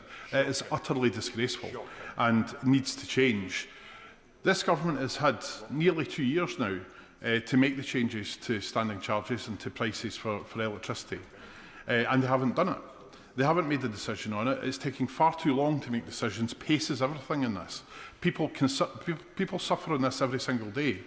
But it's not just the individuals that suffer with it. Many members who have spoken in this debate have referred to the cost to business. Businesses are, in these areas generally have high transport costs. They are frequently travelling large mileages to get around and deliver their goods, to get their goods to market and to get their supply chain to deliver to them. Public services, including our emergency services, are paying vast amounts for fuel. While I had a very enjoyable walk into work on a bright spring day here in London on Monday, constituents in Aviemore were contending with feels like temperatures of -5, and I can assure honourable members that Highland Council and the Trunk Road Authority had gritters out for a considerable part of the day to keep those roads safe. And those gritters travel hundreds of miles on their routes because that is what they are required to do. And that means that local authorities, it means that the NHS boards, it means that other public services or emergency services are paying out vast amounts of money for fuel, and that is really unpredictable for them in budgets that have already been set. With capital projects, you've got built-in risk for future price increases, and they're quite considerable, so they're a bit protected. But when you're talking about day-to-day operational costs for public authorities, that is these increases in fuel prices and the increases in heating oil prices, because many of the primary schools and secondary schools across the Highlands in Moray and Aberdeenshire and other areas of Scotland, and indeed other rural areas in the rest of the UK, pay for heating oil for those schools, and that will have a really detrimental impact on them. The Honourable Member for Gordon and Buchan made many reasonable points about the impact of EPL and the fiscal regime that governs the North Sea production, and the need for us to continue to produce oil and gas for as long as we need to, while still making a transition. I would gently point out to Conservatives that while I agree with them on the EPL needs to be changed immediately. It is beyond time for it to be changed. But they've also drawn away from that transition to renewables because of the pulling away from climate change targets. I know that North Sea companies agree with them on the EPL, but they were utterly dismayed about that pulling away from transition, because oil and gas majors are the same people that are investing in renewables, and we need to get that transition right to avoid those job losses that the Honourable Member mentioned. In addition to that, the bus fare caps were mentioned by a number of members. I would gently point out that in my own constituency in North Scotland and across Highlands and Islands, a pilot is being run of a £2 cap on bus fares, which means that you can travel, in some cases, literally hundreds of miles for £2 fare. That is progressive because people need to access services in Inverness, for example, in the Highlands, and have to travel hundreds of miles to get to it. So it's treating people with fairness, recognising that they are at the heart of our energy production and they are still paying more for their energy, so they get some services back for that. They're getting their peak rail fares have been taken away. And for the benefit, unfortunately, the Honourable Member who raised the issue about the heating oil, the heating oil support in Scotland has left the chamber. But I can tell the chamber that the Scottish Government has more than doubled the heating oil funding provided by the UK Government. It's still nowhere enough, because the UK Government should be taking far more responsibility for that and putting far more money into that. But the Scottish Government has more than doubled that, and it will be available for people to apply for support from that from the 1st of April, and it's going to be delivered through Advice Direct Scotland. So there is a plan in place, and it's moving forward. Another point I wanted to pick up on, red diesel. Red diesel used to be available for local authorities for gritting roads. That would make a huge difference to these local authorities in the north of Scotland, who have to do that for a considerably longer period than many other parts of the UK. And I would urge the Minister to consider reinstating that for that. What is essentially an emergency service. Our roads would not be safe without them being gritted in the depth of winter. Making red diesel available for those vehicles again would not be a bad idea at all. Finally, Madam Deputy Speaker, I would simply urge the Government to take account of what happens in rural areas and how they commute, how they get to their work, how services are delivered, and consider that in the context of fuel duty.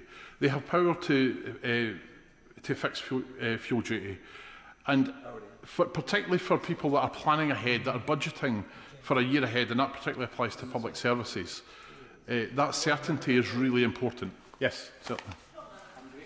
I'm just picking up on his point around fairness. He'll be aware of the studies from the Institute of Fiscal Studies, which has highlighted that Scottish taxpayers are £710 on average worse off compared to taxpayers in England as a result of the Scottish Government's higher rates of income tax. Does he think that's fair? I've always believed that the tax that we pay is a contract with the state, and if you get services back for that, then you've got to consider yourself whether that's a reasonable price to pay. I would observe that you've got to take tax in the round.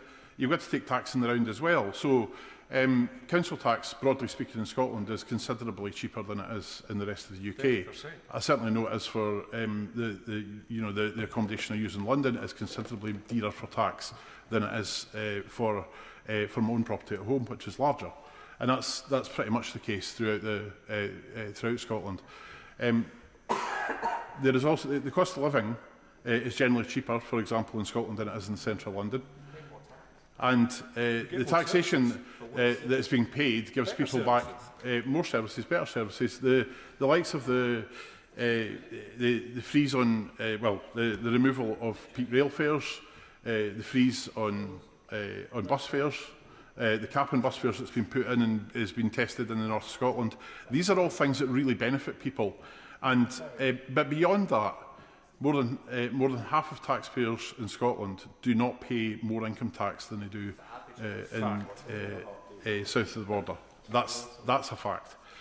And I would urge the UK government to consider many of these measures. They can consider measures around bus fares, they can consider measures around peak rail fares, but they also have the power over these key taxation levers, including fuel duty, and they need to make decisions quickly to give people more certainty and a little bit less risk in where things are going. There are things in this that are not controllable, and I don't actually.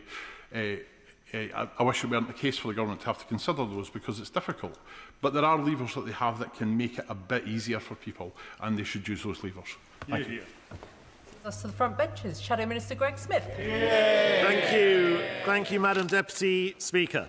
How absurd it is that on an issue that affects each and every one of our constituents, whether they drive their own car or take the bus or a train powered by diesel, that not one government backbencher sought to catch the chair's eye in order to make a speech, either to defend the government's plan to increase fuel duty this September, or perhaps even to have the backbone to stand up and oppose it.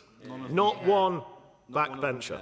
Meanwhile, on the Conservative benches, we heard the case set out clearly and with passion from my right honourable friend, the Shadow Secretary of State, opening the debate, to my honourable friend for Gordon and Buchan, who rightly spoke about the volume of internal combustion engine vehicles in the United Kingdom, exploring how far this tax rise will go, and how Labour simply do not understand rural life, as well as the folly and unfairness of pay per mile on rural communities. My honourable friend for North Dorset, rightly identifying the absurdity of the government preferring to import oil rather than use our own resources in the North Sea. And the point, a very accurate one I recognise in my own constituency when it comes to the fuel finder, of the scarcity of filling stations in rural communities. And I accept that we've had a bit of a trade-off on constituency sizes this afternoon. In my modest 336 square miles in mid-Buckinghamshire, I can think of only 8 filling stations. Indeed, it is what you do with that size. But it is a point that is well made, that in rural communities, people often have to travel great distances to fill up with fuel, where you end up burning more fuel than going to the potentially cheaper station further away. My honourable friend for Beaconsfield, speaking good Buckinghamshire common sense, again making the points about rural communities.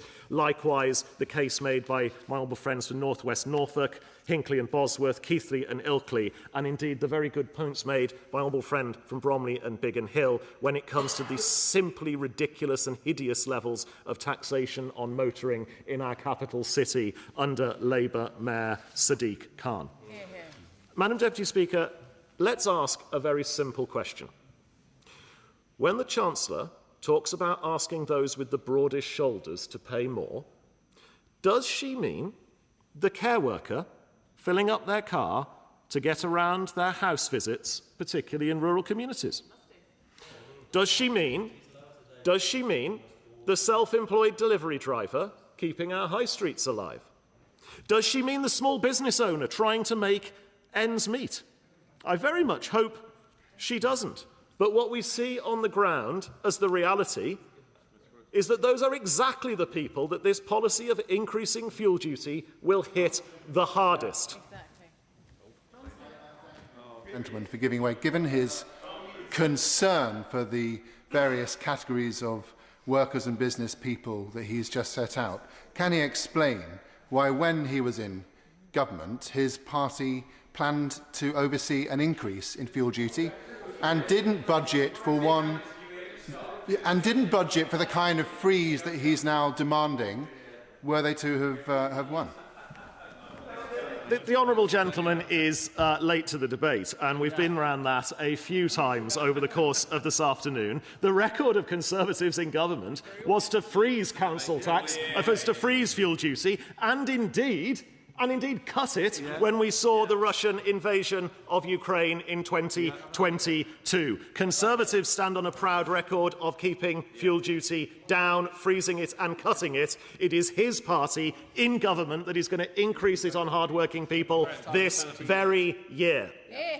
Let's be absolutely clear. This is a tax rise, a regressive tax hitting the poorest the hardest, a deliberate, calculated and frankly cynical tax rise, phased in carefully in the hope that people won't notice. We have a rise in September, a back-to-school tax, another in December, a Christmas shopping tax, and then in March, a spring clean of people's wallets. 3 moments in the year, 3 hits to working people. Did someone... Will you give way? It's also remiss of me not to point out the fact that in July the price cap will be reviewed. There's a decent chance, given the state of what's going on in Iran, that we may well see an increase in energy bills anyway. Does he agree? Yeah. My friend makes a usually clinically accurate point to the debate, and he is absolutely right to do so. The truth is, the headline figure does not even tell us the full story. This is not just a tax rise, it's a tax on a tax. Fuel duty is applied first, then VAT is charged on top of it. So when the government increases fuel duty, it also increases the VAT paid on that tax, a tax on a tax. That means what they present as a 5p rise is not really 5p in practice, it is closer to 6p at the pump. A hidden double tax built into the system, taking more from every driver, every business and every household. And Madam Deputy Speaker, we saw this argument tested just this weekend. The Energy Secretary was asked directly about the soaring cost of fuel, and his instinct was simply to point to global events, to external pressures, to anything other than decisions being made here at home in Whitehall. But he was confronted with a simple, undeniable fact. A breakdown of the price of a litre of petrol showed that fuel duty alone accounts for around 38% of the cost, and once VAT is added on top, more than half of what drivers pay at the pump is tax. More than half. So let us be clear. This is not simply about international markets or events beyond our control. Of course, global factors play a role. Of course, wholesale prices fluctuate. But when over half the price at the pump is made up of taxes set by this government, ministers cannot hide purely behind external circumstances. They cannot blame golden markets and ignore their own policy choices. And they certainly cannot claim to be easing the cost of living while actively increasing the tax burden built into every litre of fuel, because the consequences ripple through the entire economy. And equally, when prices go up, including at the hands of the Chancellor, crime also rises, and already we are seeing reports from our hauliers across the country of fuel thefts taking place. That is serious. Fuel is not a luxury.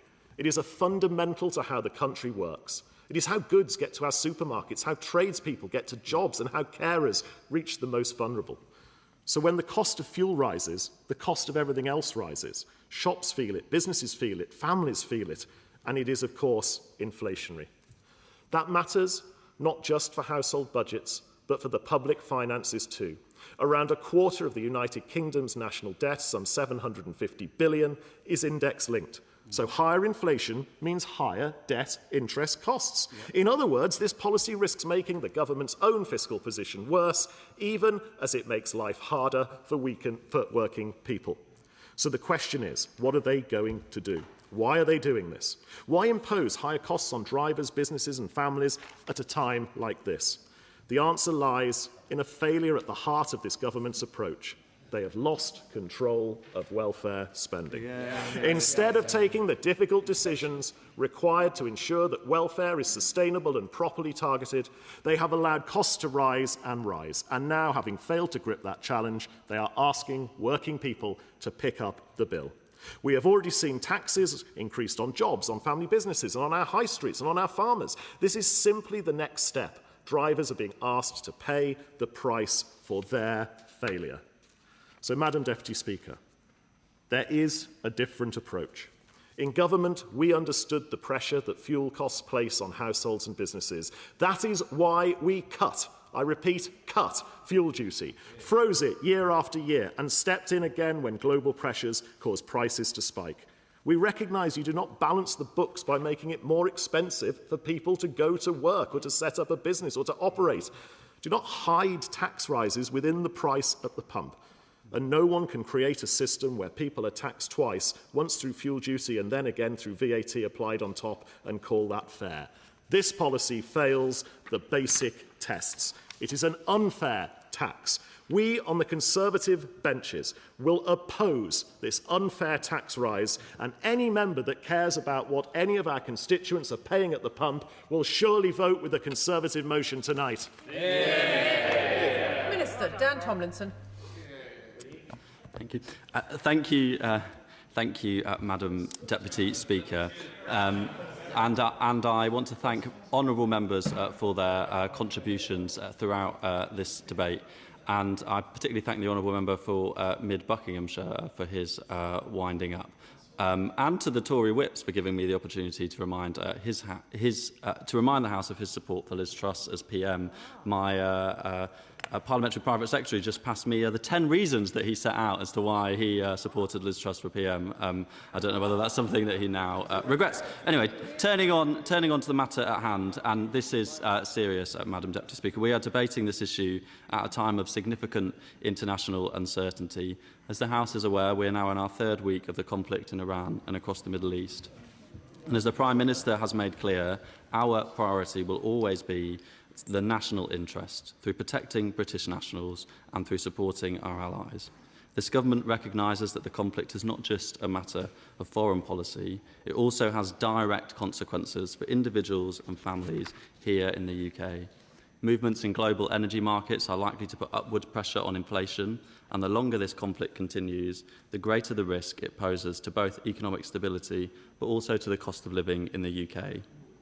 That is why the government is clear that a rapid de-escalation remains the best way to protect people from further fuel price increases. We are working with our international partners to support efforts to secure key energy routes and guarantee the security of vessels passing through the Strait of Hormuz. We're also supporting a coordinated release of collective International Energy Agency oil reserves, the release of which has helped stabilise international oil markets. I will get back to that. And look into the international side. But as I raised in my speech, he does point out that there are domestic factors here at play. So what is the government doing to set out a timeline and implications of targets of points to make these decisions so that the country can plan around what may or may not be going on? Because we don't know how long this is going to be. So what are those points that the government is looking at to make and inform its decisions? Thank you, Madam Deputy Speaker. I will come on to talk about fuel duty. I was just setting out the context at the opening of my wind-ups. The government's approach is to focus squarely on the British national interest and the economic interests of British households. The opposition have clearly taken a different approach, choosing instead at times to egg on military action, focusing more on posturing and trying to get one up on the government than on looking after our own at home and abroad. Yes, I would be. Thank you, Madam Deputy Speaker. I'm grateful to my honourable friend for giving way. Hasn't he hit the nail precisely on the head? We are debating a possible fuel duty increase 7 months ahead of it happening. The reality is the opposition have been caught championing an illegal war in the Middle East that the public of this country do not support, and they are trying to divert it with this nonsense argument. He is right that they are totally on the wrong side of common sense public opinion in this country. On the most important of tests, they failed. He is also right to point out that the fuel duty increase is pencilled in for September. That was what was set out in. That was what was set out. That was what was set out in the budget by the Chancellor last year. And members opposite, I think it's worth reminding the House, Madam Deputy Speaker, that fuel duty right now is lower than it was in 12 of the 14 years of the Conservative government. In 2010, in 2011, all the way up to 2022, fuel duty was higher than it is now. At Budget 2025, as I said, we extended the temporary 5p per litre cut in fuel duty until the end of August this year and cancelled the inflation-linked increase that had been planned for 2026-27. Taken together with decisions taken since Budget 2024, the government's fuel duty freeze will save the average motorist more than £90 compared with the plans that we inherited. Where members opposite who've made contributions in this debate stood in the general election in July 2024, they stood on spending plans that would have had fuel duty increased by 5p. Yes. Yes, that's what the manifesto. Unless they are disowning the official forecasts that were published before the budget, that were published before the general election, and the manifesto that they stood on, that, by the way, didn't mention plans for fuel duty, then I think, again, we're discovering that there were further black holes in the Conservative spending plans when it came to the general election. Their plans that were set out in the official forecast in the run-up to the general election said that fuel duty would increase by 5p last year, by RPI last year, and then by RPI again this year. We have instead chosen to freeze fuel duty both last year and this year, and to maintain the 5p cut until September of this year. Madam Deputy Speaker, the Liberal Democrat spokesperson, the member for Westmoreland and Lonsdale, and other members made very important points about the impact of fuel price increases on those in rural communities.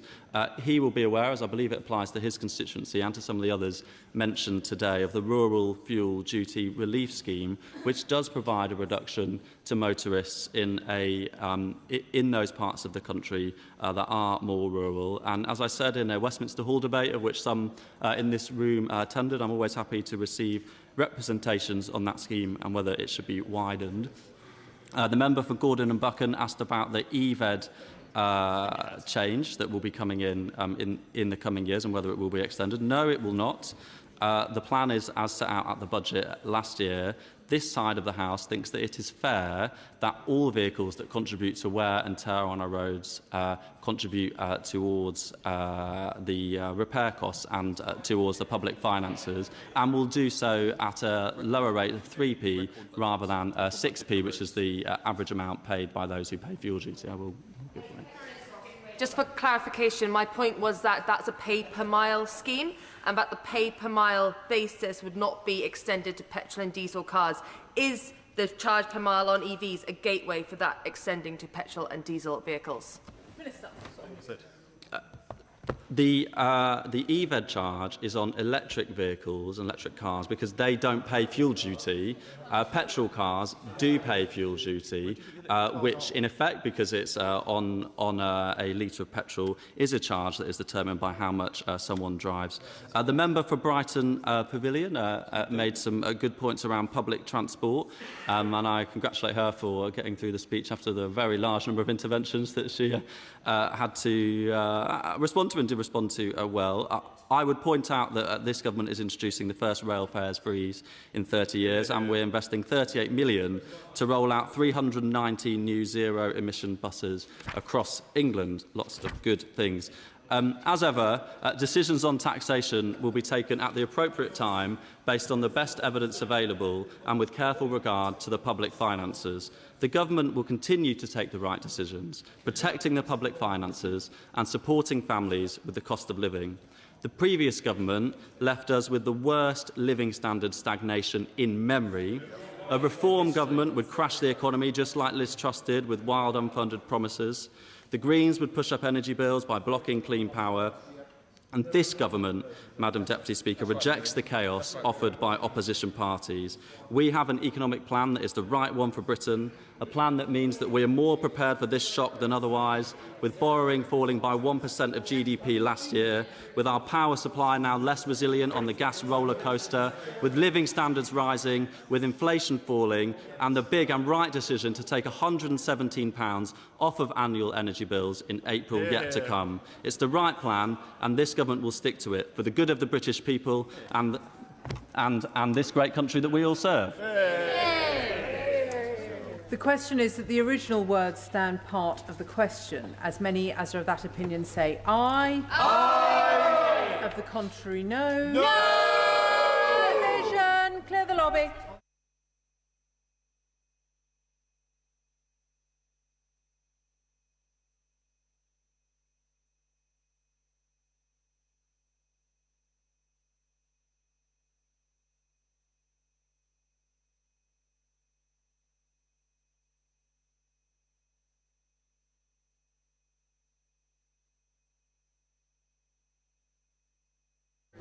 The question is that the original words stand part of the question. As many as are of that opinion say aye. Aye. Of the contrary, no. No. Tellers for the ayes are Alicia Kearns and James Wilde. The tellers for the noes, Stephen Morgan and Nezel Kalaskan.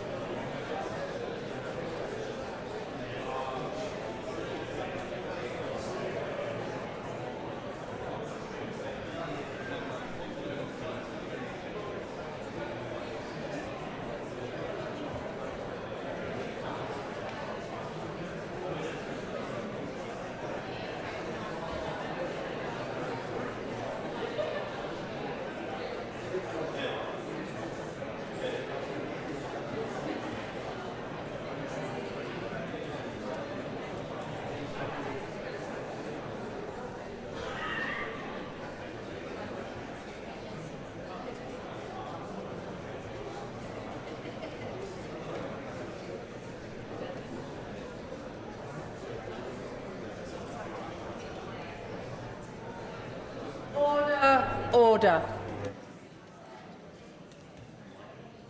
The ayes to the right, 103. The noes to the left, 259.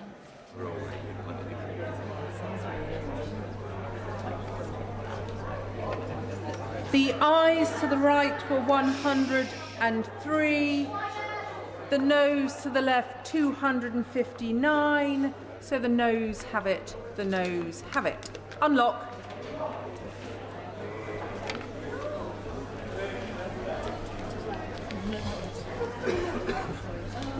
The question is that the proposed words be there added. As many as are of that opinion say aye. Aye. Of the contrary, no.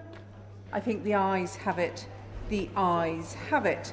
I declare the question as amended to be agreed to.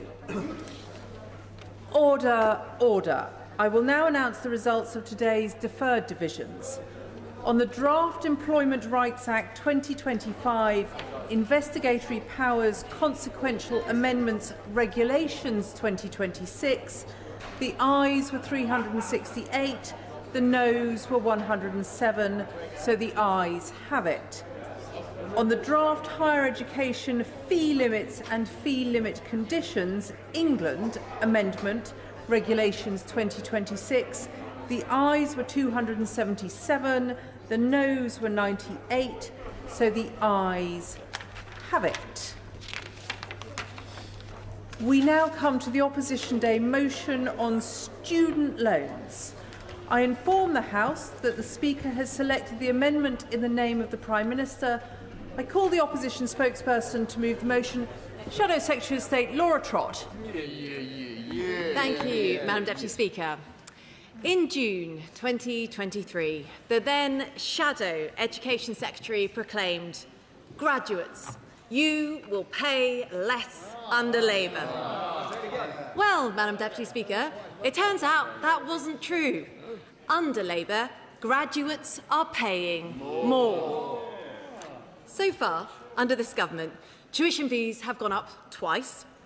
This is a long way, Madam Deputy Speaker, from the abolition of tuition fees offered up by a fresh-faced candidate for the Labour leadership just a few years ago. I wonder what happened to him. No wonder students feel misled by this government. But not content with hiking tuition fees when they said that they wouldn't, this government also froze the threshold for repayments, making loans even more expensive for graduates. As with everything this Chancellor touches, she makes it worse. Her choice to freeze the repayment thresholds has left young people paying more and sooner. And what did the Chancellor say when challenged about the threshold freeze in January? She said, Madam Deputy Speaker, that the student loan system is, and I quote, fair and reasonable. To be clear, this was the stance of the Labour government as recently as January this year, that the student loan system and the threshold freeze was fair and reasonable.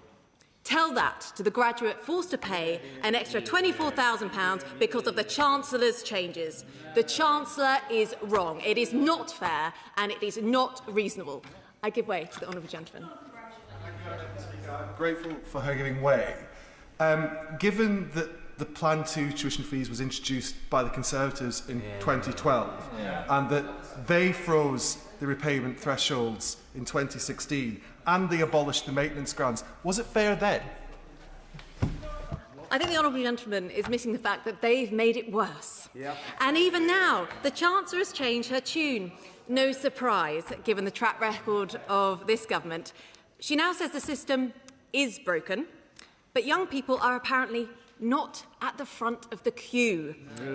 Didn't see that on the front of the Labour manifesto, Madam Deputy Speaker.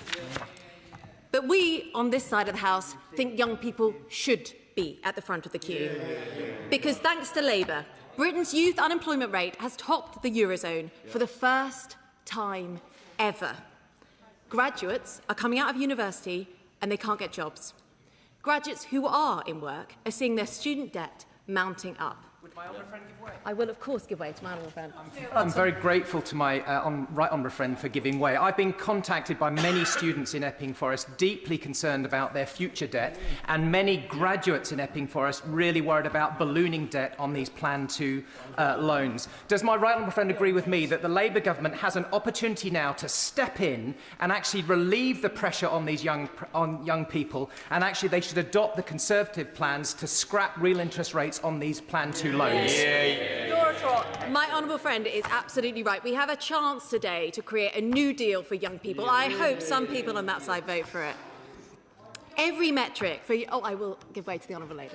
I thank the honourable member for giving way, and I must declare an interest as the first year group to have a Plan 2 student loan under the party opposite, the Conservatives and the Liberal Democrats, who introduced the broken system that we have today. And I would just ask the honourable member, will she apologise to my generation for £9,000 tuition fees, the broken system she created, and failing to introduce the Renters' Rights Act that this government has acted to do?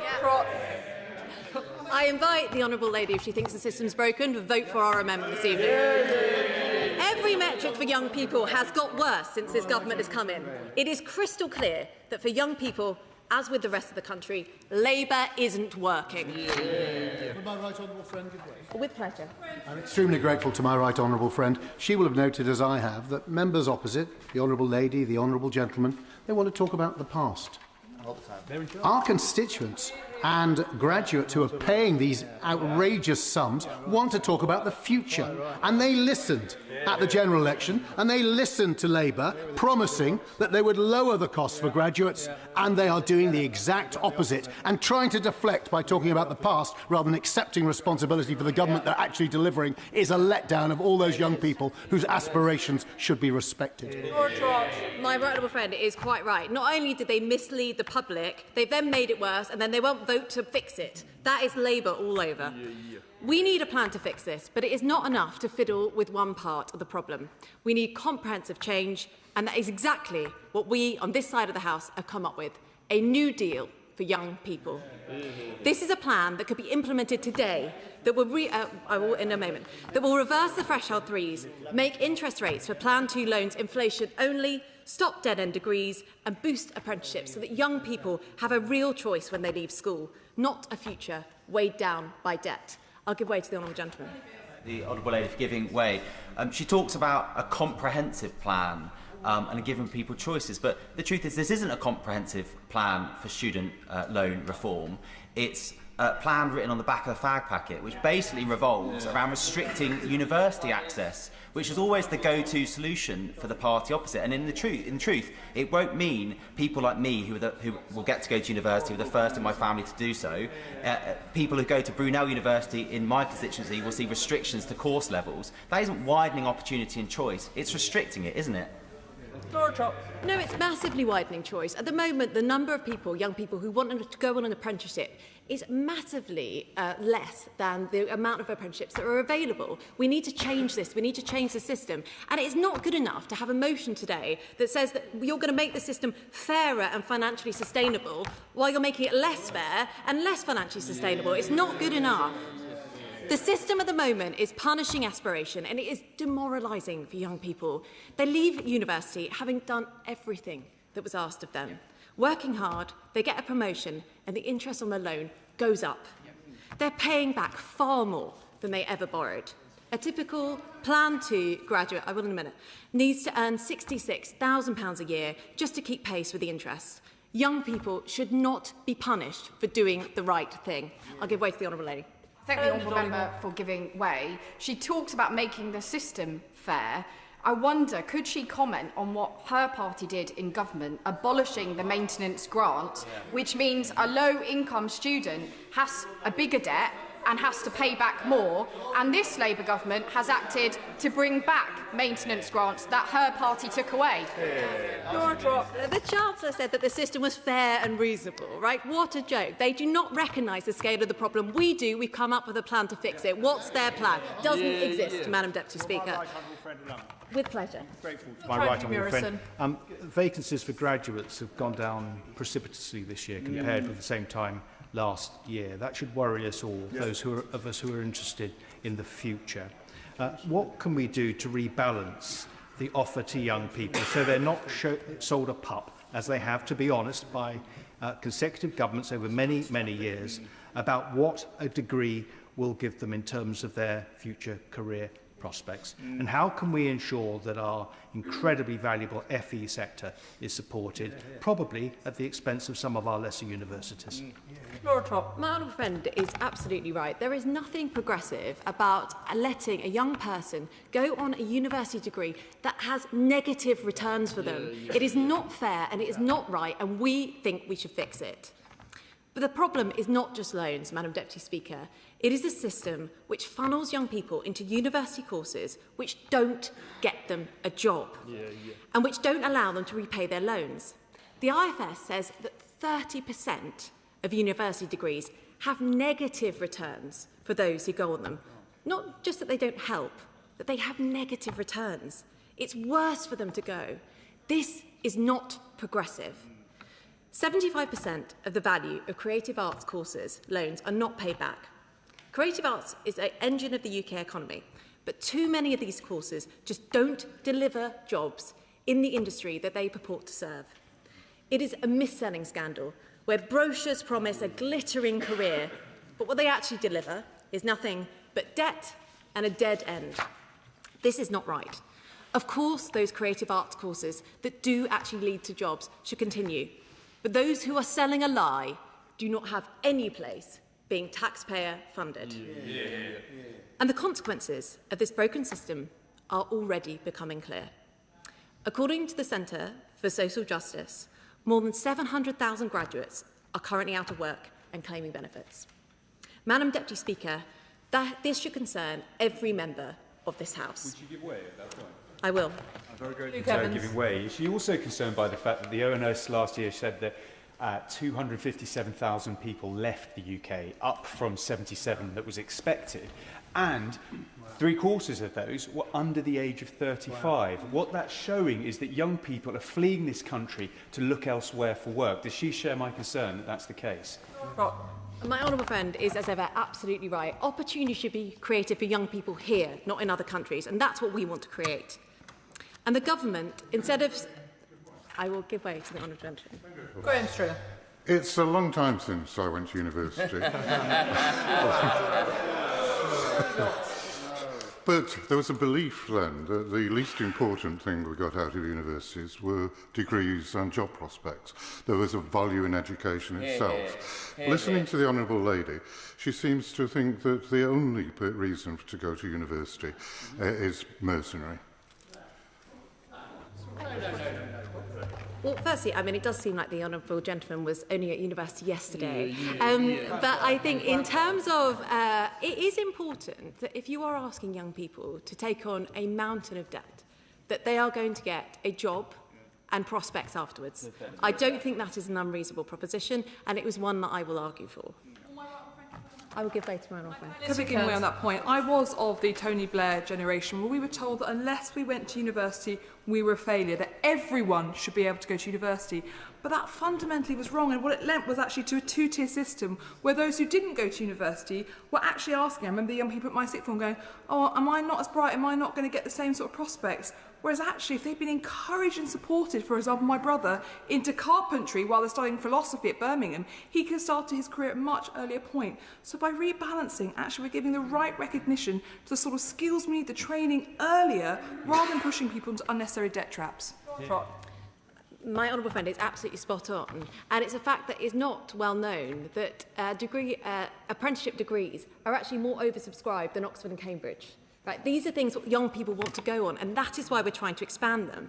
So instead of celebrating the expansion of low-value degrees, the government should ask whether it is right to continue pushing young people down a path that leaves them with debt, but no clear prospects.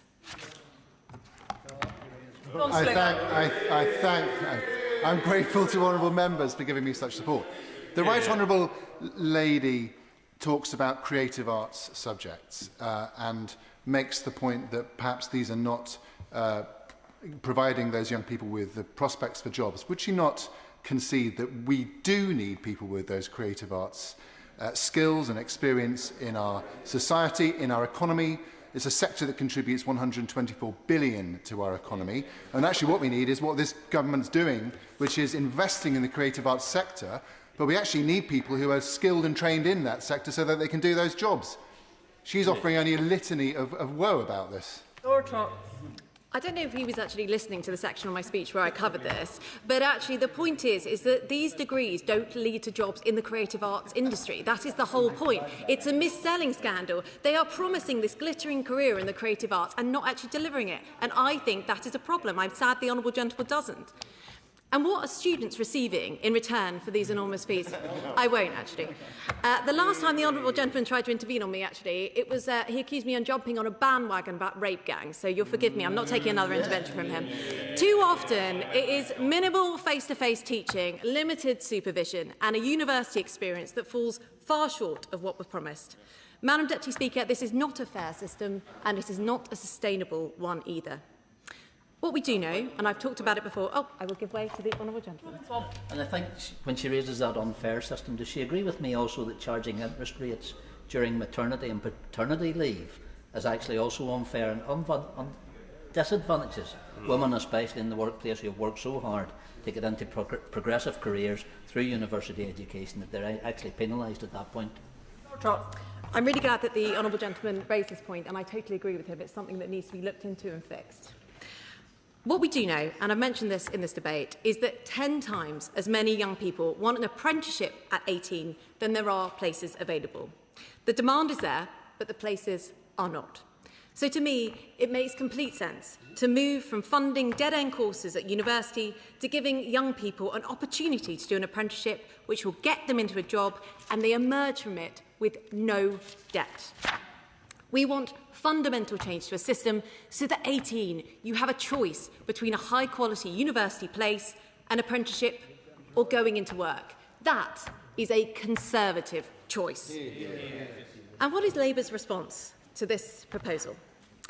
They announced this weekend that they will compensate for some of the mess they've created for youth unemployment by hiking up employers' national insurance. They are robbing Peter to pay Paul, exactly the sort of economic thinking we have come to expect. They're punishing employers with a jobs tax, which one of the Cabinet finally this week admitted has caused a huge spike in unemployment. And they are giving back £3,000, but only for those who have been on UC for 6 months. Fiddling with the system, which needs fundamental reform, and clearing up the mess of the Chancellor's budgets is almost a full-time job for this government. The Conservatives are the only party putting forward a serious plan to help young people, whether by abolishing stamp duty for the first-time buyers or through our New Deal. And the government's... I will give way to the Honourable Gentleman. Lawrence Turner. Thank you. The motion in her name states that balances should never rise faster than RPI inflation. Now, she was a senior Treasury Minister. Does she share my regret of a decision to suspend routine methodological improvements to the RPI, which led to the gap between the RPI and the lower CPI rate more than doubling? Lawrence Turner. I mean, the Honourable Gentleman actually, as ever, raises a very interesting point, and one that I look forward to him bringing up with the Chancellor at questions. And the government's amendment today is the usual... I would, with pleasure. David Reid. Thank you. I thank her for giving way on that point. And just to say to the benches opposite, we all want to get this sorted out. When I spoke to the Chancellor during the spring statement, she said that the way that she was going to control student loan interest rates was by controlling inflation. And we all know what's happening in the Middle East at the moment. So does my right honourable friend agree with me that that is a wishful thinking policy and we actually need to think about this properly in order to change the system? Laura Trott. Exactly. And to be honest, the Chancellor just gave it all away when she said that young people are at the back of the queue. Yes. Right? It tells us all you need to know about this government. And the government's amendment today is the usual mishmash of nothingness. I suspect many on the opposite side of the House are disappointed. The amendment welcomes the government's commitment to make the system, and I quote, fairer and financially sustainable. Although, Madam Deputy Speaker, the only thing the government has actually done so far, which is the threshold freeze, has made the system less fair and less sustainable for young people. But don't worry, there's more. Those on the opposition benches are going to welcome a target today. Not any action mind, but a target. And this is even one which the government is currently missing. The share and volume of under 25 starting apprenticeships in the last academic year has fallen. What a mess. We need a different approach. We, on this side of the House, believe the system needs fundamental change, that students should not be missold degrees that promise the earth and deliver nothing but debt, that the freeze to thresholds was wrong, that students on Plan 2 loans should only pay interest at inflation, and that young people deserve a new deal. That is what we're asking the government to vote for today, that young people not be put at the back of the queue, but at the front of it.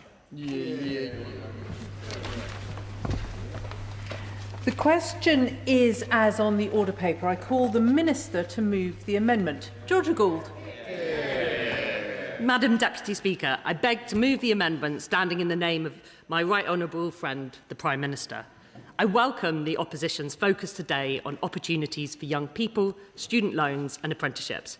I'm pleased that the House has the opportunity to scrutinise this broken system devised by the party opposite. Tripling tuition fees, introducing Plan 2 loans, presiding over a decade that saw a 40% drop in young people starting apprenticeships. David Reid. I thank the Minister for giving way. Look, we've heard this argument repeatedly that it was this side of the House in coalition government that brought in these changes. I am someone with a Plan 2 loan. I was the generation that Blair told to go to university, and at no point did anyone in that Blair government talk about how the jobs market would take on so many graduates, and most importantly, who would pay for those people to go to university. So does she agree that the 50% of school leavers that went to university should be paid by the 50% that didn't? Georgia Gould. Madam Deputy Speaker, I think it's really relevant that the public know who created this system, and not only created it, 10 times over the last 12 years froze those loans. And I know it's inconvenient for the party opposite to hear these truths and be reminded of them, but we lived through them. I must wait to my honourable friend. Well, I'm grateful to them. I must be suffering some sort of political amnesia, because I was absolutely convinced that it was a Labour government that introduced tuition fees in the first place. But maybe she could correct me. Yeah. Minister. The question was about Plan 2. I was talking about Plan 2.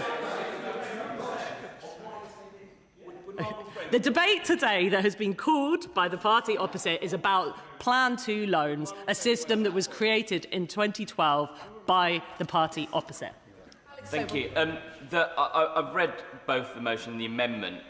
Students today are now on a new loan, Plan 5 loans, and the party opposite has completely forgotten current students. But the government amendment talks about the system in the round. Can my honourable friend reassure me that the government's going to look at the system in the round and not just at Plan 2, so all students and graduates have a fairer system? Thank you, Madam Deputy Speaker, and thank you to my honourable friend for his advocacy on this issue. I know he represents a number of students, and it's something that he has continually raised. We've heard the concerns about student finance, and it's something that we will be looking at, and really happy to take that conversation forward. Minister, what my constituents are interested is not the past, particularly the distant past. They are actually interested in the future. They've heard from this side what we would do. We've yet to hear from the government of the day what they will do. Will she enlighten us? Control inflation. Madam Deputy Speaker, I think the past is really relevant, because I was a council leader during the last government, and I saw the cuts to local youth services, to early years support, to all of our public services. We lived through that when young people really were at the back of the queue, and we are rebuilding that. The investment in child poverty, the investment in youth services, the investments in schools, the historic investment in special educational needs and disabilities, those things really matter, the choices that we're making, and it's relevant why we are in this discussion. But in terms of what we are actually doing, we are this year increasing the threshold. So I just finish this point, to £29,385 £100,000, which will help people this year and support people after it was frozen for 4 years by the previous government.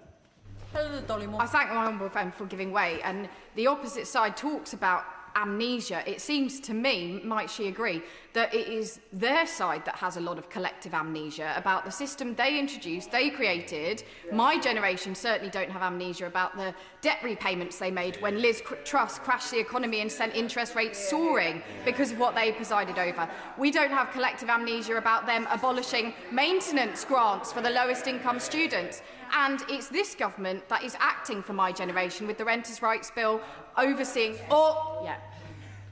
Can I just remind members that interventions need to be shorter than that? Minister.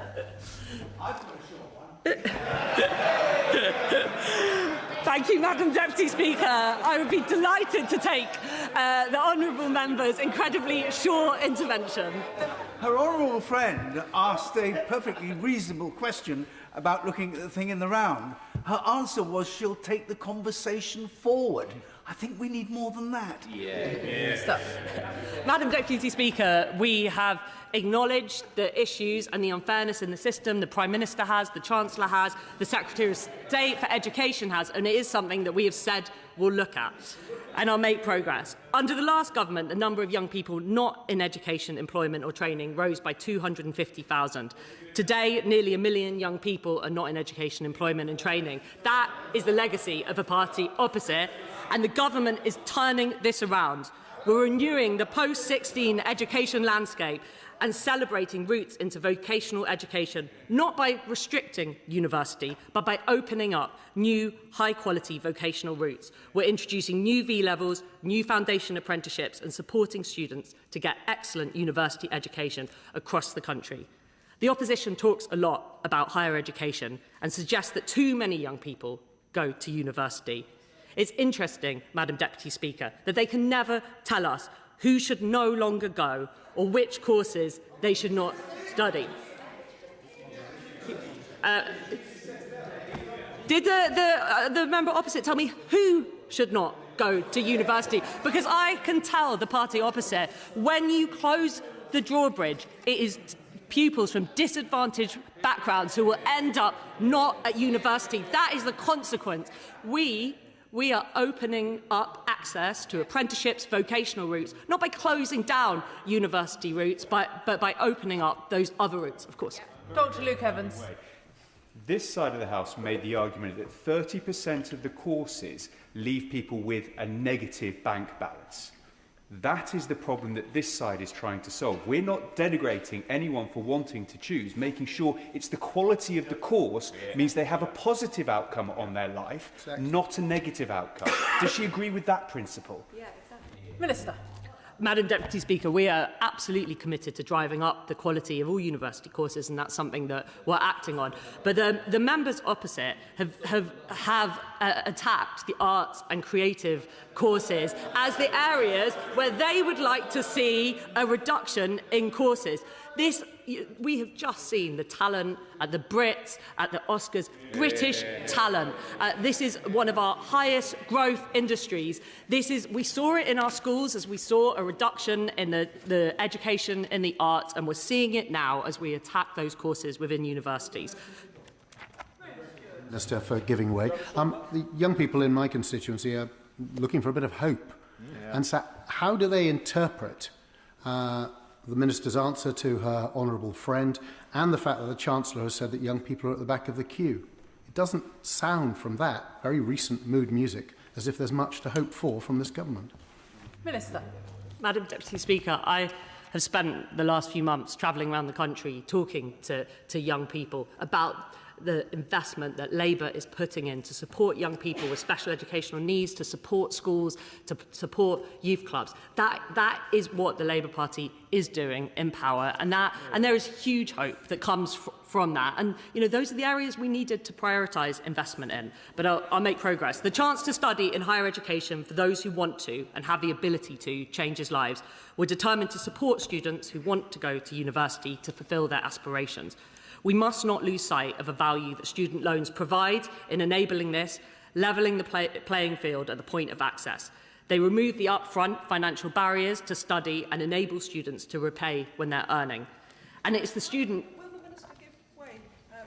The Minister is making an excellent and powerful speech to the motion, but one aspect of the broken student loan system is the maternity penalty, because when on maternity leave, the interest on a student loan continues to accrue despite income dropping below the repayment thresholds, which means that graduates who take a maternity leave, who have student loans, face a longer repayment period and a greater total loan amount. So could I ask that the Minister takes his concern back and that the government has a look at this perceived inequality?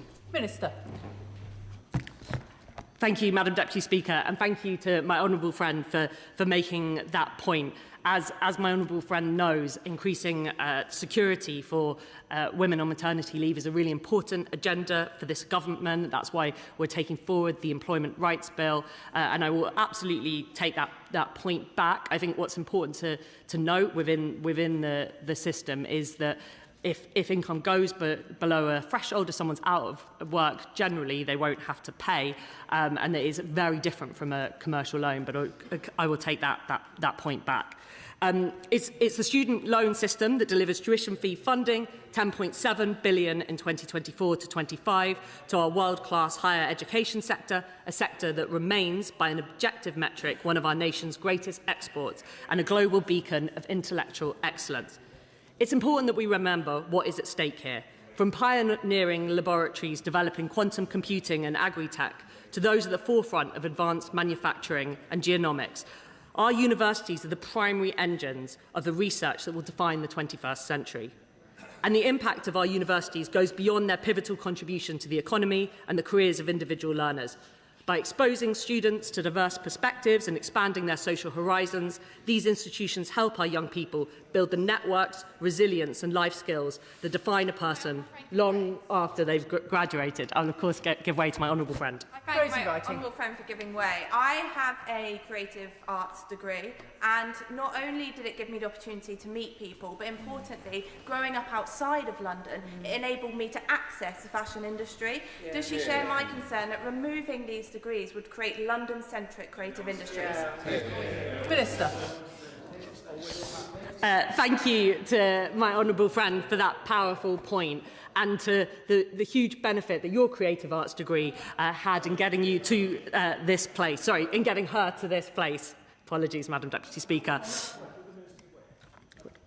Want the Minister's comment on whether she thinks the creative industries are the exclusive province of universities. Yeah. And if that's what she thinks, can I invite her to visit Trowbridge College in my constituency, an excellent further education college, and see what is being done around multimedia to give kids the skills they need as part of the growth in the economy, which plainly the government is sorely lacking. Minister. Madam Deputy Speaker, of course I recognise the critical role FE colleges play in supporting children into the creative industries. That's why this government is backing FE colleges after the previous government failed to. But we do not believe that closing down routes to university is the best way to support our creative industries. We can have both. We can have opportunities for both. Thank you for giving way. Is it not also the case that under the previous government, kids from working class backgrounds were increasingly shut out of the traditional apprenticeship routes because of the artificial entrance requirements which employers said were blocking them from hiring the best, which employers said should be scrapped, and the DFE under its previous manage blocked? Minister.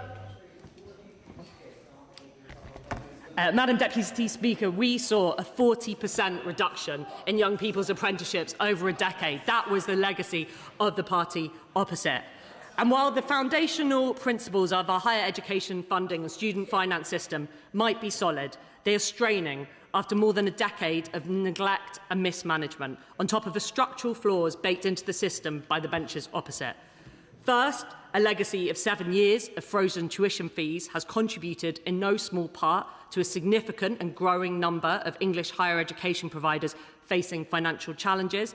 Analysis published by the Office for Students last autumn indicates that without mitigating action, some 124 providers, 45% of those included in the OFS's financial sustainability report, could face a deficit in 2025-26. I'll be delighted to give way. I thank the Minister for giving way. She's making a really important point. The economics of higher education are actually quite complicated. There's a great deal of cross-subsidy between the humanities and the arts, effectively supporting sciences and medicine courses and engineering, etc. Does she agree with me that we should be worried that actually the opposition parties' proposals in fact put jobs at risk and put the viability of universities at risk? Minister. Madam Deputy Speaker, I think my honourable friend makes a really important point and contribution to this debate. The government has taken the tough, immediate action that is required, including making the difficult decision to increase tuition fees by forecast inflation, balancing the need to give a sector stability with fairness to students and taxpayers. We are also asking more of the sector. We expect higher education providers to demonstrate that in return for the increased investment that we are asking students to make, they deliver the very best outcome, both for those students and for the country. To achieve this, this government will link future fees increases to university quality, as I was saying earlier. This will protect taxpayers' investment in higher education and incentivise high-quality provision for students without taking away those opportunities. Beyond higher education and across the landscape, this government is resetting the contract for young people. Our new deal for young people who do not go to university... I will. I'm grateful to her, and she is typically both generous with her time and very courteous in the number of interventions she's accepted. Can I just gently take her back to the text of the Prime Minister's amendment on student loans, lines 3 and 4, and I quote, it says, "This House welcomes the government's commitment to make the system fairer and financially sustainable." To avoid this sounding like jam tomorrow and to reassure young people, and I have a lot of respect for the Minister, can she, and I'll be generous, just give one or two concrete announcements today of specific measures she is bringing forward that will achieve that? Thank you, Madam Deputy Speaker. We are lifting the threshold, which is going to make a difference this year for students, and we've already announced that. And we have said that we'll continue to look at this as we're looking at a wide range of issues and accepted that the system that was created by the party opposite is not a fair system. Beyond our new deal for young people who do not go to university will support more young people into work and training for a £2.5 billion investment in the Youth Guarantee and Growth and Skills Levy over the next 3 years. And if this is incredibly concrete, we'll support almost 1 million young people and deliver almost 500,000 opportunities to earn and learn. Thanks for giving way. Can I welcome this week's announcement over the new deal for young people beyond university? One of the challenges in a seat like I represent in Peterborough is that not enough young people got to either apprenticeships or university. And can I say one of the challenges we face in the debate, does she not agree, is that we spend so much time in this place in the media debating university routes as the path to success. We don't spend half as much time as we need to discussing apprenticeships, and the Youth Guarantee starts to put that right. Madam Deputy Speaker, my honourable friend makes an incredibly important point. We do need to open up access to apprenticeships. It's why the government is making this investment and why we've set that ambitious target for young people to go to both university and to take on apprenticeships, to access apprenticeships. On that point as well, would the Minister also agree there is another way in regards to the Open University, which allows people to earn and learn at the same time as well, so it's not just a simple university or apprenticeships. There is a middle way that I would encourage the government to support as a former graduate of the Open University. Minister. Madam Deputy Speaker, we are really committed to opening up those routes to lifelong learning, and that's something that we're setting out plans on, so I really welcome that intervention. Does she regret, in hindsight, Tony Blair's announcement in the late 1990s that more than 50% of school leavers should go to university? Would it not have been better to have said that all young people leaving school should either go to university or into high-quality apprenticeships or training? Minister. Madam Deputy Speaker, the members opposite were accusing me of talking about the past, but I think I was 9 years old when that was going on. But I don't regret the real focus on opening up access to university, because that opened it up to disadvantaged pupils that might never have had that opportunity. But today, we are recognising that we need to see both of those routes. So there hasn't been enough investment or focus on vocational pathways. We absolutely agree with that, and we're putting that right. It's our ambition to have a more sustainable, more specialised and more efficient sector which better aligns with the needs of the economy. The Minister has been very, very generous with her time, so can I thank her on behalf of this side. In terms of the higher education, does she believe that there is an oversupply of courses? Because she's spoken about trying to evolve and reform the model. And I think the concern we have on our side is there seems to be pressure and on a lot of children to go to university, even though they're not going to get a graduate bonus associated with that. And actually, I think a lot of us have questioned the financial viability on HE, and what's her views on that? Minister. Madam Deputy Speaker, we want young people to have a choice to go to university, a choice to study an apprenticeship, a choice to earn and learn as we've set out, and we want those range of routes to be available and young people to have high quality careers education so they know what they can, what the opportunities are in their local communities. So we want to see higher education providers going further to give their students the best courses and employment outcomes and ensuring the sector remains globally competitive.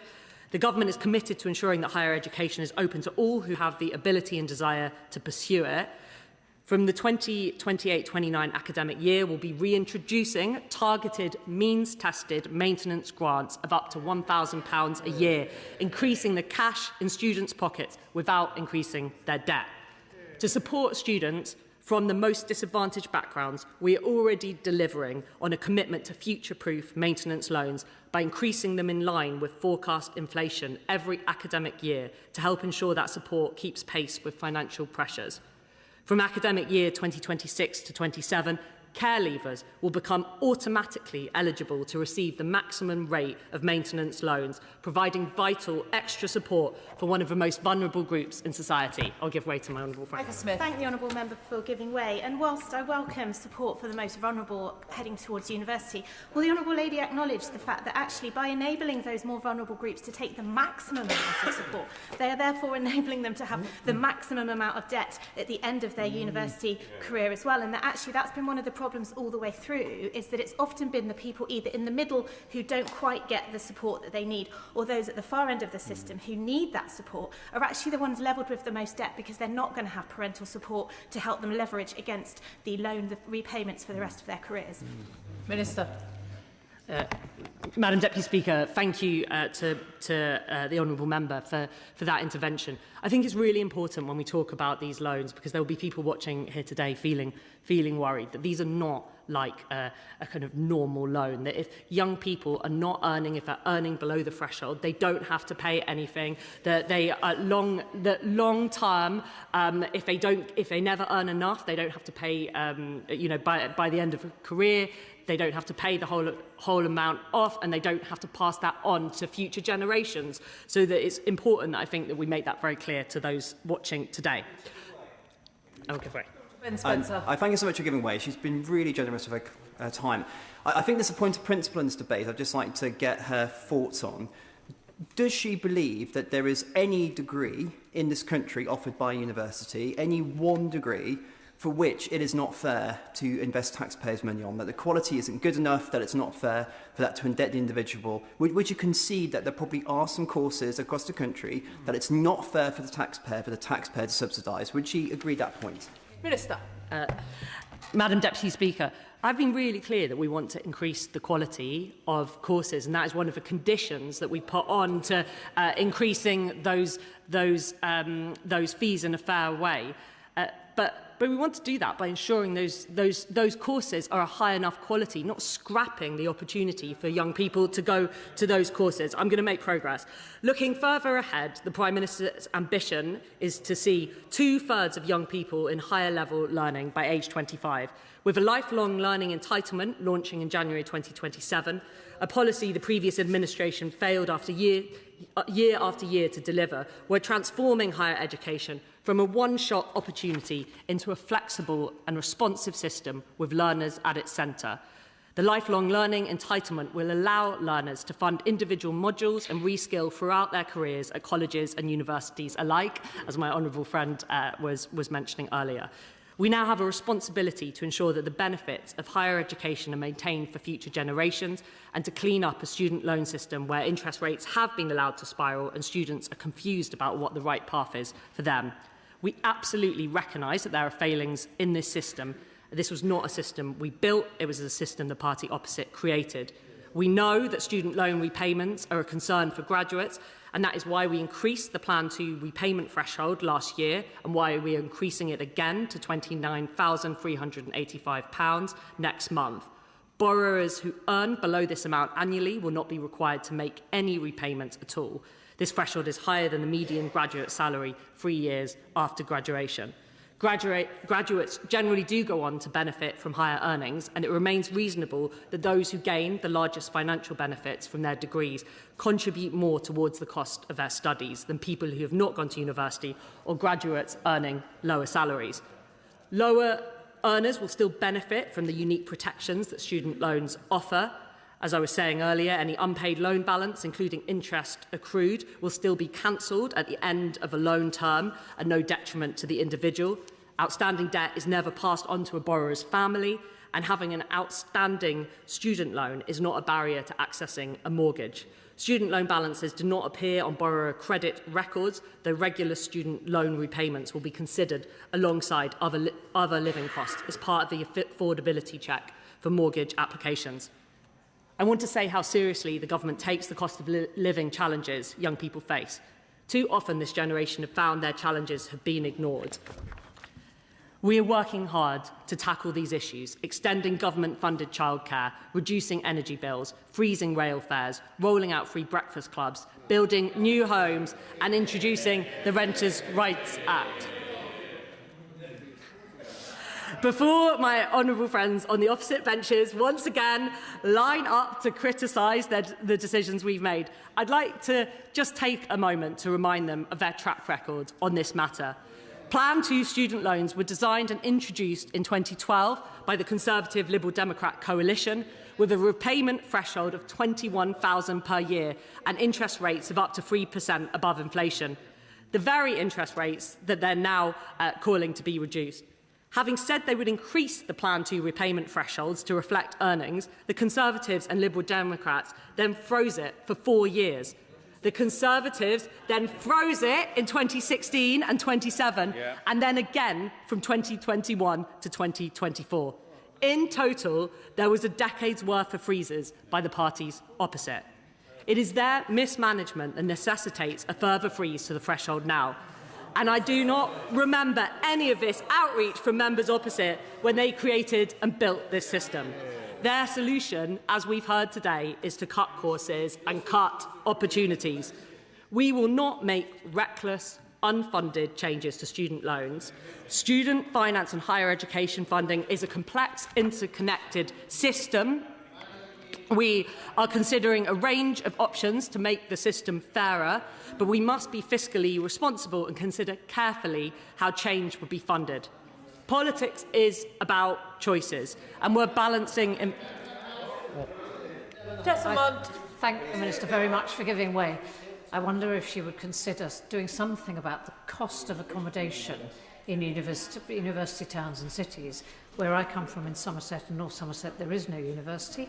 People don't really have the option at the moment to go anywhere except to a city, and that's incredibly expensive. I wonder if there's some consideration that she might give to reducing those costs on very ordinary working families. Minister. I thank the honourable member for that comment, and that is why we are supporting maintenance grants to support children with the cost of living. I'll make progress to say our approach to further reform of the system will be deliberate, evidence and fiscally responsible. We're not here to tear down the house, but to repair the roof that was left to leak. Thank you. The original question was, as on the order paper, since when an amendment has been proposed, as on the order paper. The question is that the original words stand part of the question. Liberal Democrat spokesperson Ian Sollom. Thank you, Madam Deputy Speaker, and I'm grateful to the opposition for this debate as well. In the recent Westminster Hall debate on this topic, we heard powerful testimony about the reality graduates face, making repayments every month and watching their balance grow, plans deferred, lives constrained. I'm sure we'll hear more of that today, and those stories deserve to be heard and have a clear response, not a political runaround. Madam Deputy Speaker, parts of the motion before us are absolutely not wrong. The Plan 2 threshold should be unfrozen. And while we might disagree on the specific change proposed, the interest structure does need reform. The Liberal Democrats have said that clearly. The motion also calls for more apprenticeships for 18 to 21-year-olds, investment we welcome in principle. We would actually go further, doubling degree apprenticeships in priority sectors, and also introducing skills cooperatives to help small businesses specifically pool resources to take on apprentices they couldn't otherwise afford. But the question before us is whether the motion as a whole represents a serious plan, and I'm afraid it doesn't. Specifically, the motion calls for controlling the number of places on university courses where the benefits are significantly outweighed by the cost to graduates and taxpayers. Let's be clear about what controlling the number of places means. It means cutting. And the courses they have in mind are arts, humanities and creative subjects. But the argument rests on a definition that sounds objective, and it isn't. Which courses have benefits significantly are significantly outweighed by their costs? The proxy appears to effectively be graduate salaries, and graduate salary is a poor measure of what society actually gains from a degree. Nursing, teaching, social work, creative arts all underperform on salary data, while delivering enormous public value. So what logic are the Conservatives applying? Even on salary terms, cutting arts places would damage STEM, not protect it, as one member on the on the government benches made. Arts courses are relatively cheap to deliver and cross-subsidise expensive laboratory provision. The IFS explicitly found that reducing arts funding may perversely reduce funding for STEM. I will give way.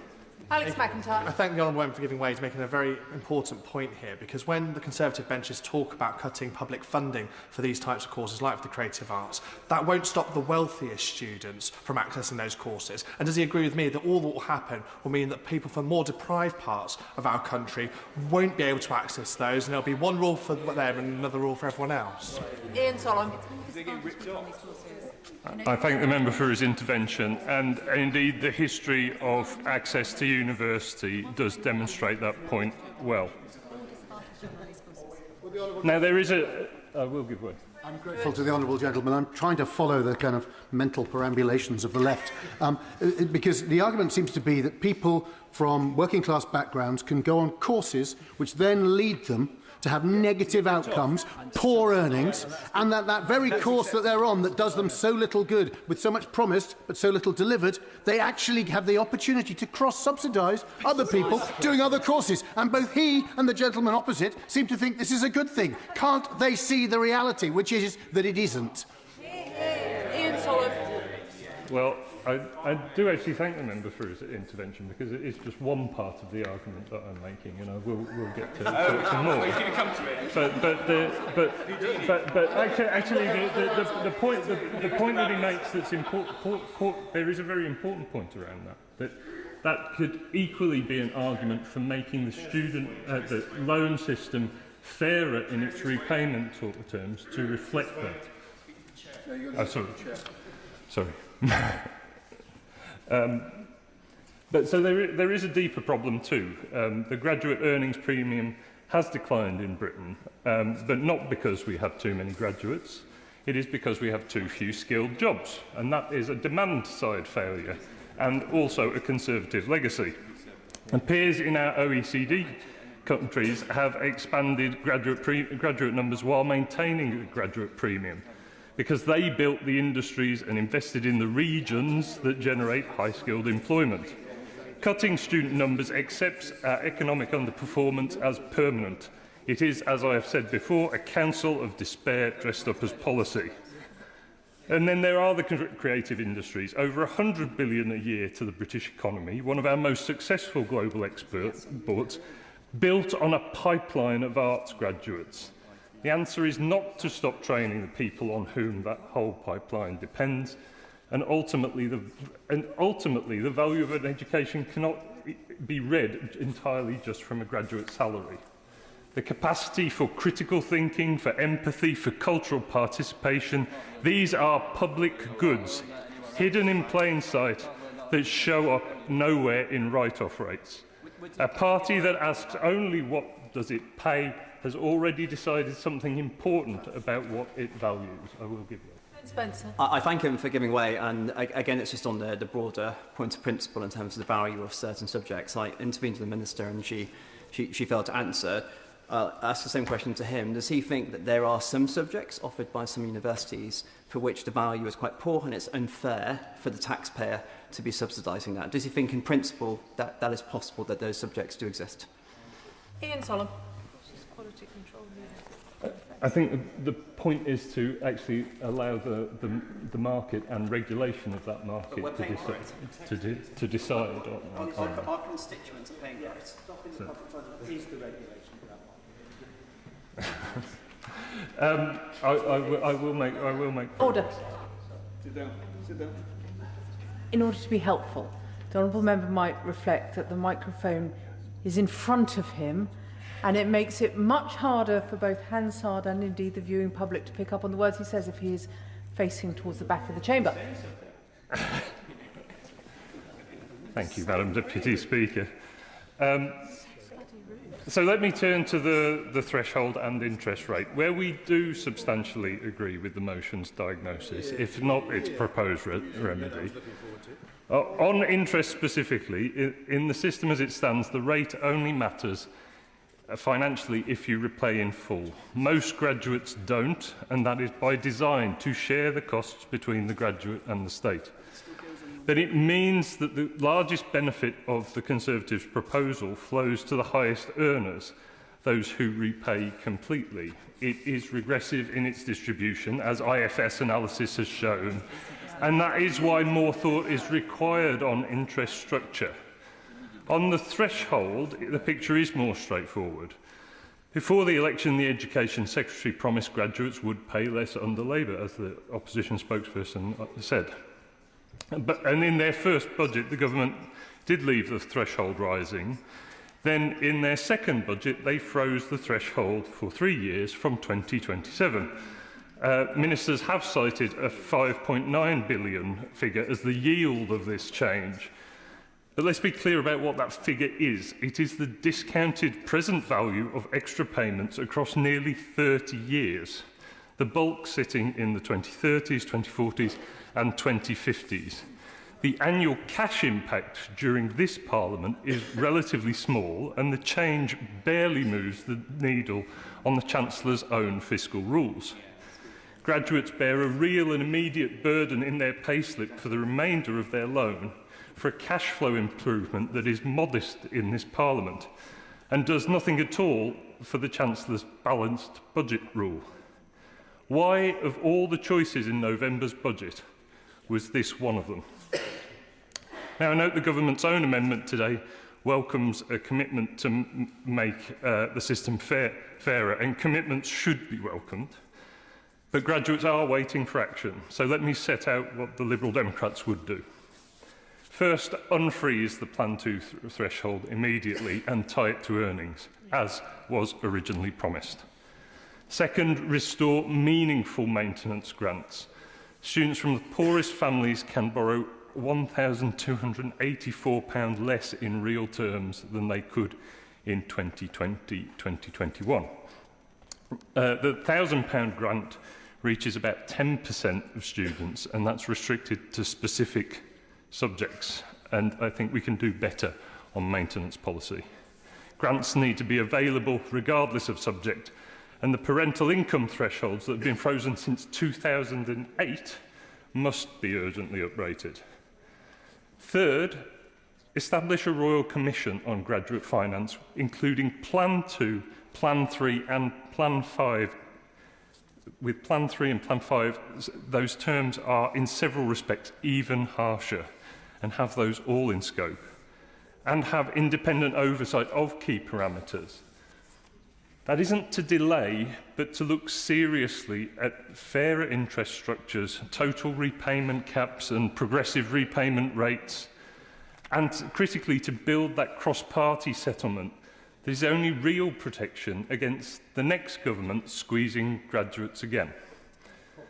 The system has been treated as a fiscal convenience rather than a social contract by the last government and now this one. And graduates deserve better. Thank you. Rosie Writing. Thank you, Madam Deputy Speaker. 18 months ago, people in Kettering chose to elect an MP who was 26 years old. I believe they did that because they wanted a Labour government, but I also think it's because young people in my constituency and their parents and their grandparents wanted me to speak of my own experience of how tough it's been for my generation. One of the tasks you navigate as an MP is how best to use your privileged position in this building to influence change. And as one of the only young people in the room, and almost always the only young woman, I try to share, depending on what you define as young. I think you're safe in that definition. Okay, one of the only women in their 20s in this room. I try to share a perspective from a younger person that watching politics growing up, I felt might have been missed from the debates. Yeah. I'm going to do that today in this debate through my own experience. But in doing so, I hope to highlight the generational inequalities for an entire generation that have deep felt frustration. A frustration that made me join a political party, campaign for change in government, and that drives me in this place every day. I want to declare the fact that I have a Plan 2 loan, close to £90,000. And before getting elected, I was working for years full-time and only watching my student loan grow. In Kettering, I grew up in a single-parent household. My mum, who is a youth worker, raised me by herself, and at school, like so many others, I struggled at times for knowing what I wanted to do and what I wanted my career path to look like. But what I knew more than anything is that I wanted to work hard enough to give myself a better life. And that should be the route to a better life, was so clearly communicated to me at school that it was through university. And when I reflect back, I really wish someone had spoken to me about apprenticeships and other options. And in the desire that many young people have to build themselves a better life, I and people around me did the thing that we were told to do. We worked hard, went to uni, got a degree, and there's a lot said about what Gen Z expect from life, but ordinary hope and ordinary aspiration, despite what social media tells you, is not to live in Dubai, buy avocados and an iced matcha every day, but it's being able to live in a home you're not worried you'll be kicked out of. Yes. Grateful to the Honourable Lady who's giving a powerful speech on behalf of her generation. Is she disappointed that having promised to reduce the costs for graduates repaying student loans, that the government is making it worse? Is she disappointed that when challenged over this broken system, the Chancellor of the Exchequer said she and people like her are at the back of the queue? Rosie Writing. I think that there's many levers this government can pull to make life better for graduates. I understand, given the economic situation we're in, some of those levers are easier, and I'm glad that things like the Renters' Rights Bill are coming forward and making a difference to my generation every single day. I have voiced that I feel that this is not a fair system, and I would like my government to look at it, and I think that's been heard. Yes, the ability to live in a home you are not worried you'll be kicked out of, or to even one day not have to live with strangers or your parents, to be able to make the choice to have a child if that's right for you, And a decision to go on holiday doesn't mean maxing out your credit card. And I don't think that's too much to ask for. This is hope and aspiration, and I want to live in a country where it's reasonable for ordinary young people to want these things, and more importantly, to think that they are achievable. And out of all the damage the Conservatives did, for me, one of the worst things that they did was the damage to hope. I started university in 2016. My tuition fees were £9,000 a year, but my maintenance loan was £12,000 a year.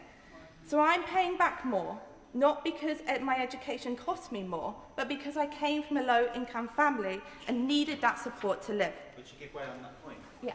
I thank my right honourable friend for giving way and for her powerful speech in this place. And this place is much better for her presence, speaking up for people in her situation. It sounds like we had a similar background growing up, but I was perhaps fortunate enough to be on a Plan 1 system and under a Labour government benefited not only from educational maintenance allowance to stay on at sixth form, but also grants as well as loans.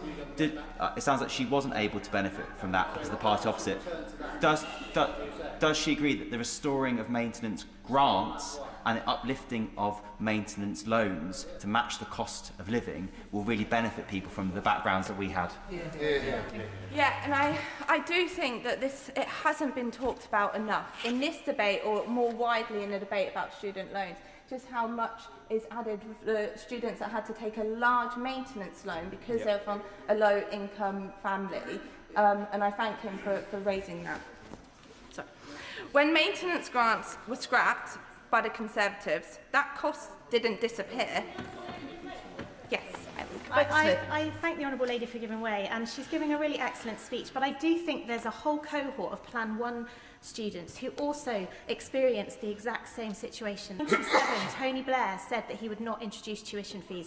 In 1998, he did, and the Labour Party then also scrapped maintenance grants. I was 16 in 1997, was suddenly faced with going to university needing fees and a loan and no family support to be able to afford it. So I do think it's important that we recognise that it was the Labour government that did that in 1997, having said no, and that actually we can give just as many examples from the Labour government's decision as you can from the Conservatives. Rosie Wrighting. I was born in 97, so forgive me, I won't recollect my memories from that time. But what I will say is I don't think graduates are arguing that we shouldn't pay. I think that it's an understanding that graduates should pay for their degrees, but it's the scale and the fairness within the system that I want to highlight today. The cost of maintenance grants didn't disappear, it was simply shifted onto students, turned into debt, and the burden was put on those from the lowest income families. The very policy that enabled working class kids to go to university gave us the highest debt as soon as we left. That is not fairness, that is not opportunity, that is generational inequality designed into the system. A system that disproportionately impacts people who don't have a savings account waiting for them when they turn 18, who don't have the money for a house deposit, who can't ask for help for childcare.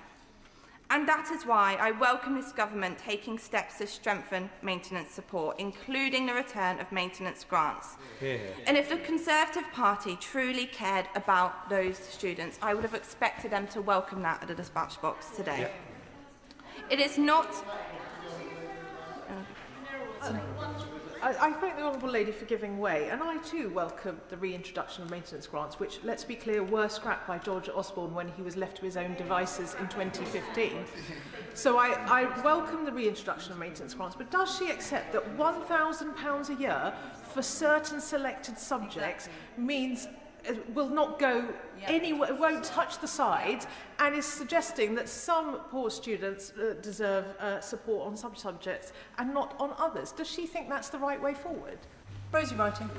I appreciate it's a start. I welcome us introducing them in that £1,000, but yes, I think there's more to do. But I also welcome the fact that we're in a tough economic environment, and this is what the government has chosen to prioritise.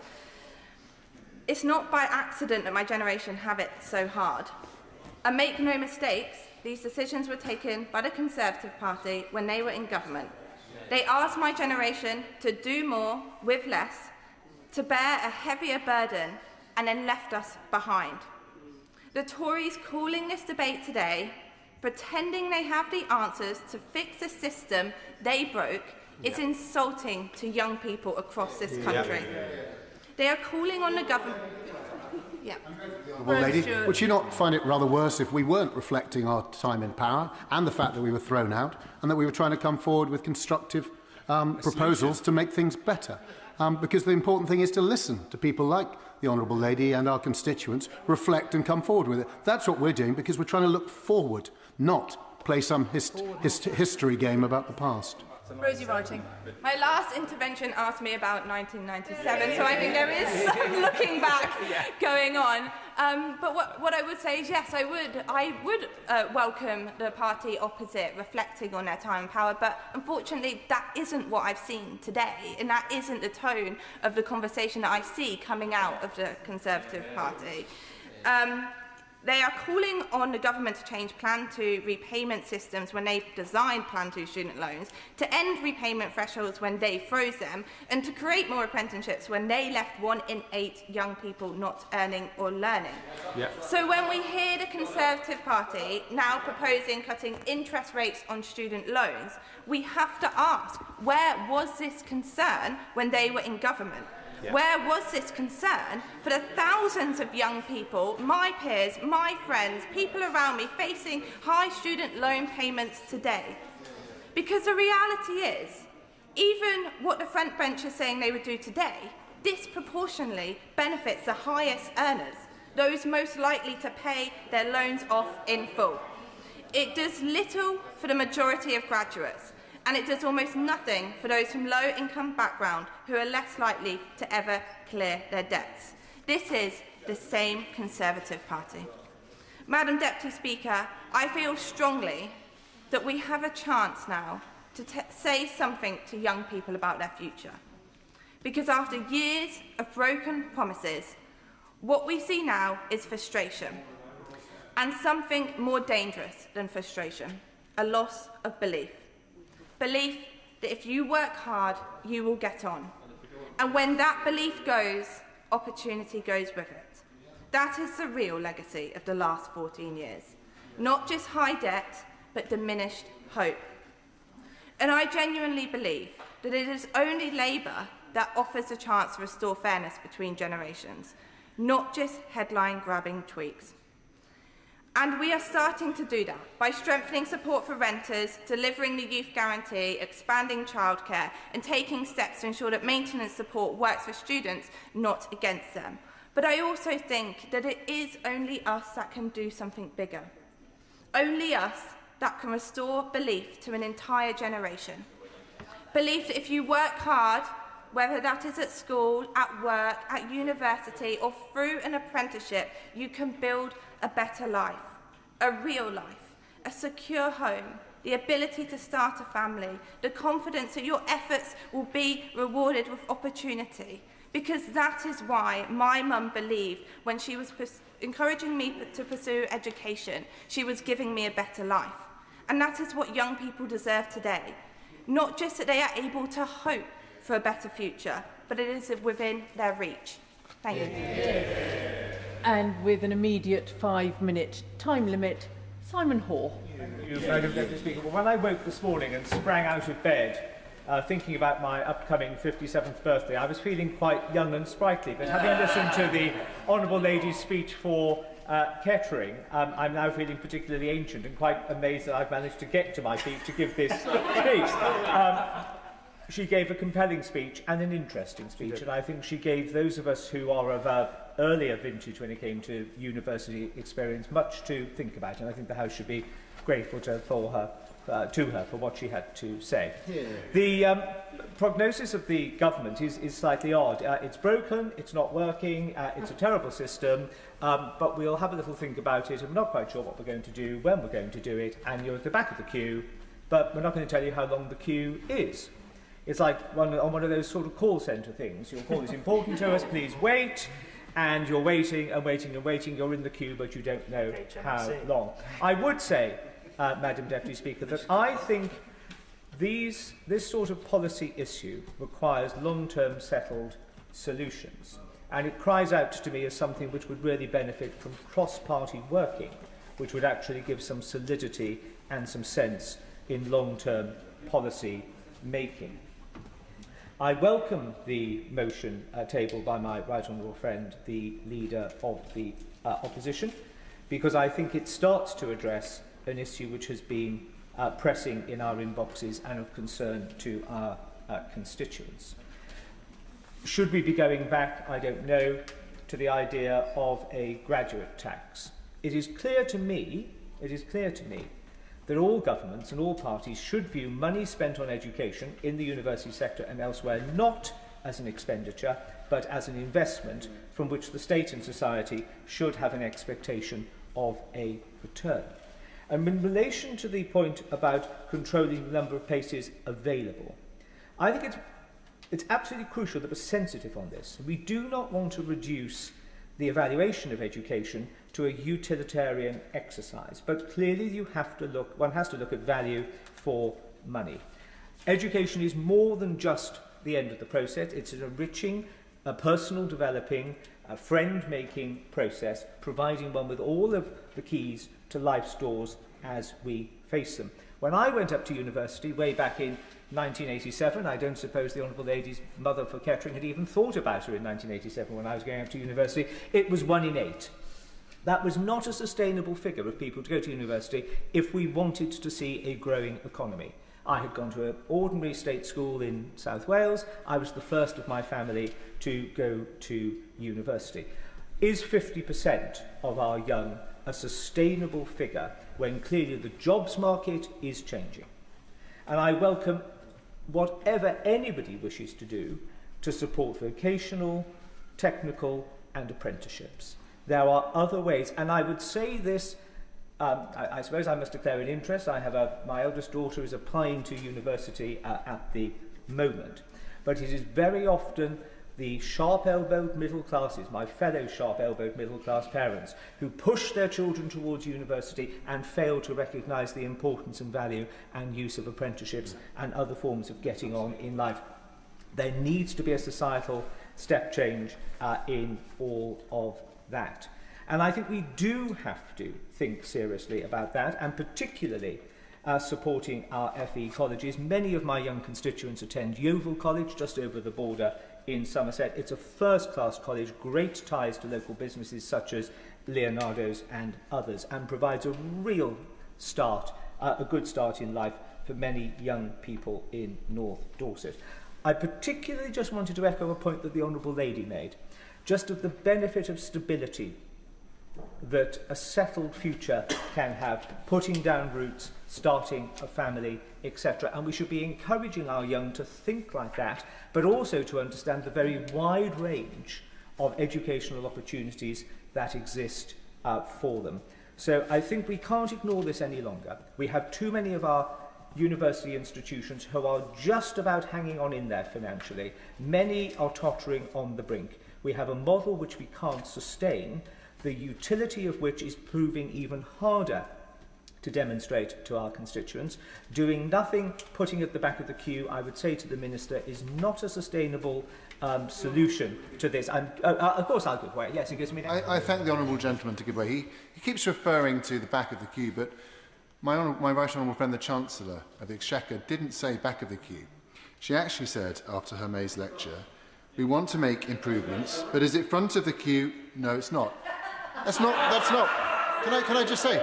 No, it's honourable, right honourable, and honourable members can chanter from a sedentary position, but repeatedly honourable members opposite have said back of the queue. That is not what the Chancellor of the Exchequer said. And will he accept that point? What I will accept is that the Honourable Gentleman is swiftly gaining a reputation in this place as the only member of that type who would actually defend a policy of the slaughter of the firstborn. He will defend anything. I seem to remember the Honourable Gentleman, the member for Rugby, was one of the only Labour members who stood up and defended Lord Mandelson's appointment to be ambassador to Washington. So it may be a pit. No, I will not give way, because I mean, one can only be a useful idiot so often in an afternoon. So what I would say, what I would say to the Minister, whether it's at the front of the queue, the back of the queue, the middle of the queue, this is an issue that cannot be put aside any longer. It needs. I'm just about to give up. I won't get an extra minute. The honourable gentleman, who I like very much, in ordinary circumstances, I would, but I won't. But we need some urgency from this, and I would finally urge some cross-party working on this to make sure that all of our constituents, whether urban, rural, first-generation university, second, third or fourth, get the very best deal and start in life that they can as they begin their working careers. Matt Rodder. Thank you, Madam Deputy Speaker, and it's a pleasure to follow the honourable gentleman. Like him, I also have 2 children who have recently graduated, and I also worked in higher education for a time. Madam Deputy Speaker, I'd like to speak in support of the amendment in the name of the Prime Minister and the Secretary of State, and I want to discuss 3 aspects of this important issue. First and foremost, the legacy left by the last government, and we've heard a little bit about that earlier. Secondly, the measures that are being taken by the current government to address this, and also what more might be done to help. So turning first of all to the legacy of the last government, I think we should be quite simple and straightforward about this, that the last government left a terrible mess in higher education. And today the party opposite is trying to quite simply rewrite history when it comes to student loans. It was the last government, supported by the Liberal Democrats, who designed the Plan 2 student loans, and the last government also froze the thresholds for 10 years. And they're now the ones complaining about the very system they themselves devised. And they should actually, in my opinion, be apologising for the mess they left behind. Sadly, we face the ridiculous situation where they're actually campaigning to resolve the very problem that they created, which is all a little bit rich. In contrast, the current government is trying to clear up that mess and also to build a better future for young people. Madam Deputy Speaker, could I thank the Secretary of State and the Minister for their work to invest in children and young people? Whether this is investing in Best Start with 4 new centres in Reading and many more across the country, investing in our schools, and I should say it was a pleasure to welcome the Secretary of State and the Prime Minister to a breakfast club recently, or investing in school buildings and teachers' pay, which is also a rather important area of policy, should I remind the members opposite, given the mess they left in teacher recruitment and retention when they left office. And the government's also, it's also worth considering the government is updating the school curriculum and it's consulting about modernising SEND provision. These are all important steps forward and examples of real investment in children and young people. Now, as part of this, I know that the Minister and her colleagues are trying to address some of the issues around student finance, and I would like to welcome in particular the reintroduction of maintenance loans. I think there have been some very thoughtful comments about the power of these and the importance to many people of lower means in encouraging them to get on with studying at university. I'd also like to tackle the wider work, mention the wider work the government is taking to tackle the cost of living, and I think it's important to see the support for maintenance loans in this context. The freeze in rail fares is going to help students and young people, as will the move to cut energy prices, and we've also heard about the work to support renters. Indeed, also the work to build more houses will help young people buy their own homes. So in many ways, the government is helping our young people. There remains, though, as it's been said, more to be done. And I would like to ask the Minister to continue to look into the effects of the Plan 2 scheme. And in particular, given my area in the southeast of England, I would like to highlight the challenges faced by young people living in higher cost areas. I do know that the Minister cares deeply about this, and it's been a great pleasure to have her in Reading talking to families recently about special educational needs. She does care, and she is looking into this issue, so I do hope that we'll hear a little bit more about this. To conclude, Madam Deputy Speaker, we have had a terrible inheritance. Action has been taken, and I look forward to hearing more. Thank you. Peter Fortune. Thank you very much, Madam Deputy Speaker. An issue of concern is, of course, youth unemployment, which is particularly pressing, having skyrocketed to record levels under Labour's watch, with 16 to 24-year-old unemployment rates at nearly 16%. Failing the youth of this country is tantamount to abandoning our future. It's because of the political choices made by this government that young people are struggling to secure employment. And we have the lowest graduate recruitment levels on record and 700,000 graduates on benefits. To make matters worse, far too many of those who can find employment are then stuck in an endless cycle of student debt, whilst taxpayers have to pick up the tab for those who are never fully able to repay the balance and write off their loans. I've been contacted by many graduates in Bromley and Biggin Hill who are deeply concerned about the freeze on student loan repayment thresholds. They see this decision as unfair and one that heaps additional financial pressure on graduates who are already struggling with the rising cost of living. In a sense, it changes the rules for graduates after the fact. For many, what is meant to be an investment in education and the future workforce now creates a sense of permanent debt rather than a manageable contribution based on ability to pay. This cannot go on, or we risk undermining the trust in the student finance system altogether. On this side of the House, we have a plan.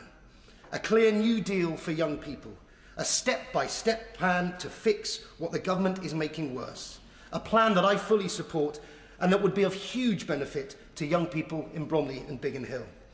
Under our plan, to abolish real interest rates on Plan 2 student loans, we will ensure student loan balances will never rise faster than RPI inflation. For example, a doctor at Princess Royal University Hospital in Bromley in 2029 with £80,000 of student debt will save £58,000 in lifetime repayments and clear their loans sooner. A graduate in Bromley with £40,000 of student debt and on a salary of £50,000 would save £26,000 in lifetime repayments and would clear their loan 5 years faster than under the current system. It's only the Conservatives who will end the unfair interest rises, fund 100,000 more apprenticeships and encourage young people into work with a £5,000 first job bonus. We have a plan to restore aspiration for young people. The government is failing them. Adam Thompson. Madam Deputy Speaker. Can I begin by drawing the House's attention to my register of interest, particularly my role as the chair of the All-Party Parliamentary Universities Group and my membership of the University and Colleges Union. With that said, I must note my shock and awe, Madam Deputy Speaker, at the Conservative Party's decision to hold today's Opposition Day debate on the current state of student loans, a system that they created in government, a system that they subsequently broke, and a system that has left a generation of students and graduates utterly and comprehensively beaten.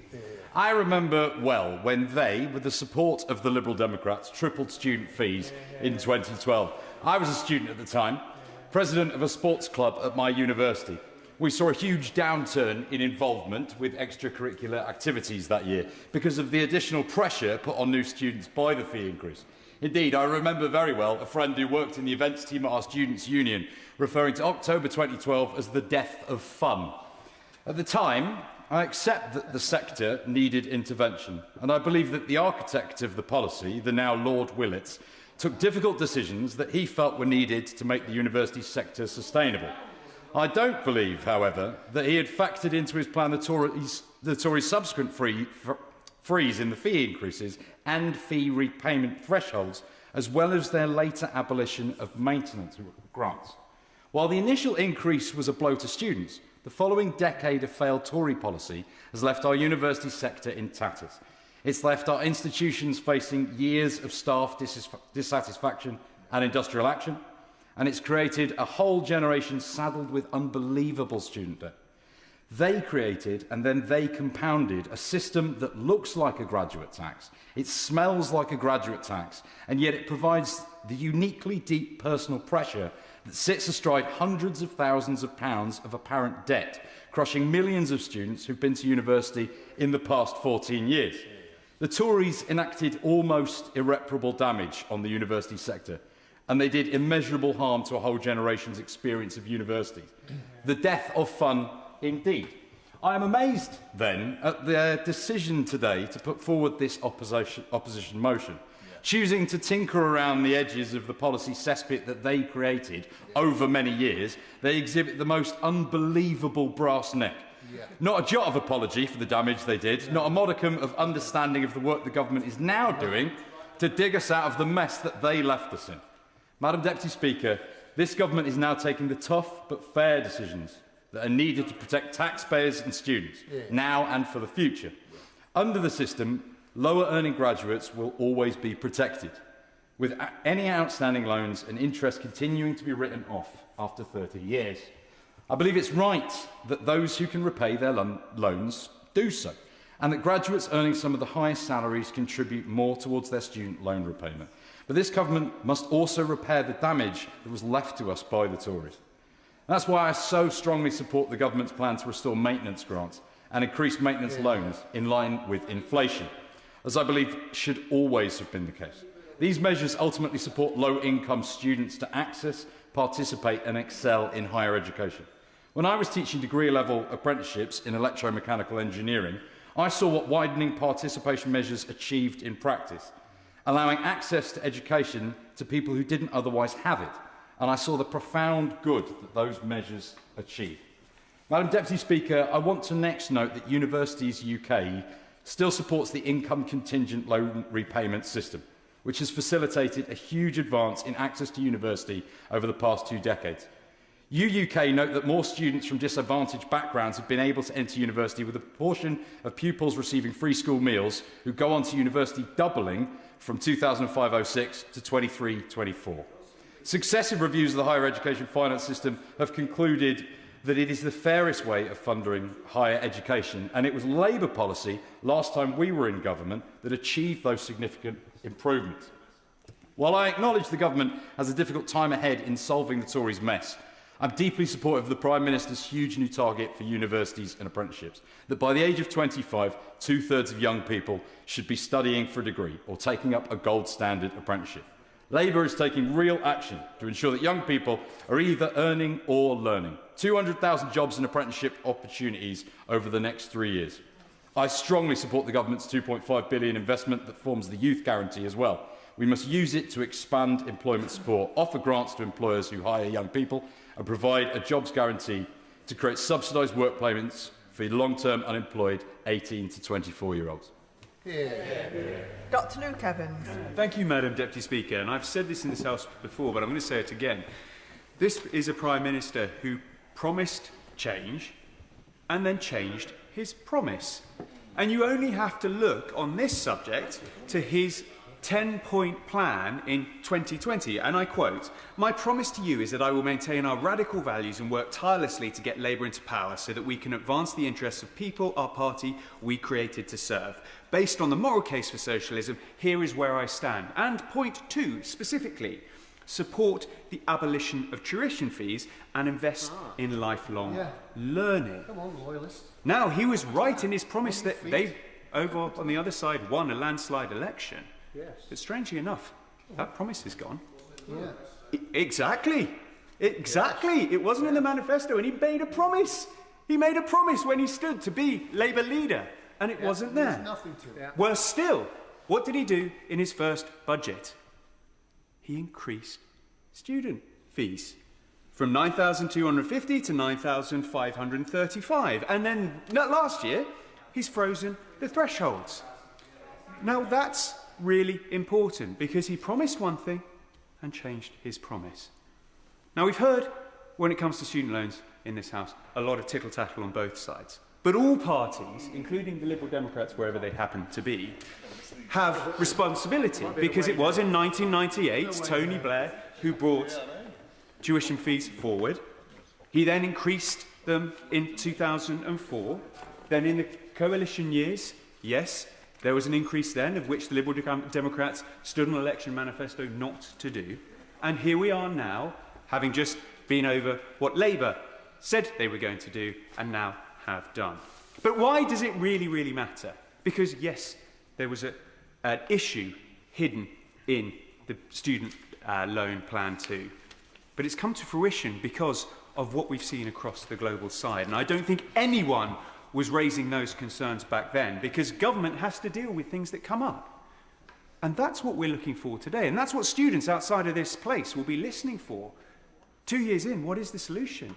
Because at the end of the day, it is the middle earners who are being squeezed, and it is unfair, because no matter how hard they work, their debt is going up. And I think principally, regardless of your political position, we all agree that's unfair. So the question is, how do we solve it? And when it comes to the Chancellor, she was asked this. Yes, we want to fix it. Yes, we want to make improvement, but it's not front of the queue. No, it's not. Politics is about priorities. I'm not denying there's a problem. I'm not blind to that. But what I do say is there has to be some patience. Or tell that to the member of Kettering or the people from Hinckley and Bosworth, who are now, no matter what they do, no matter how hard they earn, they're having their debt go up. And she went on. If you say to me, you shouldn't... I will give way. Thank the honourable member for giving way. A constituent of mine who aspires to be a GP, like the honourable member, left university with £44,000 in debt, and she's actually paying more in interest than on the repayments on a loan. Does the honourable member agree with me that this system actually deters graduates from following the very careers that we so desperately need them to follow in this country? He's absolutely right, and so I expect she will be shocked to hear that it's not really a priority for this government, because it is unfair, and that's why we on this side of the House at least tried to put up a solution. I was expecting the government to turn around and say why it doesn't work and maybe offer us something different. That's what the public want to hear, that's what his constituent wants to hear, and certainly that's what mine do. Because the Chancellor went on to say, if you say to me you shouldn't have done child poverty and you should have reformed the student loan system, I strongly disagree with that. Well, actually, that's very honest. I give her credit for that. Because now look at the wider context and what that means for younger people. As we've heard already today, unemployment in the UK is at its highest level since 2021 and since 2015 for those aged 16 to 24. And UK youth unemployment, for the first time ever is above the European average. Let that sink in. And as I made a point to the front bench colleague, we know that last year, from the UK, 257,000 people left the UK, when it was expected to be 77,000. And 3/4 of them were under the age of 35. They won't turn up in the NEETs numbers. They're not recorded in that way. So not only have we got youth unemployment going up, we've actually got herds of young people moving elsewhere. And this is a tragedy for our economy, and it's a tragedy for those young people because they're having to look elsewhere to find that work, to find that lifestyle, to find their place in the world. And that, to me, is really sad. And the government solution? Well, it's already increased taxes on businesses, put more red tape in, seen youth unemployment go up and say, well, do you know what we're going to do? We're going to give you £3,000 to rehire the person that was lost their job. Yeah. They've created a hole and they're now trying to fill it themselves, but only filling it halfway. Now, there is a solution in this document that we've put forward. Agreed, it's not fulsome. It doesn't redo the entirety of the student loan system, which I would agree with other colleagues that this definitely needs an approach to be looked at. But at least this side is trying, offering solutions. The other side, I hear meetings, I hear talking, I see no solutions, and that's a shame.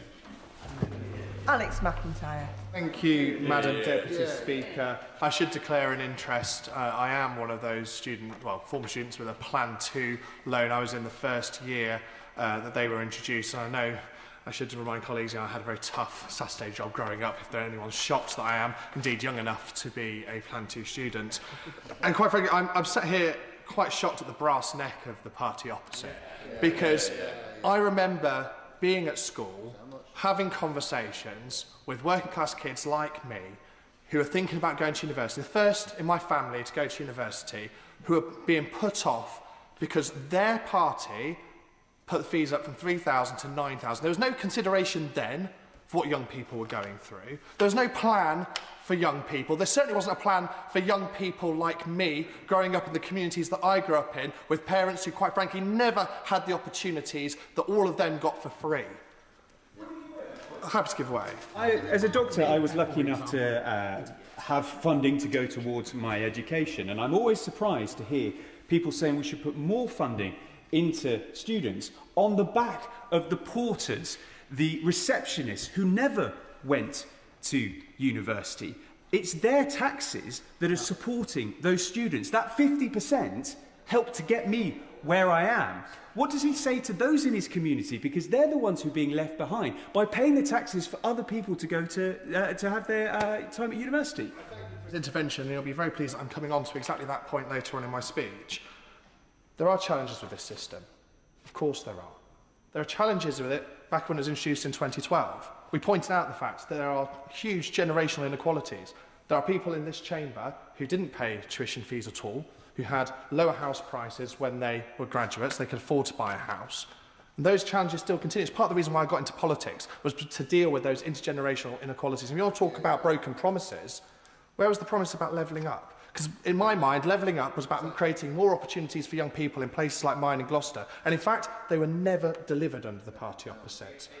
I want what's best for young people and the university sector in my constituency. I'm really delighted to take this opportunity to welcome the brand new university campus that the University of Gloucestershire has opened in Gloucester City Centre, taking over the Debenhams building in Gloucester and creating a new campus for students with the public library inside so that young people in Gloucester can see what that opportunity looks like going forward.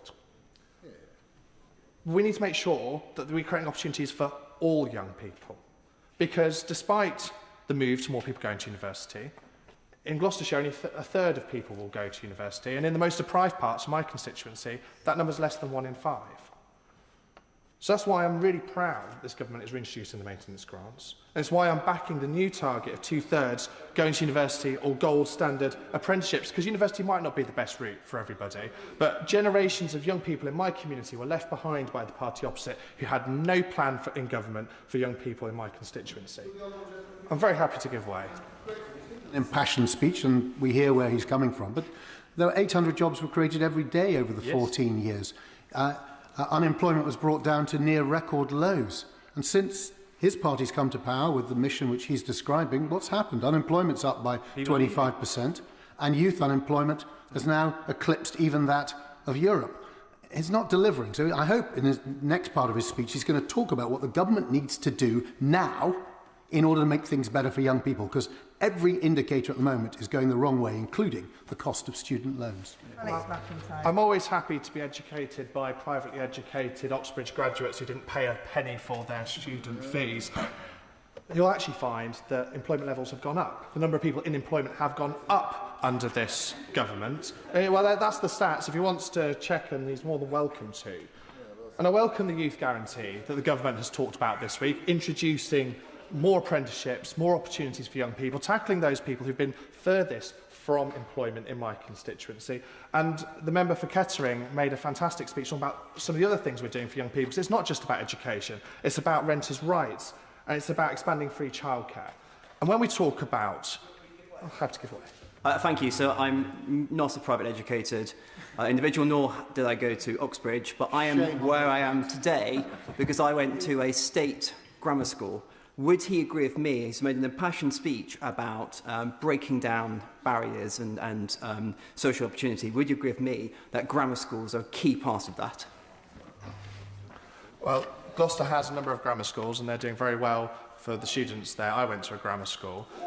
However, I went to a state school. My parents worked really hard to get me there, and if you want to, talk about that going forward, I'm very happy to talk about my background and where I came from and how I got to this place. It's quite frankly quite different from a lot of the people on your benches.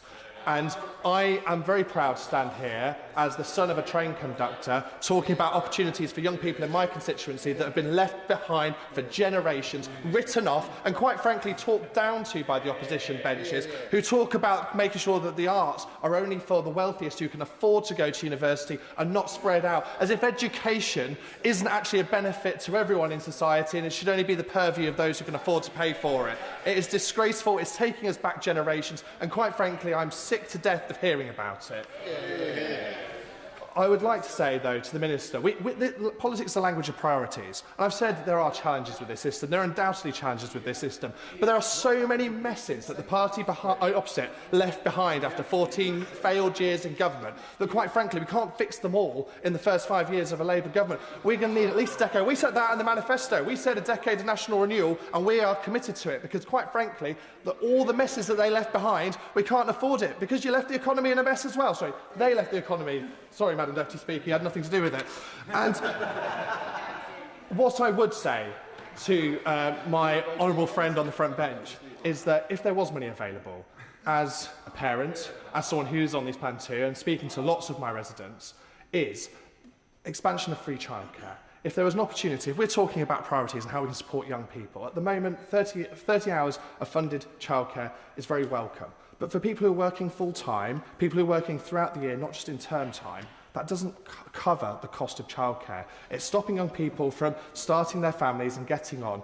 And I think that would be a really good opportunity if there was money available. This is about priorities and about how we can support young people going forward. I welcome what the government is doing. If I had a gentle nudge in a direction, I would encourage the government to look again at what we can do to expand the offering of free childcare. But in closing, I'm not going to take lectures from the party opposite on young people. They had no plan for young people during their 14 years. They did not care about young people like me when they were in government. Quite frankly, you wrote me off and I had to fight my way to get to here today. For my grammar school. Yeah, I did go to a grammar school and I'm proud of that and I did quite well for myself. My parents had sacrificed a lot for me to get here, so I'm not going to take lectures from the party opposite on that. But what I will say is that this government is fixing the mess that they left behind. Of course there are challenges in the system and I welcome the government's measures taken so far and long may it continue. Dr Neil Shastrahurst. Thank you very much, Madam Deputy Speaker. Education is one of the few forces of life that allows a person not only to imagine a different future, but also to reach it. It is more than a qualification, it's more than a certificate, it's more than even a career. It's the moment where circumstance loosens its grip and possibility takes hold. A good education doesn't simply serve the individual, it strengthens families and it uplifts communities. It is the most powerful engine of social mobility we possess, and it's the surest path by which talent can rise, irrespective of where it begins. But if we are to be true to that belief, then we must confront a most uncomfortable question. What does it say about us as a nation if the very ladder we offer is weighed down by a burden that grows faster than the lives it is meant to lift? Today, far too many graduates look not at opportunity, but at a balance that rises year after year, not simply with the cost of living, but beyond it. A system where interest is not just keeping pace with inflation, but it's outstripping it. Where the cost of learning risks becoming a source of anxiety that follows people into their working lives, their families, and their futures. And this is not just an economic issue, it is a moral one. Education should open doors. It should not cast longer shadows.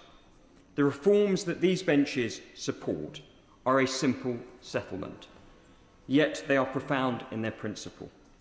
They ensure that student loan interest rises only with inflation and not above it, moving from RPI plus 3% to RPI alone, and preventing the trap of pushing low to middle earners to pay more than the threshold. I will give way. I thank you for giving way. I wonder if he's read the IFS report actually evaluating his party's proposal, and that states that his party's proposal do zilch, nada, zero when it comes to monthly repayments, and the IFS shows that it's the lower and middle earners that don't benefit at all. Yeah. It's a plan for higher earners, isn't it? I'm very grateful to the honourable member for his intervention. If he doesn't want to tackle the problem of the inadequacy and the inequality between a high earner on £150,000 who will pay off their debt of around £46,000 over an 11-year period, compared to a lower income earner or middle income earner on, say, £50,000 who will pay off their debt over a much longer period of time, and it will be around £80,000, then I'm afraid the public who are watching this debate will have serious questions about the resolve of the government to tackle this issue. And of course, the change... No, I'm going to make a little progress. I'm going to make a little progress, if I may. The changes that these benches are proposing, they don't remove responsibility for the student, nor does it change the process by which graduates will repay. But it does restore fundamentally a sense of fairness. This isn't about numbers on a balance sheet. It's about a young person deciding whether it is worth, frankly, taking the risk of going to university. It's about a graduate wondering why their debt grows despite doing everything right. And it's fundamentally about trust. Trust that if you work hard, you play by the rules, and you invest in your future, the system will be fair in return. And so we return to that timeless understanding that education is in the interest of us all. Not just because of what it gives to an individual, but because what it gives to society as a whole. And I think of the words of Benjamin Franklin, who said, an investment in knowledge pays the best interest of all. Kevin Bonavia. Thank you, Madam Deputy Speaker. The opposition debate today brings to mind the old proverb, the best time to plant a tree was 20 years ago. The second best time is today.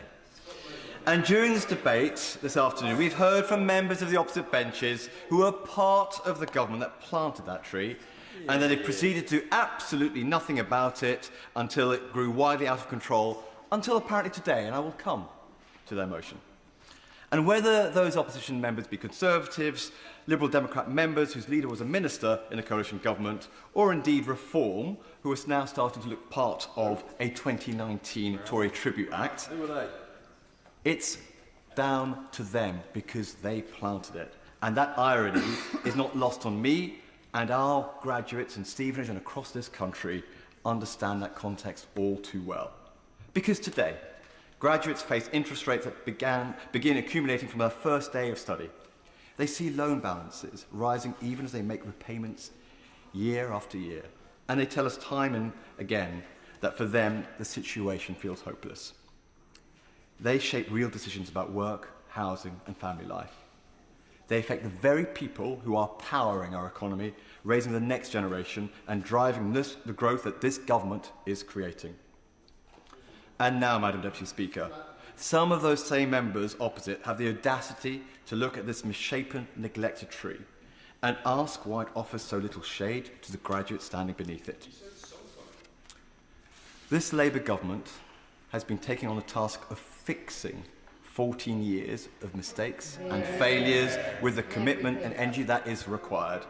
And as Full Facts Manifesto Tracker has confirmed, 2/3 of our pledges are either already delivered or are on track. Far more than could be said for the last government.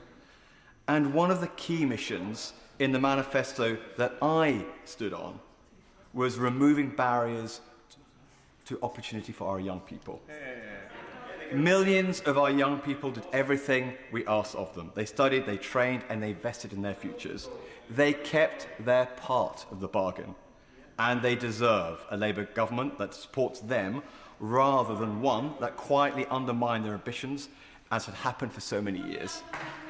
Yes, happy to. I'm grateful to the Honourable Gentleman for giving way. I'm one of the very few people who probably benefited from not going to university. I did open university later, so I didn't, luckily, have a student loan, Madam Deputy Speaker, and probably a little on the old side as well. But there's something really fundamentally that is unfair about this. Does he not accept that the very young people that he talks about so passionately are being penalised by his party? And when he talks about track record, can he explain why youth unemployment is going up under this Labour government? I thank the Honourable Lady for her intervention. Right Honourable, yes, Right Honourable. I do remember her time as Chief Whip at the time. So yeah, and like her, I did not have the burdens that people who came to university after me had to face. So I'm very conscious of my responsibility to those generations and the generations to come on that. Now, on young people, I'm glad she's raised that because this government recognises the extra pressures that are facing young people, and that is why the measures we are taking to help those feeling the cost of living, whether it's on transport, whether it's on childcare, and so many other things, we are helping our younger people. And we are looking to the future of supporting our students as well. We are bringing back those maintenance grants that I benefited from all those years ago. So this one more time. Grateful to the Honourable Gentleman. He said the government's helping young people. He mentioned transport. The bus fares have gone up by 50%, from £2 to £3. If you travel every day to work and back, that's £500 a year out of taxed income. That's not helping. And the fuel duty is going to go up in September. That's not helping.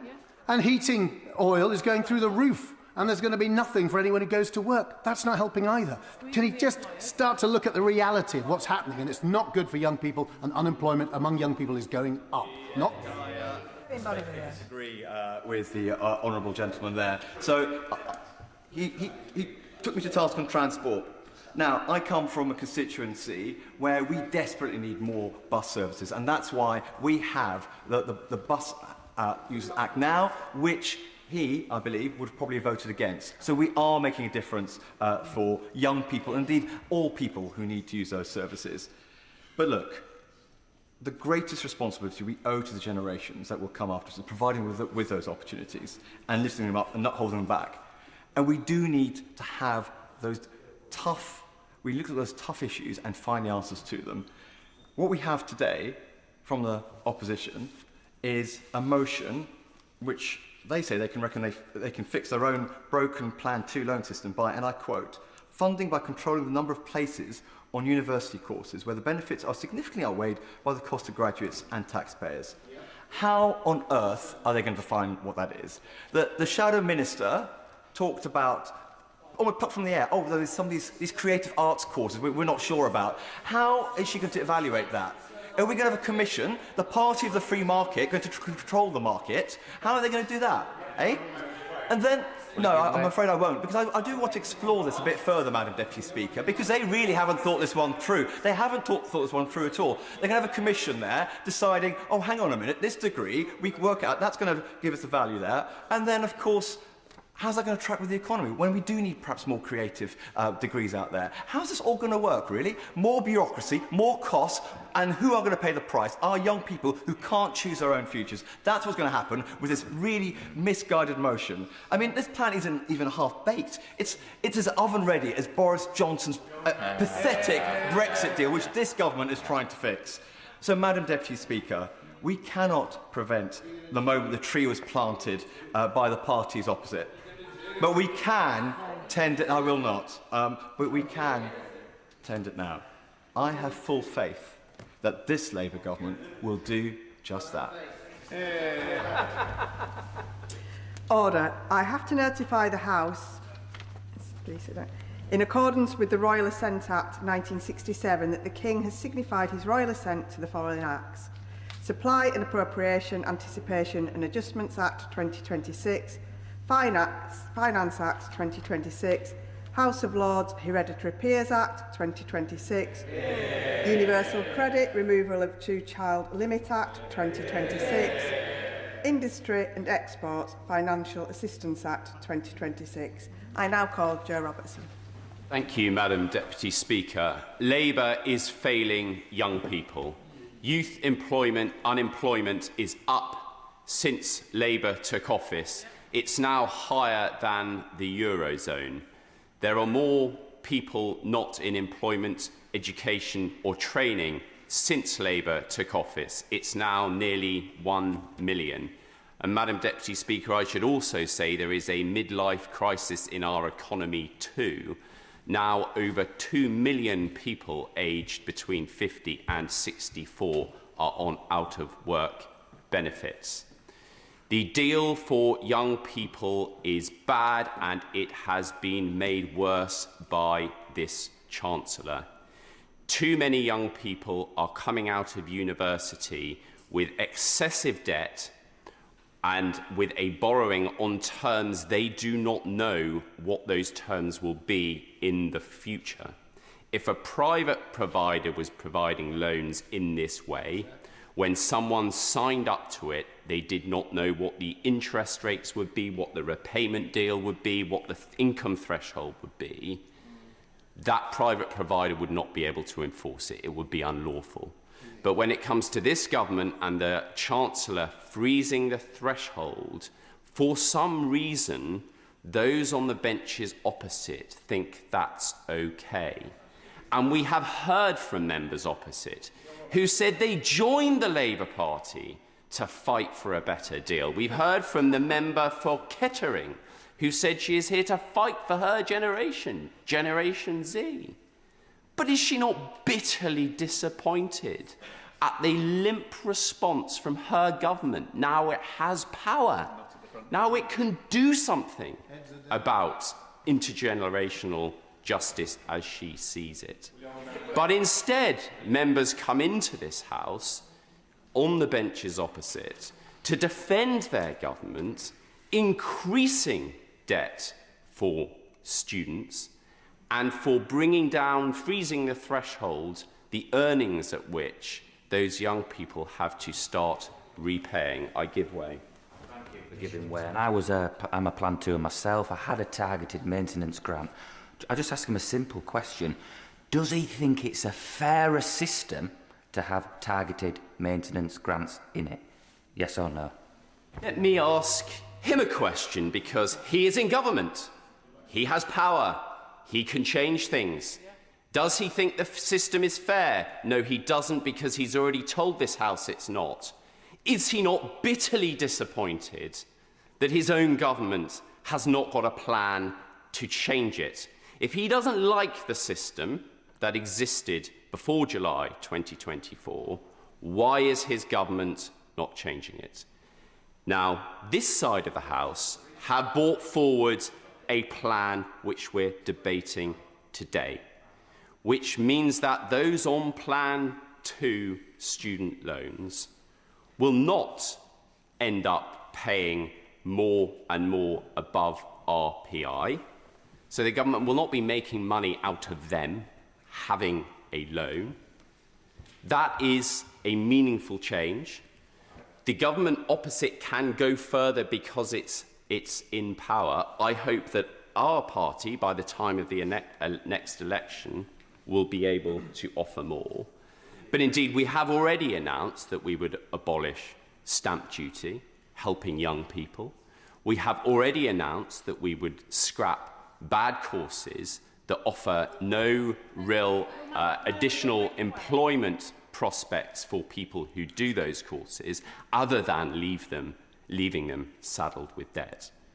Look, it seems that most people opposite have a history degree, given the amount of time they've spent speaking about the last decade. But if we talk about the system that is existing now, when I went to university, I accepted the principle that young people who went to university did not contribute enough to the education that they received.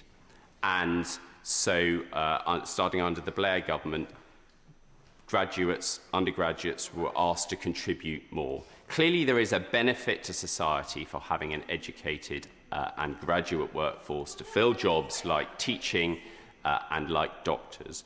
But there is a great benefit to those too who fill those jobs because of the higher earnings. That is a principle I supported. It's a principle most people supported, and I still support it. But we have plainly reached a tipping point for too many students. The personal debt is so high they have no real prospect of ever paying it back. Some have a degree that gives them no real opportunity to ever earn more than if they hadn't had a good apprenticeship that the last government gave them the opportunity for. I give way. I thank the honourable member for giving way on that point. My own son is doing a degree in musical theatre performance. He is due to graduate in a few weeks' time. That might be something which the honourable member thinks has no value. He is probably going to spend an amount of time working tables and trying to make a living whilst he progresses in his career. He would not be able to be of use to people as a future teacher, as a future counsellor, as a future communications officer, perhaps a future politician, without that degree. Is the honourable member suggesting that his degree has no value? I thank the honourable lady. I'm sure her son's degree is an excellent degree, and he will come out and hopefully gain an excellent job. But that's not the case for every student. There are too many students in this country saddled with tens of thousands of pounds of debt. They do not know their repayment terms because they change, and some of them have degrees that will give them no additional prospect of a job to allow them to repay that debt.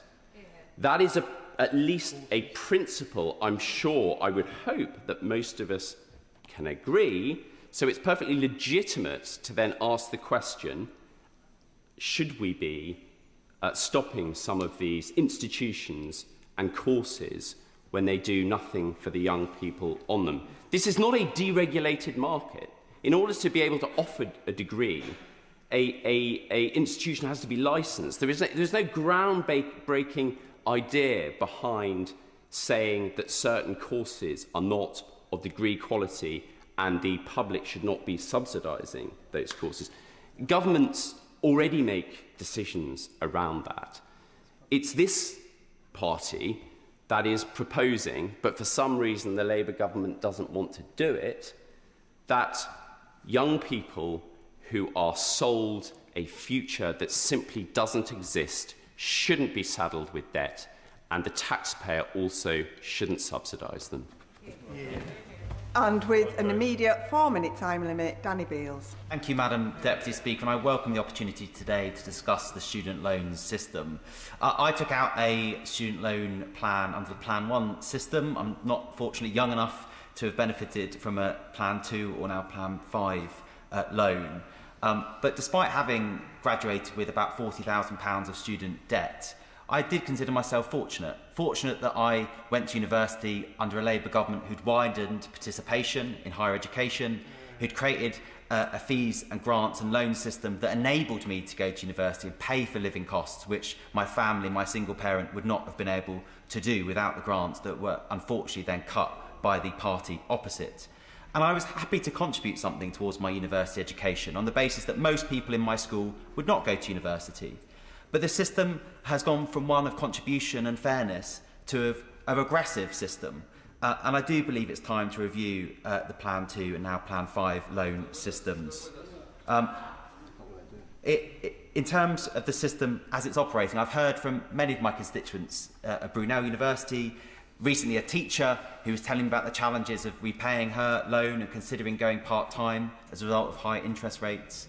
There are clearly a number of options that could be taken, whether reviewing the RPI basis to a CPI basis, capping lifetime interest costs, looking at uprating the thresholds once again, and also looking at the Good Growth Foundation's suggestions as well. But it's important, rather than going for any one of these changes, we properly analyse the options and the distributional impacts, work with which the party opposite has clearly not done in their half-baked proposals before us today. And it is quite baffling that the Conservative Party have moved this motion, having been the architects of this regressive student loan system, having maintained the system for a decade, froze at the repayment thresholds continually, trebled the fees with the Lib Dems when in coalition government, and cut maintenance grants for the poorest. They now pretend to be the party of students.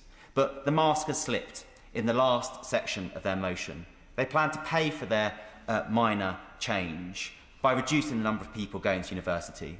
And when the Conservatives say fewer young people should go to uni, they almost never mean they shouldn't. They almost never mean their children shouldn't. They don't mean that the university in their constituency should close. They're talking about other people and constituents at universities like Brunel in my constituency. They look down on arts courses or ology courses they feel have less benefit. And to be frank, it is elitism. Well, my friend, I will gladly give way. I thank my honourable friend for giving way. He's making a very excellent point about the fact that when the opposition benches say that they're going to cut funding for certain courses, what they really mean is those courses would be available for the wealthiest students who can afford to pay it without government subsidy. And does he agree with me that will lead to a decrease in students from working class backgrounds being able to access arts degrees? I completely... Very generous with their time. Can I just remind members that I will be starting front bench speeches around 20 to, and we still have 4 more members left. Danny Beales. I completely agree. Everyone who would and could benefit from university education should be able to go, and you don't widen opportunities by cutting them. John Byrne Murdoch's analysis in the FT showed that other developed countries have increased participation in higher education and not seen the impact on graduate wages that we have seen. It is not inevitable as part of wider higher education participation. It is because of stagnation in the economy and of productivity caused by the last Conservative government that we have seen that, not higher education participation. There are a range of cost of living pressures on younger people.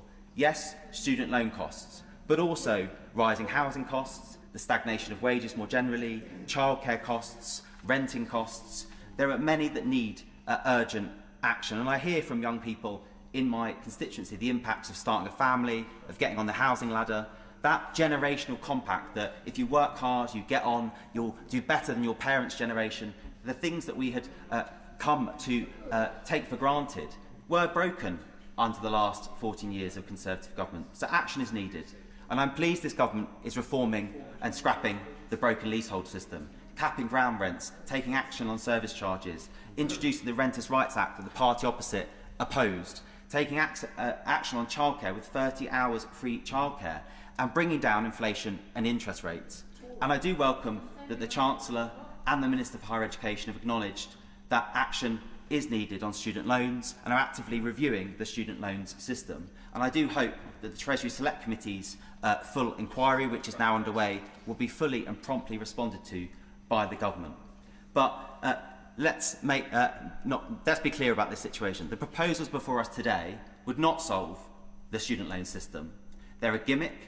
They're a gimmick that would close participation and close doors of opportunity, and that is exactly the opposite of what people and young people in this country need. Stuart. Thank you, Madam Deputy Speaker. It's a pleasure to participate in this debate because, Madam Deputy Speaker, graduates were promised a fair deal. We've heard in the debate all the promises that were made from when the leader, the Prime Minister, stood to be leader of the opposition onwards to announcements that were made. People were told, work hard, go to university, have a shot at a better life. And they were told that their effort would pay. And on those principles, colleagues opposite entirely agree with those of us on this side. The Education Secretary knows those things should be in place, because in 2023 she wrote that graduates will pay less under a Labour government. Well, reflecting on that, it was just 2023. And she, the actual Education Secretary, said graduates will pay less under a Labour government. Now in office she says, nah, we are where we are. And the Chancellor knows it too. In January she said the student loan system was fair and reasonable. Just in January this year. And yesterday, suddenly, she admitted it was broken, but, importantly, not a priority. And the Leader of the Opposition knows it. Last month, she said the current system created an unfair debt trap for graduates. But what's the difference, Madam Deputy Speaker? The Leader of the Opposition has a plan to cut interest rates no one would accept on a normal loan. Because the moment a graduate throws their cap in the air, unfortunately, the party opposite sees a target to tax. Yep. We, on this side, see a dream to back. Dreams like Sammy's, because Sammy from Caingham, in my constituency, was one of the first in her family to go to university. She borrowed £40,000, works in the medical field, and makes her payments every month. But she now owes £46,000 because of interest rates that no one would accept on a normal loan. And graduates like Sammy need to earn £66,000 before they even start to reduce their loans. And by refusing to cap interest at the rate of inflation as we're proposing today, in order to help people like Sammy, the Chancellor, who admits the system is broken, is making people like Sammy pay more and pay for longer. For too many, the degree that was meant to help them get on is now holding them back. And that is why, in a tough situation, we are making tough proposals about finding courses which aren't adding value. They exist. And to have the Liberal Democrats and Labour suggesting there isn't a single course at a single institution in this country that shouldn't be put under question, that's not the right attitude. So under our plans, interest rates on Plan 2 student loans will be capped at inflation, and that will save graduates tens of thousands of pounds. A doctor from Headon, graduating in 2029 with £80,000 of student debt, will save £58,000 in lifetime repayments. An engineer from Roos with £40,000 of student debt, earning £50,000, would clear their loan 5 years faster. So when these young people enter the workforce or start a business of their own, they'll have the space to build a future of their own, saving for a home, starting a family, creating something of value. Fairness, a future, freedom. For these people, like Sammy, are the risk takers, the innovators, the builders of what is to come. And they're being let down by this government. That's the choice before this House tonight. Vote for our plan to make effort pay again, or do nothing, because it turns out graduates are at the back of the queue. Colleagues opposite know the right thing to do. The education's actually deep down knows it, and the Chancellor knows it. What they need now, Madam Deputy Speaker, is the courage to do something about it. Dr. Peter Prinsley. Thank you, Madam Deputy Speaker. So, student finance is complicated. With thanks to the member for Glasgow South, who's been in and out of his seat all afternoon, I was able to produce a biscuit explainer today, which is available on all good social media channels. Now, reforming the student finance system is not straightforward. It's a complex challenge. It's made much more difficult by the need to stabilise the economy, which is something I obviously strongly support. But we must be clear, the task is harder because of the economic mess left behind by our predecessors, years of short-termism, underinvestment that have constrained what can now be done. Yet even within these constraints, the direction proposed by those opposite is a bit flawed. The suggestion to scrap degrees, particularly in the arts and cultural sectors, is culturally dismissive, plainly disrespectful and insulting. It reflects a narrow view of the value of that, ignores the real contribution of the creative industries to our economy and to our national life. Now, turning to the system itself, student finance is not neutral. It perpetuates an inequality. Those from less well-off backgrounds must take on large maintenance loans simply to afford the cost of living, graduating with significantly higher debts than their peers. This undermines social mobility. Instead of higher education acting as a ladder of opportunity, the system has reinforced disadvantage. Those who start with less leave with more to repay. Now, in reality, we all know that what we see is a form of a graduate tax. Long-term, income contingent and unavoidable for many, but with the clarity or fairness without the clarity or fairness such a system should have. So we do need to do reform, but not the plan opposite. We must make a better plan. The Labour Party is and will remain the party of working people grounded on the principles of fairness. That means confronting systems that entrench inequality and replacing them with ones that expand opportunity. Now, if we are serious about fairness, then we must act. And act we will, for we will use the levers of the state to ensure fairness. I've finished. Dr. Ben Spencer. Thank you, Madam Deputy Speaker, and for my contribution this afternoon. I'm going to talk about hope and I'm going to talk about fairness, which many members across both sides of the House have referred to in their speeches. And it's important that everyone, but particularly the next generation, has hope for the future. And at the moment, there are many challenges younger people are facing. They're facing challenges when it comes to youth unemployment, with graduate jobs market, which is unfortunately declining. We have a very uncertain world at the moment, and the people who are going to inherit this world from us are concerned in terms of conflict in the Middle East, in terms of the position of our defence, what direction our country and our society is going in. And it's younger people who have borne the brunt of the decisions that were made during COVID. And it's also younger people who are going to have to deal and find the solutions for changing demographics in our society, particularly the ageing population. So it's important more than ever that our next generation, the younger generation, has hope for the future. And we as Conservatives have a plan to bring this back. And key to this is fairness. And this motion today, I think, goes to the heart of fairness, because I think it's fair to say the repayment system with the thresholds and the 3% above RPI has essentially, for a certain group of people who are paying back Plan 2 loans, it's turned into some form of Ponzi scheme. And we here, on this side of the House, have a plan to start resolving it. Our member has mentioned this earlier. These loans you would not be able to get on a commercial basis. These are fundamentally unfair loans at the moment, and we have a plan to go about fixing it.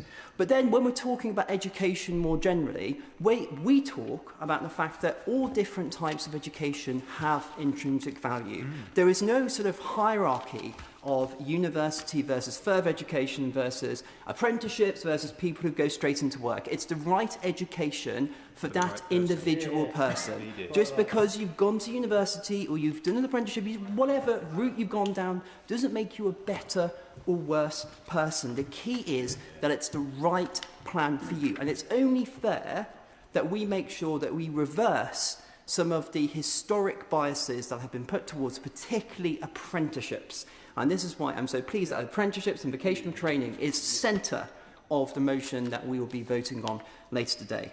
But then fairness also means fairness to the taxpayer and fairness to the people who are taking these courses themselves. I intervened on both the Minister and the spokesperson for the Liberal Democrats to say, could they at least concede that there are some courses or particular course and institution across the country which really isn't worth it. It's not value for money. It's not going to help the students. You know, just absolutely have to give way.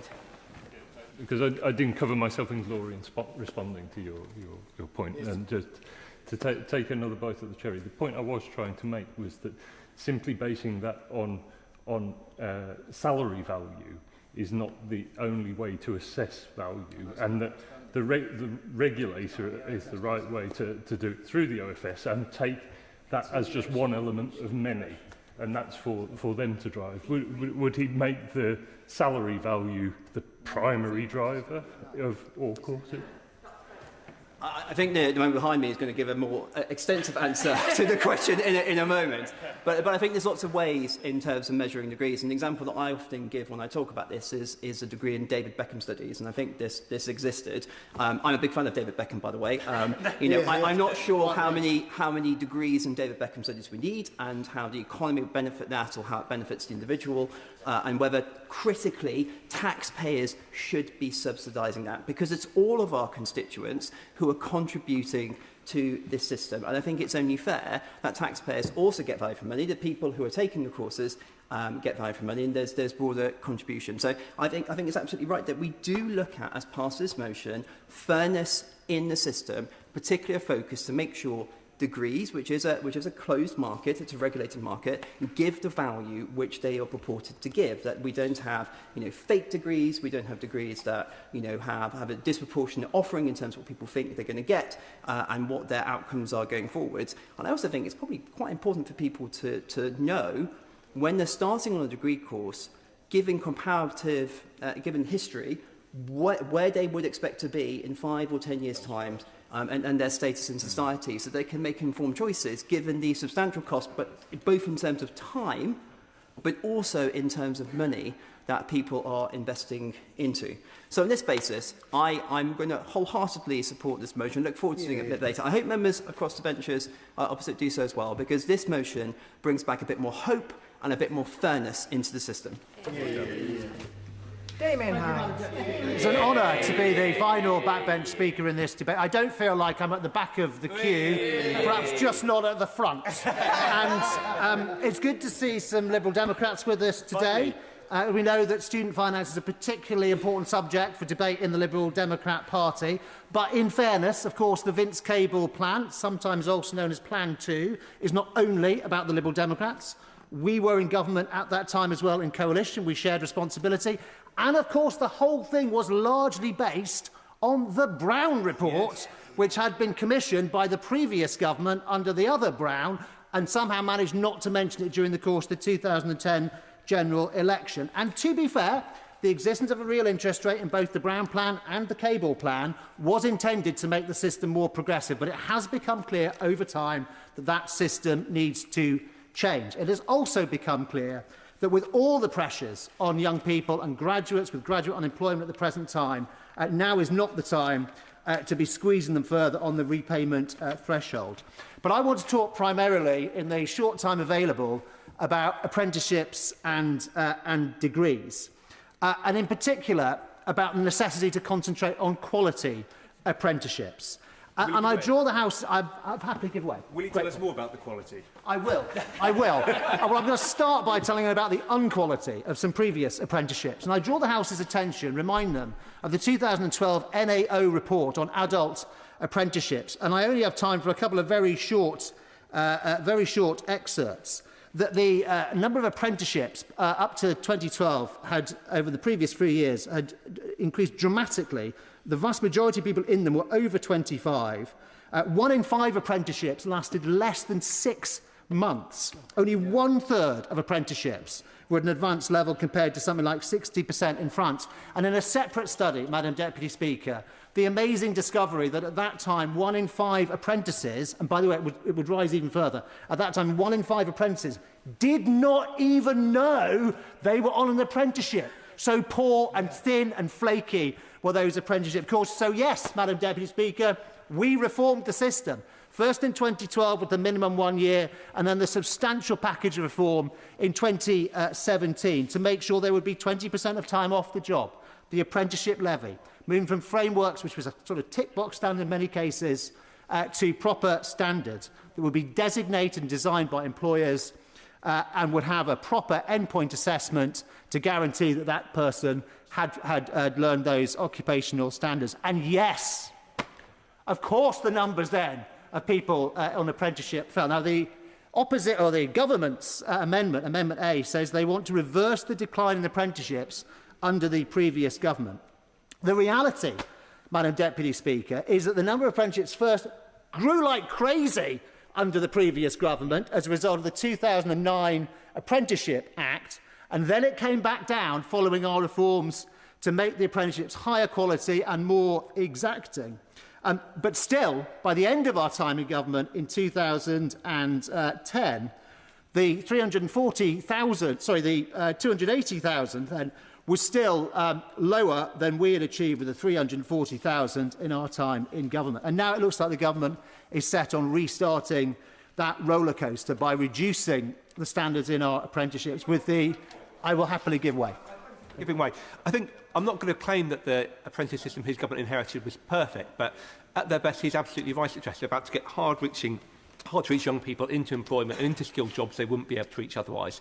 Countless young people in my constituency, countless employers, and the amazing apprenticeship charity, Amazing Apprenticeships, constantly cited standards barriers as a barrier, not an enabler of this. I'm grateful to you, Madam Speaker, and to the honourable gentleman. But we need quality apprenticeships, and that is why I regret the fact that the Independent Institute for Apprenticeships is being dissolved to be replaced by Skills England, which is not independent, does not have guaranteed business involvement in setting standards, and now has even been moved from the DFE to the DWP. I regret that the government is watering down endpoint assessment, and I regret the fact, most of all, that the minimum length for an apprenticeship, by the way, a 12-month apprenticeship is already short by international standards, and I regret that it has been reduced even further to 8 months. Try telling a German captain of industry that you can do an apprenticeship in 8 months. Nothing wrong with 8-month training courses. Just don't call them apprenticeships. Call them something else so we maintain the standard, the brand and the integrity of what an apprenticeship is. Yeah.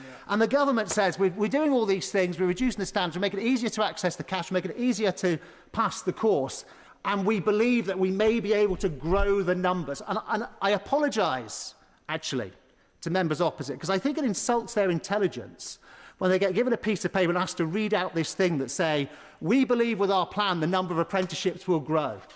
Well, of course they're going to grow. They couldn't fail but grow. The point is that is not a like-for-like increase in the number of apprenticeships. Madam Deputy Speaker, I know I'm out of time. I had a load more to say. Perhaps another day. Thank you for calling me.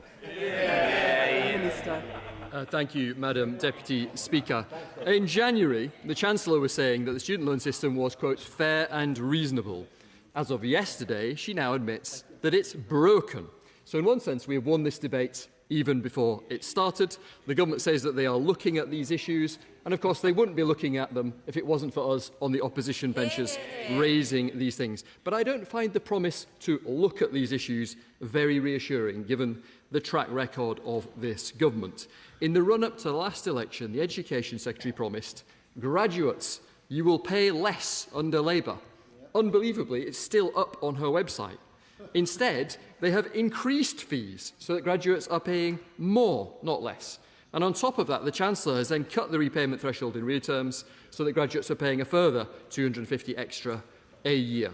Madam Speaker, actions speak louder than words. To get elected as Labour leader, the Prime Minister promised to abolish tuition fees. Instead, he has increased them. He used to say, we need to end the scandal of spiralling student debt. Now he is letting it spiral. So when the Minister says, we will look at it, we are not reassured by that. And I thought the best speech of the afternoon actually was the one from the Honourable Gentleman for Gloucester, who said in plain terms that he would not prioritise fixing this problem. He would spend the money on something else. And I actually think that kind of blunt honesty is better than the line from the Chancellor who says, graduates, your call is very important to us, please continue to hold, eventually perhaps we'll do something about it. Now, this system was set up with the best of intentions, but I have been arguing against it for as long as I've been in this House. The above-inflation interest rates have been long recognised as a problem, and that's why in the 2022 reforms we abolished real-term interest rates for all future students. But now we need to go back and end these unfair charges for past students too. There are lots of different ways you can explain how unfair the current system is.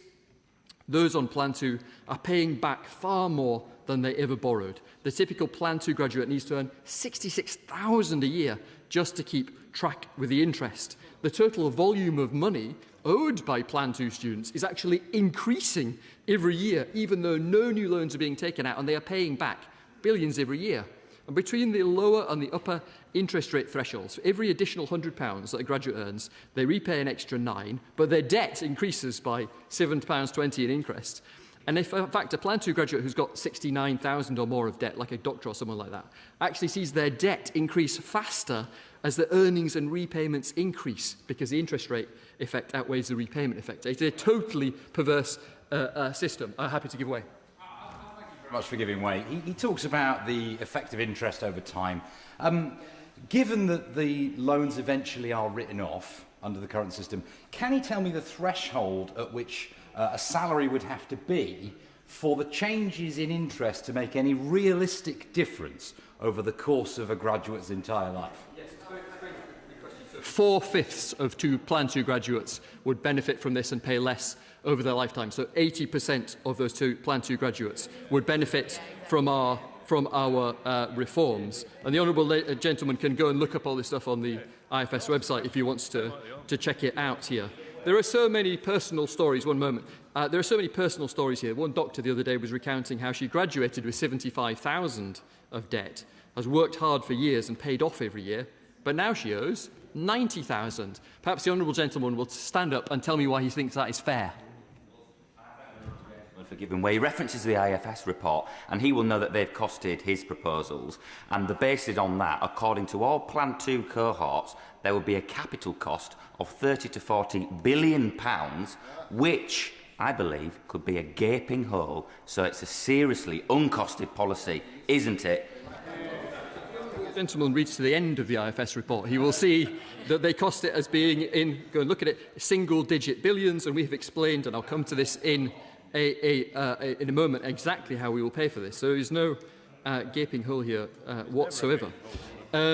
So no wonder that so many despair, Madam Deputy Speaker. More broken promises from this government and ever-rising debt with no promise of action on this at any particular time. But how we would pay for this, and this goes to the question the Honourable Gentleman just asked, how we would pay for this is equally important. Since the last government created the LEO dataset, we have had much better data on which degrees do and do not provide economic value for students and taxpayers. Now, economic value is not the only value of higher education or any kind of education, but rather than simply pushing more and more students, more and more young people, towards courses which we can see from the government's own data do not benefit them, do not help them, leave them feeling like they have been missold, betrayed, feeling like they've got a lot of debt and nothing much to show for it, we have to have a rethink. The current approach is not working. Now, since the election, youth unemployment has risen to levels significantly above the Eurozone for the first time in a generation. Now, that is mainly the result of the government's decision to target lower-paid people for tax increases and to increase regulation, but it is not helped by the government's unbalanced approach to skills, based on endless expansion of university courses, whether they are any good or not. Now, analysis, just one moment, analysis by the Institute of Fiscal Studies found that total returns on going to university will be negative for around 30% of both men and women. And that's based on the cohort from the noughties. The problem is probably now even bigger because the graduate premium has declined further. And as a result, many graduates now earn so little that they never fully repay their student loans, leaving the taxpayer to cover about £8 billion in losses every year. And that's why we would restore the number controls that existed for 70 years and use that to reduce the number of people who are on courses where they're not good value for the taxpayer, and they're not good value or helping the young people either. To listen to honourable members on the opposite benches today, you would think there was not a single bad course in this country. Every single course is totally brilliant. There is no prospect of ever reducing spending on any single course. This is a fantasy world. We don't say this about any other type of public service, that every single instance is completely brilliant and there is no scope for improvement. And that's what we would do, and we would use, just one moment, we would use the savings for that, not just to abolish real interest rates on Plan 2 loans, but also to double the number of apprenticeships for 18 to 21-year-olds, so that quality apprenticeships are a real choice at age 18. Why would we do that? The recent data shows that 5 years after finishing their course in 2018, the average level 4 apprentice was earning £32,000, and in contrast, the average graduate was earning just £26,500. The lower quartile graduates were earning £19,000 or less. So in many cases, a high-quality apprenticeship can be a better option than going to a low-value university course. And that's why we will make that change. I'm happy to give way. Gentlemen for giving way. Members on this side have been asking repeatedly if members opposite could name a course or an institution that they would cut. The member opposite had to make up a course in David Beckham's studies that, as far as I understand, never existed to be able to actually make the point. Does he have a real course in mind, or is it just made up as well? Look, we've already talked about, for example, the honourable gentleman, if he wants a full list, can go on my Substack and see a whole bunch of different institutions where there are low returns. But he can do better than that. He can go and look on the DFE's website. He can go and look on the DFE's website, and he can see that many courses have low earnings. It's not my purpose here today to single out individual things. We have talked quite a lot about creative arts today. The Institute for Fiscal Studies say that for the taxpayer, only 4.5% of them represent a positive return to taxpayers. So some people will look at a statistic like that and say it's only worth it for taxpayers. It's only worth it for taxpayers 4% of the time, and say that's not a problem. Let's carry on shoveling money into something that is only working 4% of the time. Other people would say we have to make choices, and we could use that money which the government continues to shovel into low-value courses to fund more high-quality apprenticeships and cut repayments for betrayed Plan 2 voters. Let me be clear, Madam Deputy Speaker, the current system is unfair. The government admit it is unfair. Like so many other things, they say they will look at it. This is a Prime Minister who you can always rely on to do the right thing. You can always rely on him to do the right thing once we have dragged him by the nose to do the right thing. As the former Deputy Prime Minister says, time is running out for this Labour government, and it is time for them to stop moaning, grow a pair and fix this problem that they've moaned about. Thank you, Madam Deputy Speaker, and let me begin by stating the obvious. The issues with Plan 2 loans are the legacy of the previous government. Plan 2 borrowers in England are undergraduate students who began their courses between 2012 and 2023. These loans were designed, implemented and operated by the previous coalition and Conservative governments. When we were elected, we immediately recognised the pressure here. We uplifted the Plan 2 repayment threshold in 2025 to 28,470 and will increase it again to 29,385 next month, ensuring that it is higher than average graduate salaries 3 years after finishing one's course. Before we came into government, for most of the time that Plan 2 loans have existed, the repayment threshold has been frozen for 10 years during the Tory government. Now, this is a system we would never have designed, Madam Deputy Speaker. We've heard plenty today about its flaws, the concern it causes and the pressure on graduates today. But we have had, as we often do on these opposition days, a spirited debate, Madam Deputy Speaker. And can I begin in commenting on some of the contributions that we've heard by thanking my honourable friends from Reading Central, Erewash, Stevenage, Uxbridge and South Ruislip, Bury St Edmunds and Stowmarket, and in particular my honourable friend from Gloucester for an especially powerful contribution, and singling out my honourable friend, the member for Kettering, who continues to be a champion in this place, not only for young people in her constituency, but up and down this country. When I came to this place, Madam Deputy Speaker, my maiden speech was about generational inequality. I think from the description she set out, I have timed out in terms of my ability to call myself a young person these days. So I am delighted that we have my honourable friend here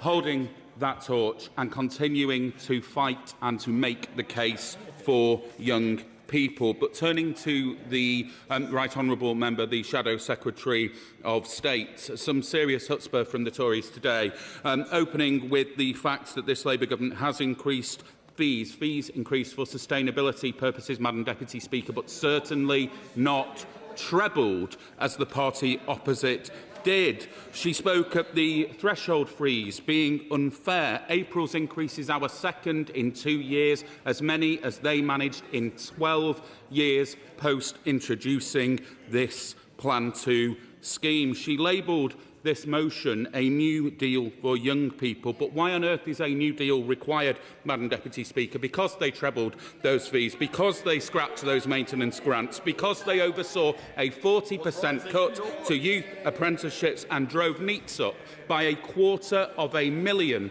in their last 3 years in government. And by contrast, under this government, young people are getting a new deal, Madam Deputy Speaker, with a new target of 2/3 of young people in an apprenticeship or at university, our youth guarantee and our jobs guarantee, because we understand that young people need support to thrive, especially after 14 years of the party opposite.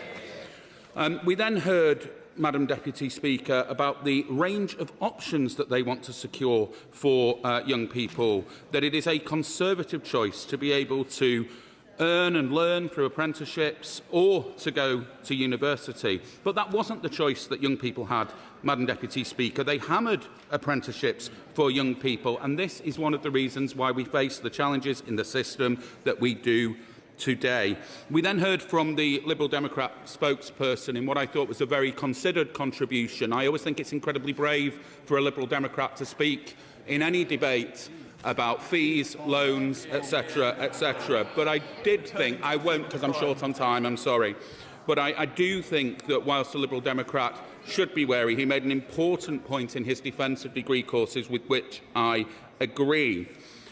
The Honourable Member for North Dorset and indeed the Honourable Gentleman from Hinckley and Bosworth both attacked the Government for acknowledging the problems of the system and saying we recognise work is needed, there is much to do, but we will look at it.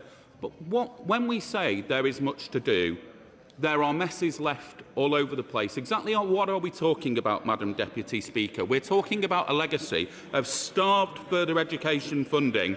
They oversaw a 40% drop in youth apprenticeships. They drove up child poverty, ravaged Sure Start, scrapped building schools for the future, broke the SEND system, and that's just their legacy for children and young people, Madam Deputy Speaker, before you even get to the fact that they left the NHS on its knees. Their damage, the mess they left, has a long tail, and we must never forget that that damage cannot be fixed overnight. I will give way to the Honourable Gentleman. Given he's just listed a great big set of problems that are facing students, what does he say to the students when the Chancellor has said they're not at the front of the queue?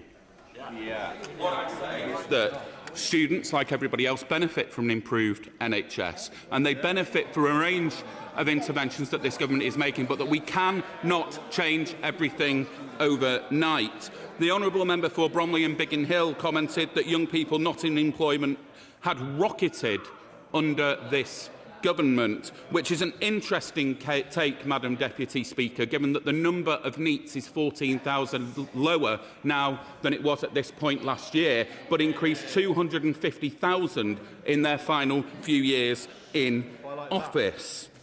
We then heard from the honourable member from Solihull West and Shirley, and I would just simply reiterate the comments made in the intervention from my honourable friend, the member for York Outer, about the rubbishing of this proposal that has already been made by the Institute for Fiscal Studies.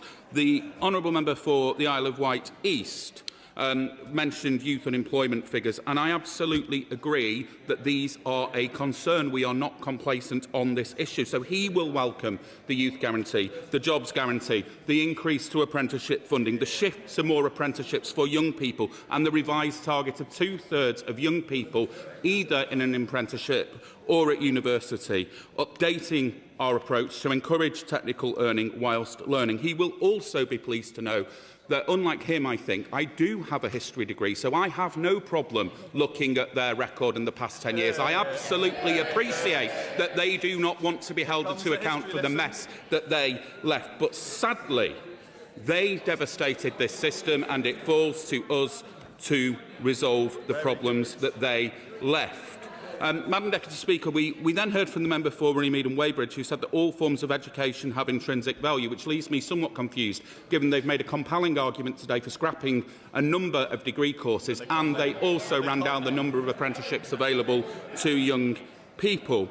I do want to just briefly come to the contribution from the Right Honourable Member for East Hampshire, because he is always considered in this area, and indeed I consider him an expert on this subject. I cannot pretend to be familiar with the Brown and Cable plans, but where I do think that it is important to pick up a point that he made is around the vast majority of apprenticeships being taken by people over 25. Yes. I believe that that is a problem in the system. That is why we are creating foundation apprenticeships, and that is why I am not suggesting We'll talk about it. Minister, I do want to hear what the Minister's got to say. Minister.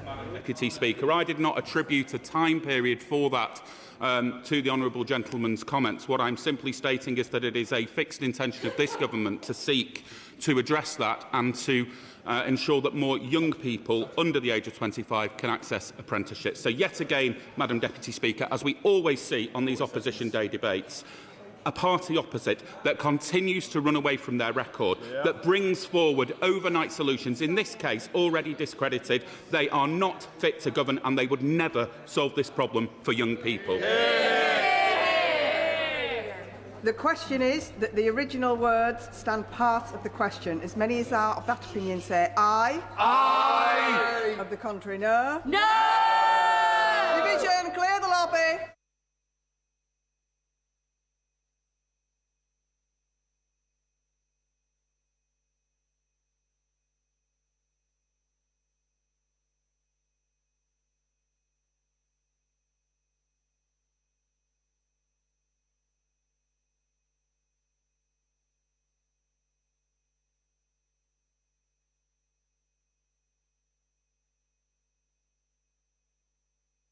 On the order paper, as many as are of that opinion say aye. Aye. Of the contrary, no. No! Tellers for the ayes, Andrew Snowden, James Wilde. Tellers for the noes, Lillian Greenwood, Stephen Morgan.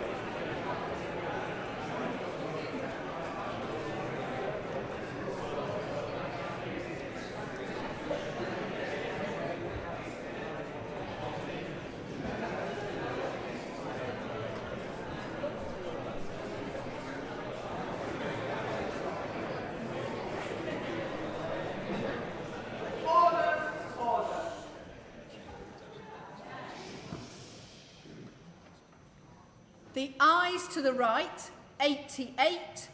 The noes to the left, 266.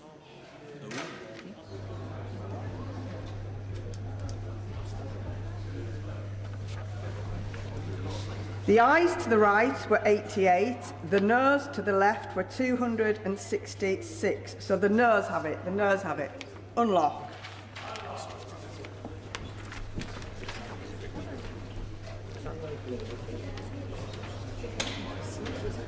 The question is that the proposed words be there added. As many as are of that opinion say aye. Aye. Of the contrary, no. I think the ayes have it, the ayes have it. I declare the question as amended to be agreed to.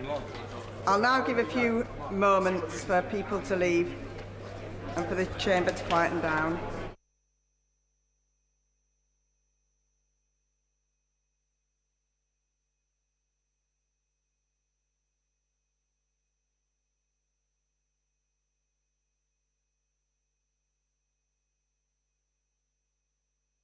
Number 3 on defence, Minister to move. I beg to move. The question is as on the order paper. As many as are of that opinion say aye. Aye. Of the contrary, no. I think the ayes have it, the ayes have it. Motion number 4 on ecclesiastical law, Minister to move. I beg to move. The question is as on the order paper. As many as are of that opinion say aye. Aye. Of the contrary, no. I think the ayes have it, the ayes have it.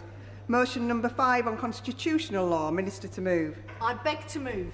The question is as on the order paper. As many as are of that opinion say aye. Aye. Of the contrary, no. I think the ayes have it, the ayes have it. Motion number 6 on electricity, Minister to move. I beg to move.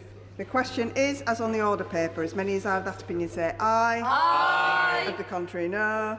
I think the ayes have it, the ayes have it. Petition, Dr. Danny Chambers. Thank you, Madam Deputy Speaker. Today I present a petition on behalf of over 500 of my constituents who call on the government to urgently review the removal of school transport for children attending Henry Beaufort School in Winchester. Under the current changes, children as young as 11 are expected to walk up to 3 miles, which is over an hour, on dangerous roads to get to school. And Madam Deputy Speaker, I have walked this route with parents, and it is unacceptable.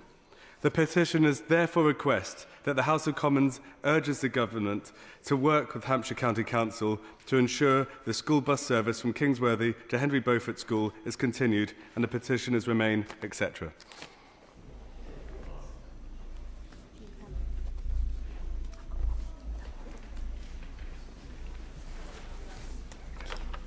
Petition. School bus service from Kingsworthy to Henry Beaufort School.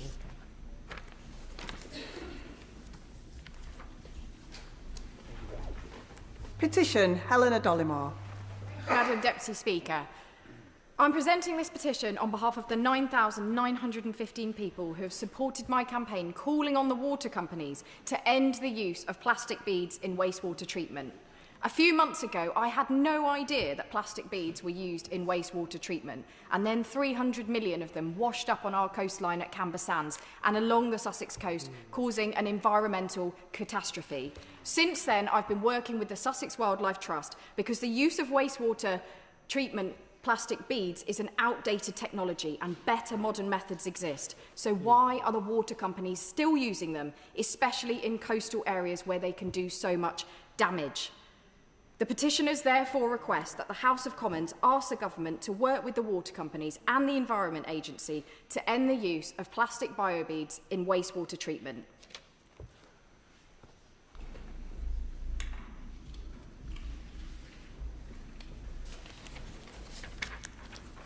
Petition. Use of biobeads in wastewater treatment.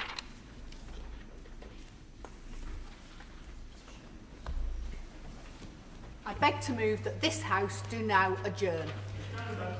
The question is that this House do now adjourn. Alicia Cairns. Thank you, Madam Deputy Speaker, for granting this debate. Water has no respect for property. It has no regard for a family's memories, a business's survival, and it rises where it will.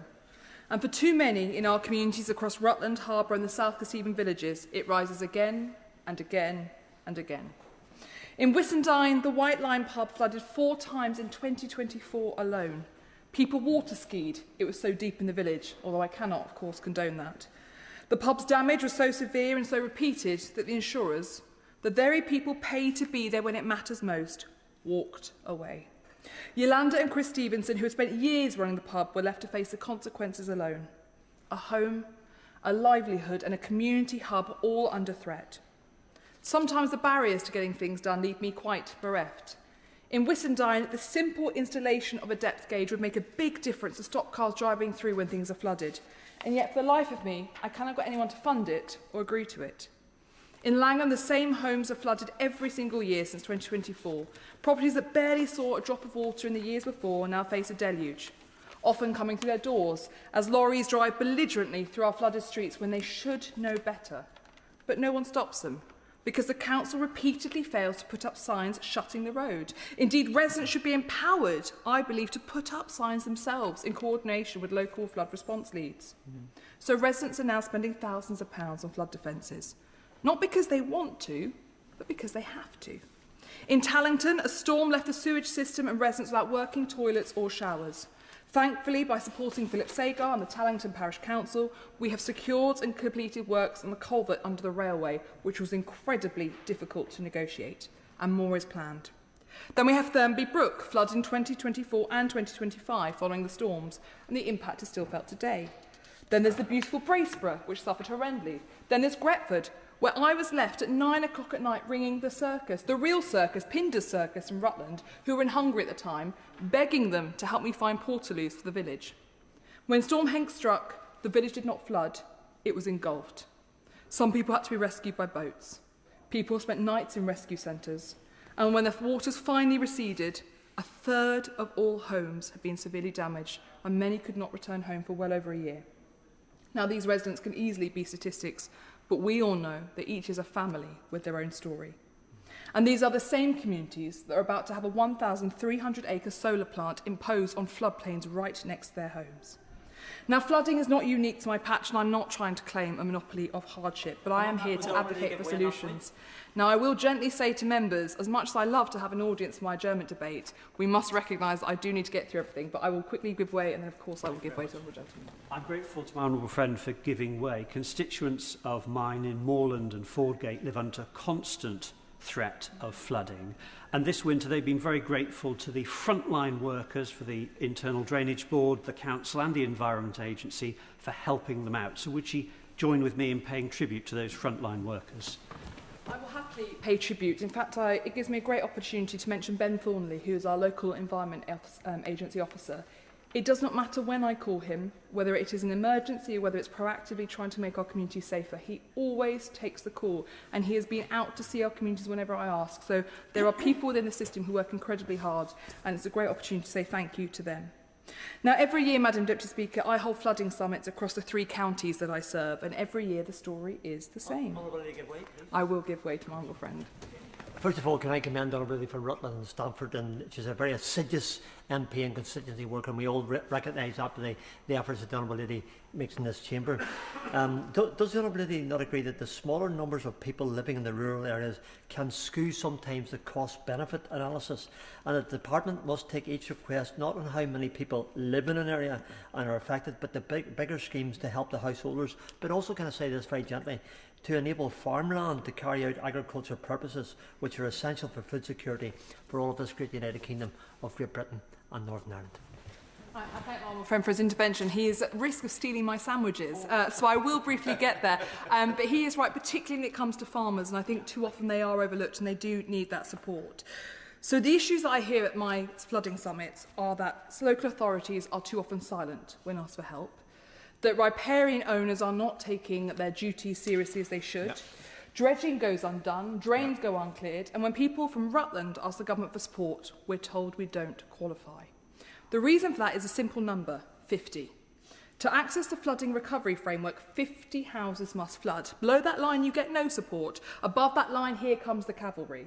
But for Leicestershire and Lincolnshire, who I also serve, 50 flooded houses is sadly inachievable and often exceeded threshold. But because Rutland is the smallest county, we have just 41,000 residents, we almost never hit, thankfully, 50 flooded homes. Gretford in Lincolnshire that I serve, remember the 30 houses that were badly damaged.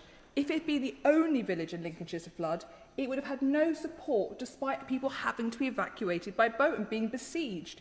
There is something deeply wrong with a framework so rigid that those in need of help do not or might not receive support. Now, I raised this objection in the last Parliament and my government then listened, and the Conservative government made sure for the first time ever in 2024 Rutland could access the flood recovery grant. So I'm asking the government to make those changes permanent ahead of the next big floods this year. Because surely support should be on a percentage of the population affected or just those most affected. And accessing this funding would make an enormous difference. I would also ask the Minister to touch on making sure she does provide that support for farmers, because in my community, for example, in the village of Tixover, farmers have had to spend up to £80,000 this year buying food for their sheep who would otherwise just graze off the grass because they cannot get access to their land because it is so flooded. I want to touch also now on insurance.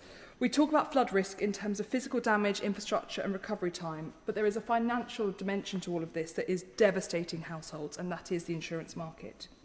For families in flood risk areas, insurance premiums, where available at all, are eye-watering, and so families have to cover the risk themselves. They hope this year the storm will pass, that the river will hold, the drain will cope, and it never quite does. And a family living in fear is not just flooding is not just living in fear of water, but of the bill that comes in the post. On Flood Re, this was a vital reinsurance scheme established by the last government. But homes built since 2009 are not covered, and the remit will end in 2030, leaving people stuck. So I'd be grateful if the Minister could give us an update on the government's thinking on this. I will give way. I'm very grateful for giving way and congratulate her on securing this debate. On that point of insurance, I've just come from chairing a meeting with Aviva, a great Norfolk insurer, biggest insurer in the country of houses. And they made the point to me that we are, this is the tip of a major iceberg of uninsurability, unmortgageability, and then unsaleability, and that the Treasury really should be looking at this as a major problem on the balance sheet of this country. A Horizon Post Office scandal, if you like, of its scale and size in terms of serious economic damage to our economy. Would you agree that that elevates this issue to something of national importance? Well, I thank my honourable friend. I wasn't aware of just how drastic insurers see that situation, but it doesn't surprise me what I see in my communities, and I thank him because I know he has worked consistently on flooding as an issue. So I absolutely take him at his word that we need to be looking at this more seriously. Looking now on dredging, the Environment Agency consistently argues that we should not be dredging their man-made assets, but this position is not supported by landowners and farmers who are the custodians of our land and understand it. It can restore natural water flow, supports better drainage and removes debris, and it should be an option, and so should removing vegetation from EA assets. I will happily give way. Thank you, Madam Deputy Speaker. I'm grateful to the Honourable Lady, and she's making an excellent speech tonight. Does she agree with me that in many cases this is about removing vegetation, but it might also be removing debris like old shopping trolleys or other things that could block a much-loved waterway and cause flooding and cause an accumulation of debris, and that this is part of the problem? And also that there's an issue of responsibility on landowners and great variation between the way that they manage their land next to rivers.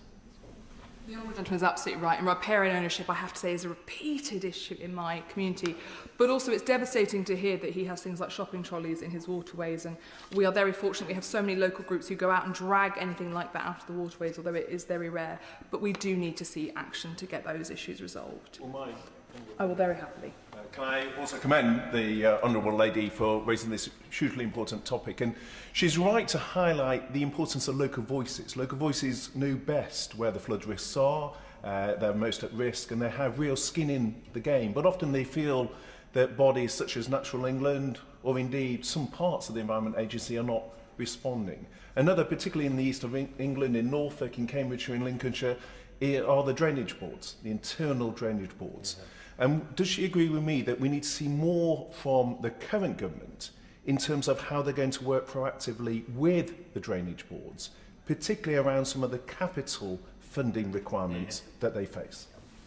I thank the Honourable Gentleman. I'm in quite an unenviable position where only some of my constituency is covered by the Internal Drainage Board, but that capital is absolutely fundamental, and I'm sure the Minister has heard and will be able to reflect that in her speech, because I was going to ask it later, but I now no longer need to, so I'm very grateful to him.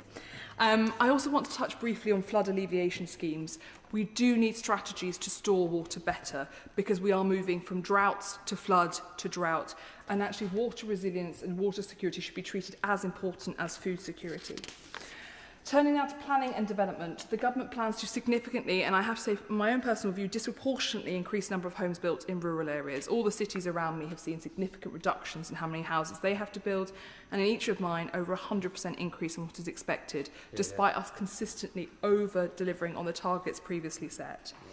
This has to be done responsibly, and I fear that so much of the building is going to be on floodplains or on the outskirts of small villages whose drainage is only just kept up with modern day life and modern times, and they will find their infrastructure overrun by these additional housing pressures. Would you give way on that point? I will happily. I'm very grateful to her for giving way. She's making an excellent speech and has taken a huge number of interventions, so thank you to her.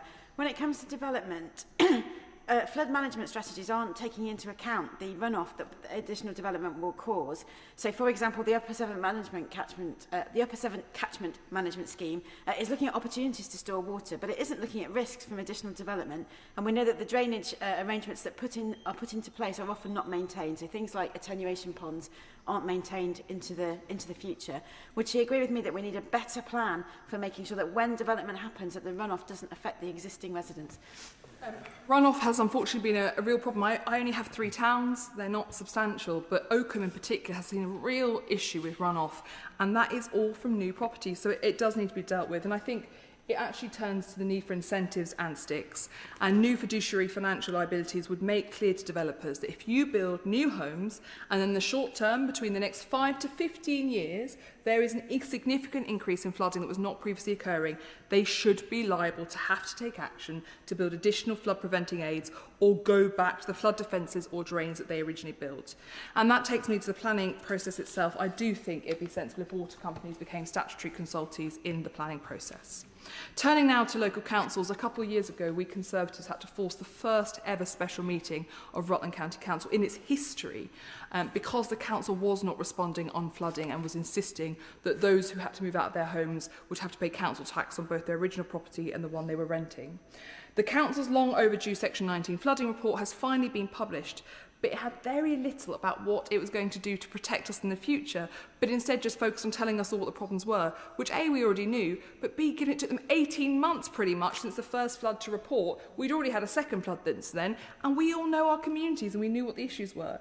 So I do think a statutory limit on how long Section 19 reports can take is necessary, but also they should have to move beyond just setting out the problem to the solutions that are needed. So I'd ask the government to do that, but also to mandate that those who've had to move out of their homes due to flooding should be protected from the cost of covering council tax in 2 properties, because I'm frankly tired of having that fight with my local councils every time we have significant flooding.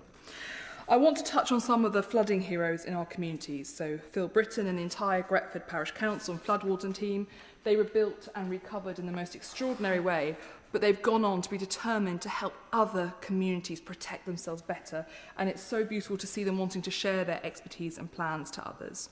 Richard Besant, Chair of Langham Parish Council, who has advocated and pushed relentlessly on behalf of his village, and Philip Sagar, who I mentioned earlier, the Chair of Tangton Parish Council, who has been a persistent and principled voice for residents who've been facing unavoidable misery. I also obviously touched on Yolanda and Chris Stevenson, who not only fought for their own pub in Whissendine, but the entire community when others would have frankly given up and hidden in a hole. These are just some of the people who've held our community together, and they are remarkable, and I'm so proud to represent them. And there are more that I wish I could name who have stepped up. But it shouldn't be left to those who care passionately to improve our flood defences or respond in emergency. It shouldn't be councillors like Lauren Heckles or Karen Payne who find themselves out in the dark, deeply trying to get to the bottom. I mean, in Whitwell, we literally have people putting on scuba gear, diving down to the bottom of the water. That's how deep it was, to try and get things out of the drains to get the water moving. And it also shouldn't be left to farmers, who are often our first responders, and flood wardens, who stand in the breach because the authorities simply haven't responded. So let me be clear about what I'm asking. I was disappointed that our communities have been excluded from the funds that were announced overnight, and so I'd be grateful if the government could revisit this decision, because I cannot believe that we are not some of the worst affected communities in the country, not least from the conversations I have with the Environment Agency. The government should do more to support local flood resilience groups because, as we discussed earlier, our communities know what's best for them. We know where the flooding has happened, for how long, and when there are new patterns. Yeah. On insurance, the flood re-scheme must be updated. And please, can Section 19 reports have far more of a focus on action and a time limit. We need to end the double council tax for victims of flooding and challenge the existing orthodoxy on dredging that is letting our communities down. As I said on developers, we need financial liabilities that ensure developers who build new homes tackle flooding preemptively or are held to account when they have not done it sufficiently. And we need water companies to become statutory consultees in the planning process. And finally, as I've touched on, I want the government to review the flooding recovery framework, specifically the 50-house threshold, because as it stands, it systematically excludes my communities who are incredibly vulnerable. So in conclusion, Madam Deputy Speaker, the heavy rains will come again, and I fear they will come far too soon, and our communities cannot face this challenge alone. Although I've touched on some of the villages that have suffered flooding, we have it in Whitwell, in Whissendine, in Caerby, in Cretan. We have Caerby's beautiful church, Ednam, Braceborough, Ashwell, Stretton, Gloucester, Liddington, Staunton, Wyville, Langham, Tugby, Tallington, Gretford, Barleythorpe Brook. These are all in the last 2 years, and there are far more who've suffered. Rural communities deserve protection, and recovery should not depend on population density and protections for those who can afford the premium. And I suspect, Madam Deputy Speaker, that these are principles that command support across the Chamber, regardless of political alliance. But principles unmatched by policy are just words, and I believe that we in our villages deserve much more than words, and this really is one of our foremost concerns and priorities. So I'm grateful to the Minister for listening to the points that I've raised. She'd be very welcome to come to my next flooding summit. I'll bring 3 counties together if necessary. It may be a shock to their systems, but we would do it if she was willing to come and have those discussions. And I'm very much looking forward to hearing her response. Thank you. Yeah. Thank you, Madam Deputy Speaker, and it's a pleasure to respond to the debate. And I'd like to thank the Honourable Lady for Rutland and Stamford for calling this and providing an opportunity for me to outline the steps this government is taking to reduce flood risk and strengthen resilience in rural communities. We began this year, 2026, with record levels of rainfall in some parts of the country. And following Storm Chandra, I went to visit Somerset on the 10th of February with one of the honourable members from the party opposite and saw devastating impacts of flooding firsthand and was taken out by one of the farmers in the tractors to go and see. And what I saw, I mean, you could describe it as flooding, but a lake, basically, where his farmland was under. And we had a really good, helpful conversation about, and one thing I was struck by actually was him telling me about those extra things that he did to support his community in the way that the Honourable Lady outlined, the fact that the farmers were there sort of helping people go to the shops, they were there helping people pick up their post, they were providing this additional because they care about the communities that they are part of. Of course. I'm grateful to the Minister for giving way. I'm most grateful for her visit to Somerset. But does she accept that when the Environment Agency announce that they're withdrawing from main river maintenance, when they stop dredging the River Parrett, it is exactly that sort of action that contributes towards the devastating flooding that she witnessed? A really good conversation. I won't make it about Somerset, I promise. but we had a really good conversation with the Environment Agency, the Internal Drainage Boards, and members from the council as well during that visit. And we were talking about the use of pumps, use of temporary pumps when the threshold is met, and looking at whether that threshold needs to be re-evaluated to see when they're, So that feels like there's some really positive work going on, looking at what's happened there and looking what needs to be done. And hopefully we can say a bit more about that in the upcoming weeks, but that did feel like it was there was a willingness around the table to sort of have a look at, right, how can we get this right in that very challenging area, because it's so flat, how difficult it is and how much it relies on the use of pumps to move water around, and indeed the question of maintenance was part of that conversation too. And I'd like to acknowledge the vital work of local authorities, the emergency services, members of the internal drainage boards, the voluntary community, the faith sector, and others who responded to floods both across Somerset, Dorset and other locations impacted. So the good news is around 24,500 properties were protected by the Environment Agency, but of course that is of little consolation to the people who were actually flooded. And I want to express my personal sympathies to all those impacted. On Monday this week, we held our 6th Flood Resilience Task Force group, and that's a fantastic group because it brings everyone together. So on that group sits the Internal Drainage Boards, but also the ABI, the Association of British Insurers, is on there. Flood Re are on there as well, and the flood action groups, which bring that lived experience of flooding to the conversations. And one of the pieces of work, because we have where we bring everyone together for the flood action groups, and then there's sort of task groups that go off and do work in between the big meetings, and one of them is this one looking at the experience of people who've been flooded from the point at which you're flooded to you going back to your property. One of the things I want to look at is where are the pain points along that way, where are the difficulties, and once that's all sort of set up and official, I'd welcome from all members across the House, you know, them to feed in their experiences so we can identify at which points are the difficult points. And I had a great conversation with Aviva on last Thursday, I think it was, when I went to go and visit a house that had been improved through Build Back Better, and went to go, and they had a wonderful experience. A devastating thing happened, but then a wonderful experience. But we know that that's not universal, and we had a really good... I had one and then I will. Okay. I'm very grateful to the Honourable Lady giving way, as she's mentioned Aviva, one of Norfolk's great companies. Has she seen the Aviva report recently that highlights they're the biggest insurer of houses in the country, that it's, in their calculation, about 4.78 million houses at serious risk of flooding over the next 10 years. And I congratulate her on securing the funding in the autumn, which I think was going to protect 60,000 houses. And does she agree with me the scale of this challenge is something that the Treasury should really be thinking very deeply about in terms of national resilience? To mention the biggest ever, greatest, most fantastic, largest investment into flood defences that this government has just announced. But on a more serious note, yes, they did talk to me about that report, as you can imagine. And we had a conversation without straying too much out of my remit and into planning conversations, but I believe those conversations are ongoing with MHCLG. The Minister for giving way. She did invite the House to present pain points, so perhaps if I can just share one from my time in her department, which was the Natural England gold plating, in my view, of some of its statutory objectives, seemed often at odds with the ministerial steers that were given.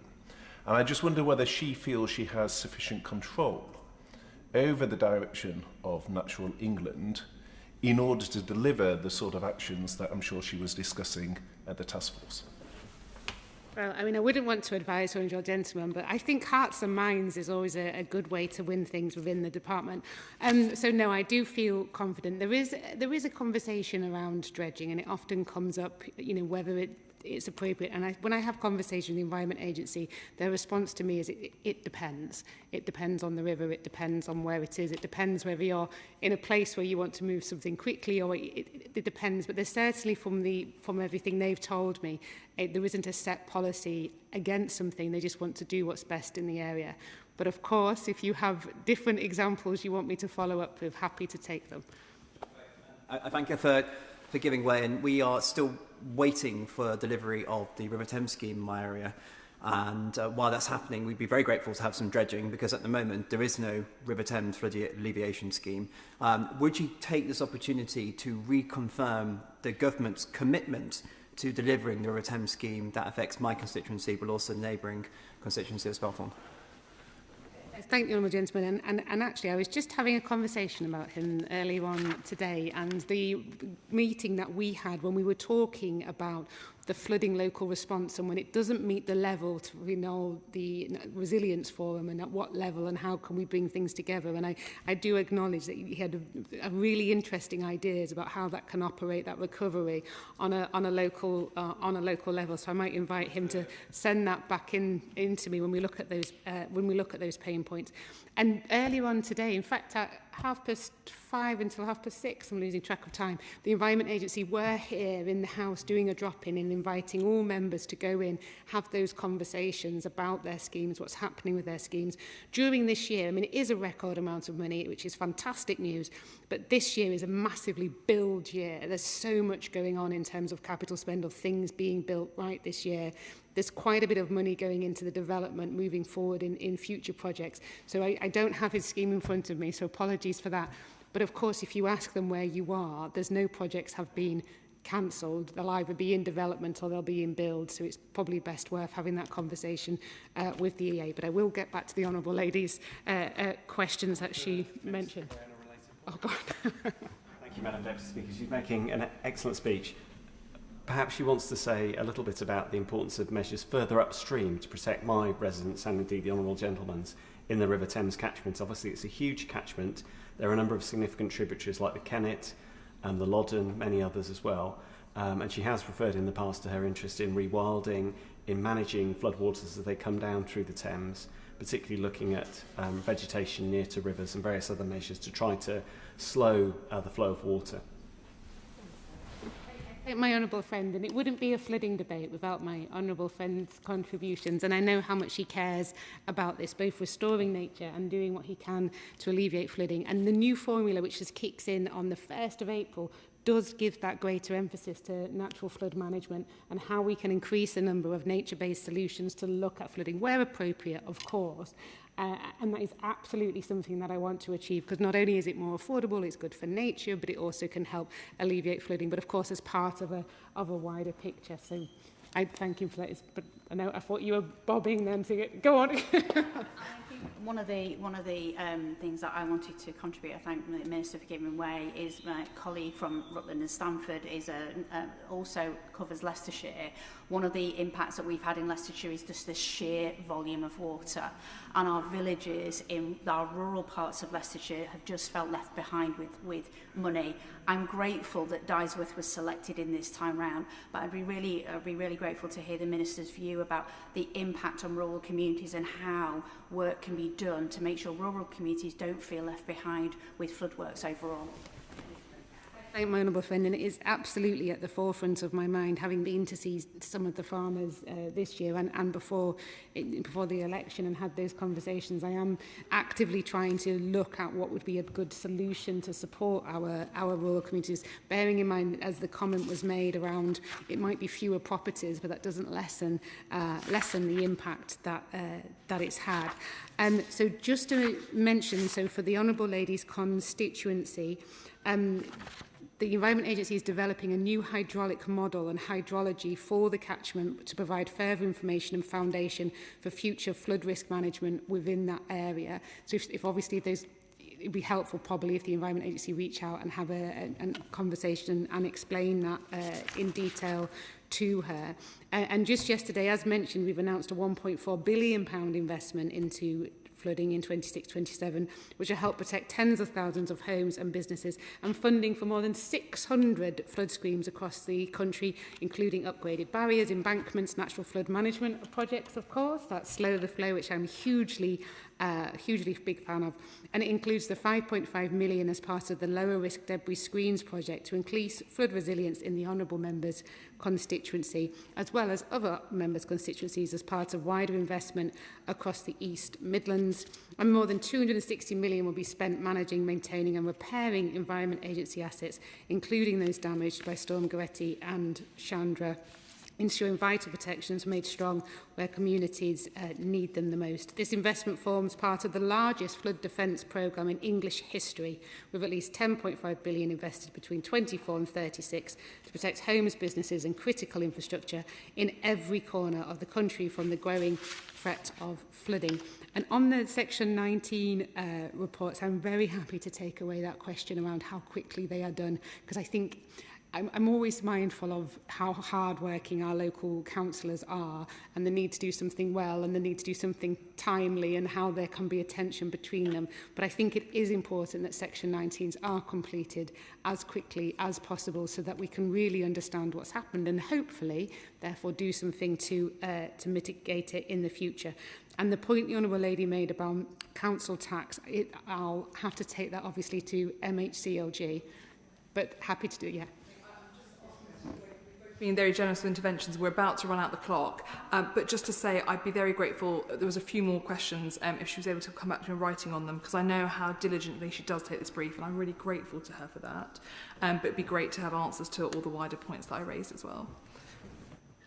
Yeah, very happy to. Apologies. I normally listen out for the coughing that comes through.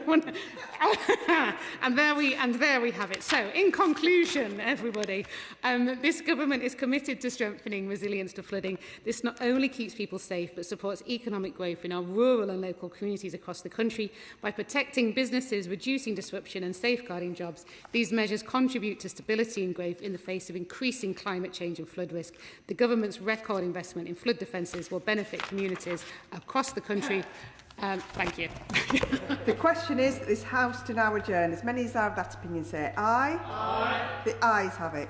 Order, order.